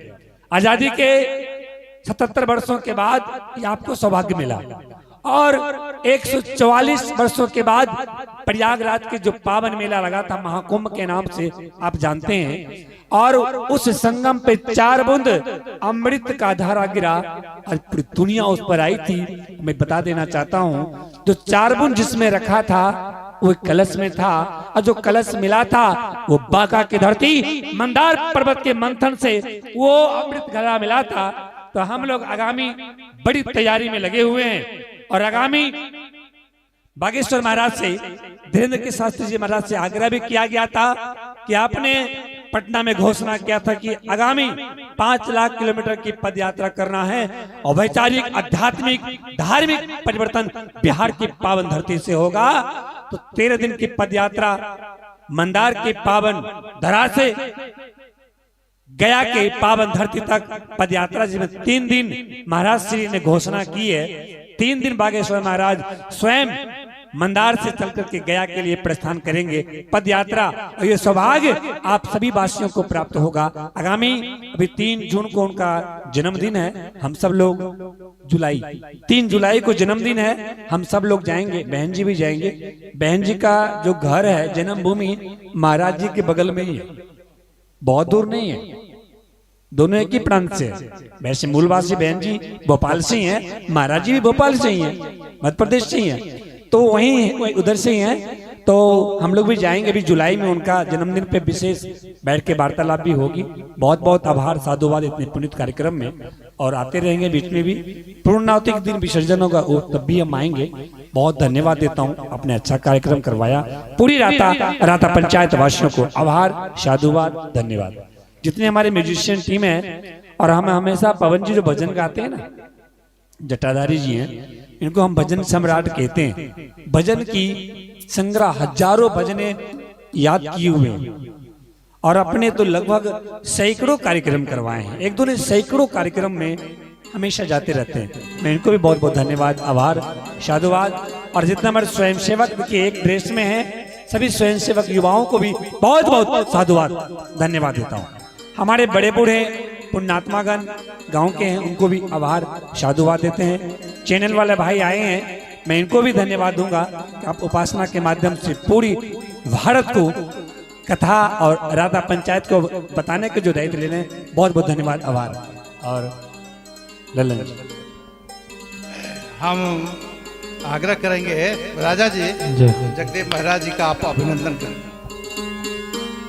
श्री रामनवमी के शुभ अवसर पर अखंड रामचरित मानस पाठ एवं श्री राम कथा के आयोजन में पधारे आचार्य जयदेव बाबा जी का हार्दिक अभिनंदन और स्वागत करते हैं। इनके द्वारा जो भी शब्द नवाजा गया वो इनका बड़प्पन है, और ये एक्चुअली में हमें छोटे भाई जैसा प्यार करते हैं जब से इनसे जुड़ा हुआ है। लेकिन मैं एक बात आप लोगों को बता दूं कि जो अधिकार हमें कमेटी और पूरे ग्राम, हमारे निवेदक में आप देखेंगे समस्त ग्रामवासी हैं, उनके द्वारा दिया गया जो हमें अधिकार है, हमने उसका प्रयोग किया। बाद बाकी मैं कुछ नहीं हूं, सारा अधिकार कमेटी और हमारे ग्रामवासियों का है। उनके द्वारा दिए गए अधिकार का मैंने सिर्फ वहन किया है। इसके लिए कमेटी और पूरे ग्रामवासियों को मैं अपनी तरफ से साधुवाद देता हूं। कमेटी को लगता है कि आप दोनों का बड़प्पन है। आपने भी, हमने जो जिम्मेदारी दी आपने निर्वहन किया, इसके लिए आपको भी धन्यवाद। और जगदेव जी से तो 15 साल पहले से मेरा रिश्ता है, इनको मैं धन्यवाद नहीं, इनके प्रति अब आभार प्रकट करता हूं।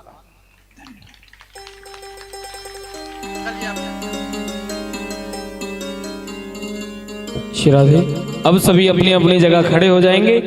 प्रभु श्री राम के प्राकट्योत्सव को बड़े ही धूमधाम से और बधाइयों के साथ आप हम सभी मनाएंगे। श्री राधे।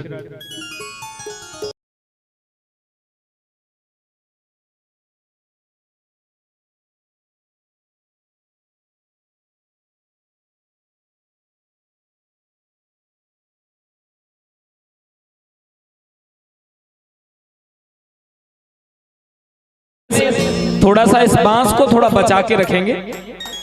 हाँ, महिलाओं से, अरे भैया थोड़ा महिलाओं की साइड न जाएं। हाँ, सभी को बधाई मिलेगी।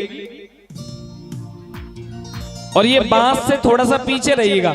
जो हमारे जितने भी कार्यकर्ता हैं जिन्होंने ये कार्यभार उठाया है, सभी बांस के पास आ जाएं।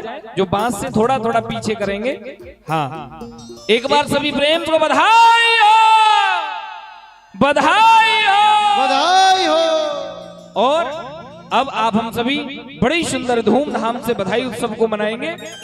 बोली रामलला सरकार की जय हो। हे बधैया बाजे आंगने में, बधैया बाजे आंगने में, बधैया बाजे आंगने में, बधैया बाजे आंगने में, बधैया बाजे आंगने में, आंगने में, हाँ आंगने में, आंगने में, आंगने में, आंगने में, हाय आंगने में, आंगने में, आंगने में। और एक बार दोनों हाथ उठा के, सभी दोनों हाथ उठा के बधाई हो।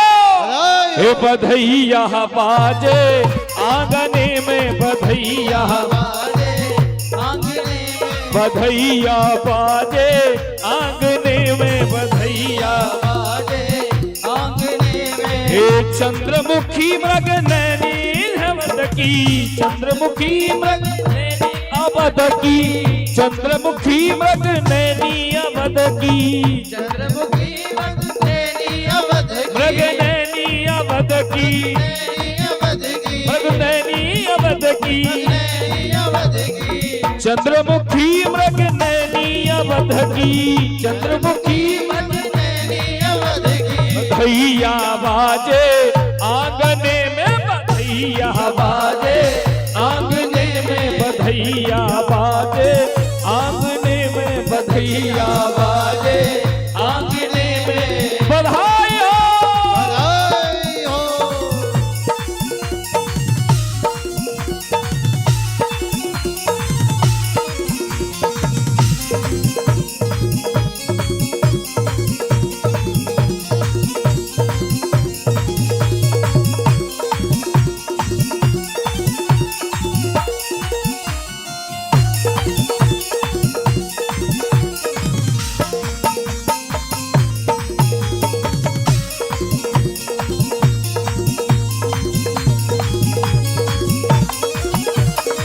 प्रेम भरी ब्रह्म दामन नाचे, प्रेम भरी ब्रह्म नाचे, प्रेम भरी ब्रह्म दागन नाचे, प्रेम भरी दामन नाचे, दागन नाचे, दामन नाचे, दागन नाचे, दामन नाचे, प्रेम भरी ब्रह्म दागन नाचे, हे बधैया बाजे आंगने में, बधैया बाजे आंगने में, बधैया बाजे आंगने में, बधैया बाजे आंगने में, आंगने में, हाय आंगने में, आंगने में, आंगने में।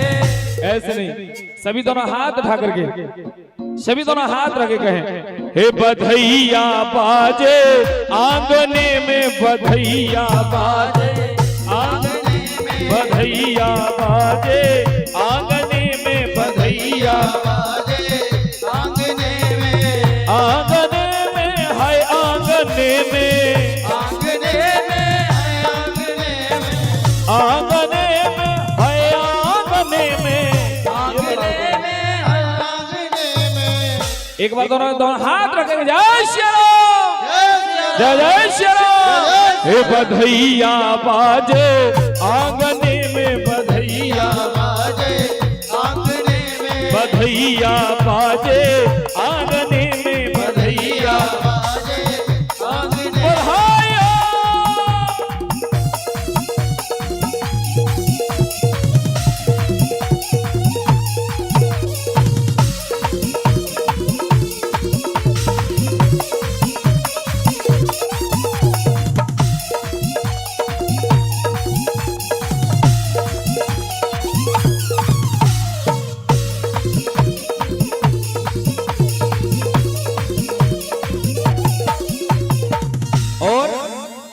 एक बार दोनों हाथ उठा करके कहिए, दोनों हाथ रख, जय श्री राम, जय सिया राम, जय जय श्री राम। जय सिया राम। हे राम जी के भयले जन्मवा, चलो कर आई दर्शनवा। राम जी के भयले जन्मवा, चलो करी आई दर्शनवा। हे राम जी के भयले जन्मवा, चलो कर आई दर्शनवा। राम जी के भैले जन्मवा, चलो करी आई दर्शनवा। अरे आई दर्शन कर आई दर्शनवा। आई दर्शनवा, आई दर्शनवा। हे राम जी के भैले जन्मवा, चलो कर आई दर्शनवा। राम जी के भैले जन्मवा, चलो कर। आई दर्शनवा। ऐसे थोड़ी जाएंगे, सभी दोनों हाथ रख मस्ती में झूमते हुए। किस किस को आज खुशी है भगवान के प्राकट्य की, दोनों हाथ उठा करके। और भैया इसकी स्लाइड में बढ़ाओ, वहां से थोड़ा स्लाइडर से आवाज बढ़ा दो पूरे बॉक्स की। हाँ ठीक नहीं है ना, पूरा कितना कम कर रखा है आपने? दोनों बढ़ाइए और बढ़ाइए, सीटी नहीं आ रहा है। दोनों हाथ उठा करके सभी। हो राम जी के भयले जन्मवा, चलो कर आई दर्शनवा। राम जी के भयले जन्मवा, चलो कर आई दर्शनवा। कर आई दर्शन, कर आई दर्शनवा। आई दर्शन मेरे राम जी के भयले जन्मवा, चलो कर आई दर्शनवा। राम जी के चलो कर आई दर्शनवा।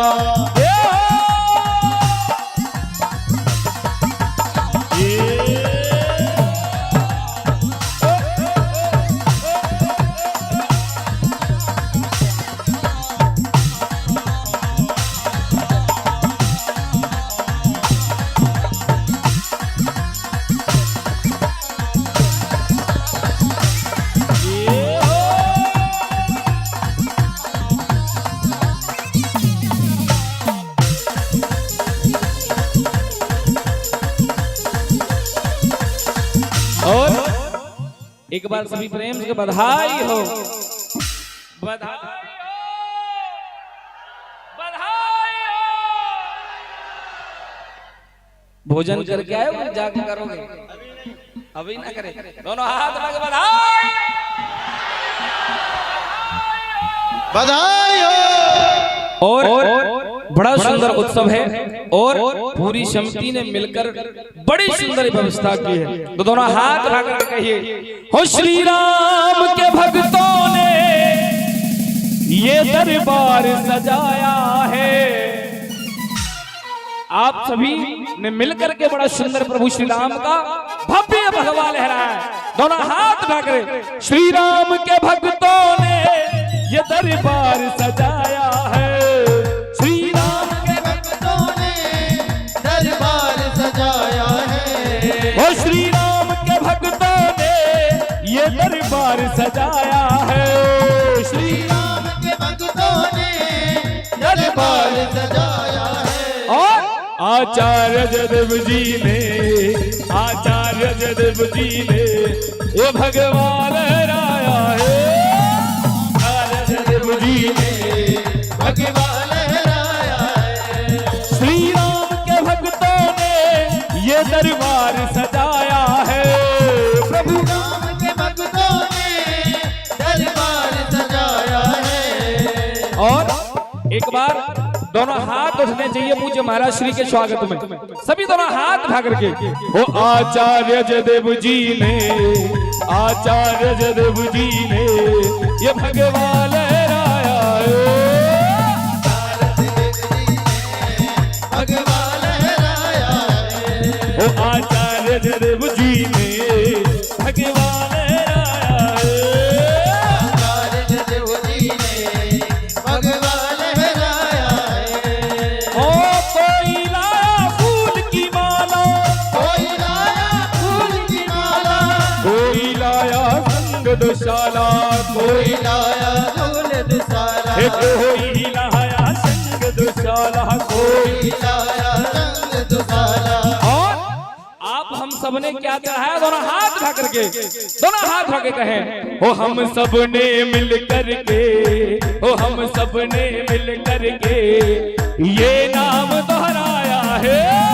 हम सबने मिल करके ये नाम दोहराया है। श्री राम के भक्तों ने ये दरबार सजाया है। श्री राम के भक्तों ने दरबार सजाया है। ओ आचार्य देव जी ने भगवान आया है। आचार्य देव जी ने भगवान लहराया है। और कैसे लहरेगा भगवान, दोनों हाथ उठा करके सभी मस्ती में झूमते दोनों हाथ उठा के कहें, हे बोलो श्री राम जय राम जय जय राम। बोलो श्री राम जय राम जय जय राम। हे बोलो श्री राम जय राम जय जय राम। बोलो श्री राम जय राम जय जय राम। बोलो श्री राम जय राम जय जय राम। श्री राम जय राम जय जय राम। ओ बोलो श्री राम जय राम जय जय राम। श्री राम जय राम जय जय राम। कुछ हल्के से बढ़ गए हैं, दोनों हाथ रख, जय श्री राम जय जय श्री राम। दोनों हाथ रखे, हे बोलो श्री राम जय राम जय जय राम। बोलो श्री राम जय राम जय जय राम। हे बोलो श्री राम जय राम जय जय राम। बोलो श्री राम जय राम जय जय राम। बोलो श्री राम जय राम जय जय राम। बोलो श्री राम जय राम जय जय राम। हे बोलो श्री राम जय राम जय जय राम। बोलो श्री राम जय राम जय जय राम। ओ श्री राम जय राम मेरे राम जय राम। श्री राम जय राम मेरे राम जय राम। हे बोलो श्री राम जय राम जय जय राम। बोलो श्री राम जय राम जय जय राम। श्री राम जय राम जय जय राम। बोलो श्री राम जय राम जय जय राम। एक बार लास्ट दोनों हाथ उठाएंगे, इसके बाद आप हम सभी आरती की तरफ चलेंगे। सभी दोनों हाथ उठा के, सभी दोनों हाथ उठा के कहें, इसके बाद आरती की तरफ चलें। जो भी आरती के लिए हमारे जो प्रारंभ में आए थे वो मंच पर आ जाएं। बाकी सभी दोनों हाथ उठा करके, हे बोलो श्री राम जय जय राम। हे बोलो श्री राम जय जय राम। बोलो श्री राम जय राम जय जय राम। हे बोलो श्री राम जय जय राम। बोलो श्री राम जय राम जय जय राम। हे बोलो श्री राम जय जय राम।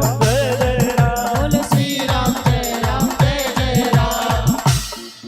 कौन कौन चाहता है कि मथुरा में भी प्रभु श्री ठाकुर जी का मंदिर बने, क्योंकि अयोध्या में ठाकुर जी विराजमान हो चुके हैं प्रभु राम, और काशी विश्वनाथ में भी भोलेनाथ का कॉरिडोर बन चुका है। अब केवल मथुरा बाकी है। दोनों हाथ उठाकर कहें, हो काशी भी सजा दी है, वो अयोध्या भी सजा दी है। और दोनों हाथ रखे, वो घनश्याम कृपा कर दो, घनश्याम कृपा कर दो, वो मथुरा भी सजाएंगे। घनश्याम कृपा कर दो, मथुरा भी सजाएंगे। वो काशी भी सजा दी है, अयोध्या भी सजा दी है। काशी भी सजा दी है, अयोध्या भी सजा दी है। कौन कौन चाहता है कि मंदिर बने? दोनों हाथ उठा करके, हो घनश्याम कृपा कर दो, हे घनश्याम कृपा कर दो, वो मथुरा भी सजाएंगे। घनश्याम कृपा कर दो, मथुरा भी सजाएंगे। घनश्याम कृपा कर दो, वो मथुरा भी सजाएंगे। घनश्याम कृपा कर दो, मथुरा भी सजाएंगे। हो सीताराम जय सीताराम, सीताराम जय सीताराम। जय सीताराम जय सीताराम, सीताराम जय सीताराम। जय जय श्री राम। एक बार सभी जोरदार जगह जय जय श्री राम, जय जय श्री राम, जय श्री राम। जय श्री राम। अब हम चाहेंगे कि आप लोग जगह ले लें। आप लोग अभी आरती होना है, कार्यक्रम समाप्त नहीं हुआ है। आप लोग जगह ले लेंगे तो फिर आरती में जितने भी लोग थे हमारे सभी लोग ऊपर चले आएंगे। बैठेगा नहीं कोई, आरती के बाद प्रसाद लेकर ही आप लोग निकलेंगे। आप लोगों से आग्रह है कि आप लोग जहां हैं बैठ जाइए। दशरथ जी यहीं रहेंगे क्या? ही रहेंगे?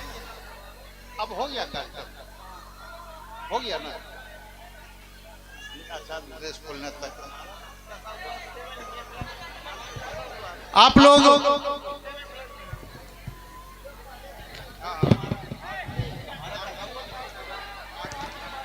आरती में जो लोग थे हमारे, वो कृपया आप चले आवेंगे।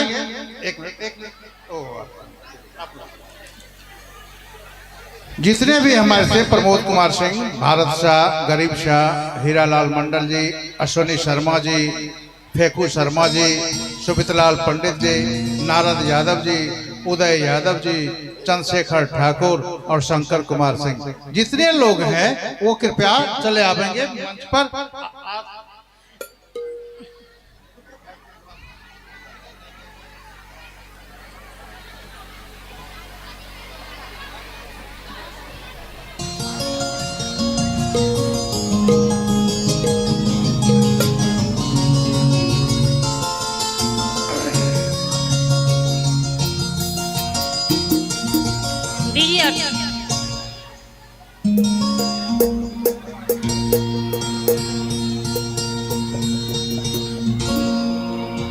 हरि ओम चंद्रमा मनसो जाति चक्षु सूर्यो अजायत श्रोत्र द्वादश प्राण झुमुखने न जायत। और जो बैठ गए हैं वो खड़े हो जाएं, खड़े होकर प्रभु श्री राम की आरती में सम्मिलित होंगे। आरती बैठकर नहीं की जाती, हमारी मजबूरी है कि बैठना पड़ा, बाकी सभी खड़े होकर के आरती करेंगे। मन में बसा कर तेरी मूर्ति उतारूं है राघव तेरी आरती। मन में बसा कर तेरी मूर्ति उतारूं मैं राघव तेरी आरती। मन में बसा कर तेरी मूर्ति उतारूं है राघव तेरी आरती। मन में बसा कर तेरी मूर्ति उतारूं मैं राघव तेरी आरती। मन में बसा कर तेरी मूर्ति उतारूं मैं राघव तेरी आरती। हो करुणा करो कष्ट हरो ज्ञान दो भगवन, भव में फंसी नाव मेरी तार दो भगवन। करुणा करो कष्ट हरो ज्ञान दो भगवन, भव में फंसी नाव मेरी तार दो भगवन। हो करुणा करो कष्ट हरो ज्ञान दो भगवन, भव में फंसी नाव मेरी तार दो भगवन। करुणा करो कष्ट हरो ज्ञान दो भगवन, भव में फंसी नाव मेरी तार दो भगवन। दर्द की दवा तुम्हारे पास है, दर्द की दवा तुम्हारे पास है। ये जिंदगी दया की है भीख मांगती। मन में बसा कर तेरी मूर्ति उतारूं मैं राघव तेरी आरती। मन में बसा कर तेरी मूर्ति उतारूं मैं राघव तेरी आरती।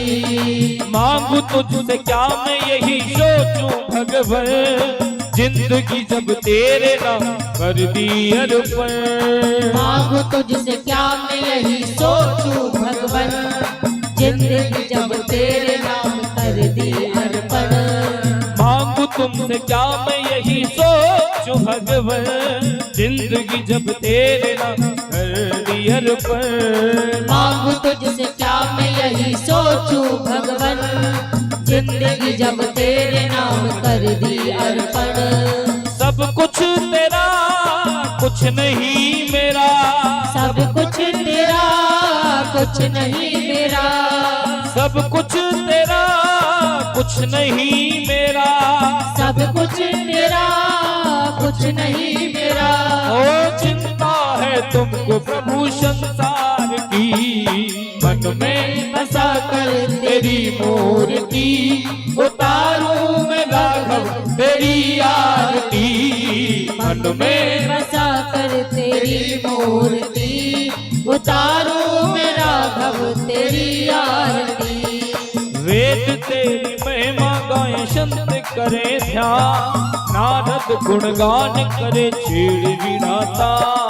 वेद तेरी महिमा गाए संत करे ध्यान, नारद गुणगान करे छेड़ वीणा तान। हे वेद तेरी महिमा गाए संत करे ध्यान, नारद गुणगान करे छेड़ वीणा तान। वेद तेरी महिमा गाए संत करे ध्यान, नारद गुणगान करे छेड़ वीणा तान। भक्त तेरे द्वार करते हैं पुकार, भक्त तेरे द्वार करते हैं पुकार। ओ भक्त तेरे द्वार करते हैं पुकार। भक्त तेरे द्वार करते हैं पुकार। ओ प्यास दास गाए प्रभु तेरी आरती, मन में बसा कर तेरी मूर्ति, उतारूं मैं राघव तेरी आरती। मन में बसा कर तेरी मूर्ति, उतारूं मैं राघव तेरी आरती। मन में बसा कर तेरी मूर्ति, उतारूं मैं राघव तेरी आरती। मन में बसा कर तेरी मूर्ति, उतारूं मैं राघव तेरी आरती। हे मन में बसा कर तेरी मूर्ति, उतारूं मैं राघव तेरी आरती। मन में बसा कर तेरी मूर्ति, उतारूं मैं राघव तेरी आरती। हे उतारूं मैं राघव तेरी आरती। उतारूं मैं राघव तेरी आरती। उतारूं मैं राघव तेरी आरती। एक बार दोनों हाथ उठा के महामंत्र करेंगे, उसके बाद आज की पावन कथा विश्राम। सभी दोनों हाथ उठा करके हो हरे कृष्णा कृष्णा कृष्णा हरे हरे, हरे रामा हरे रामा, राम राम हरे हरे। हे हरे कृष्णा कृष्णा कृष्णा हरे हरे, हरे रामा राम राम हरे हरे। हो हरे कृष्णा कृष्णा कृष्णा हरे हरे, हरे राम राम राम हरे हरे। हरे कृष्णा कृष्णा कृष्णा हरे हरे। हरे राम राम दोनों हाथ रखे, सभी दोनों हाथ रखे गए। ओ हरे कृष्णा कृष्णा कृष्णा हरे हरे, हरे रामा राम राम हरे हरे। ओ हरे कृष्णा कृष्णा कृष्णा हरे हरे, हरे रामा राम राम हरे हरे।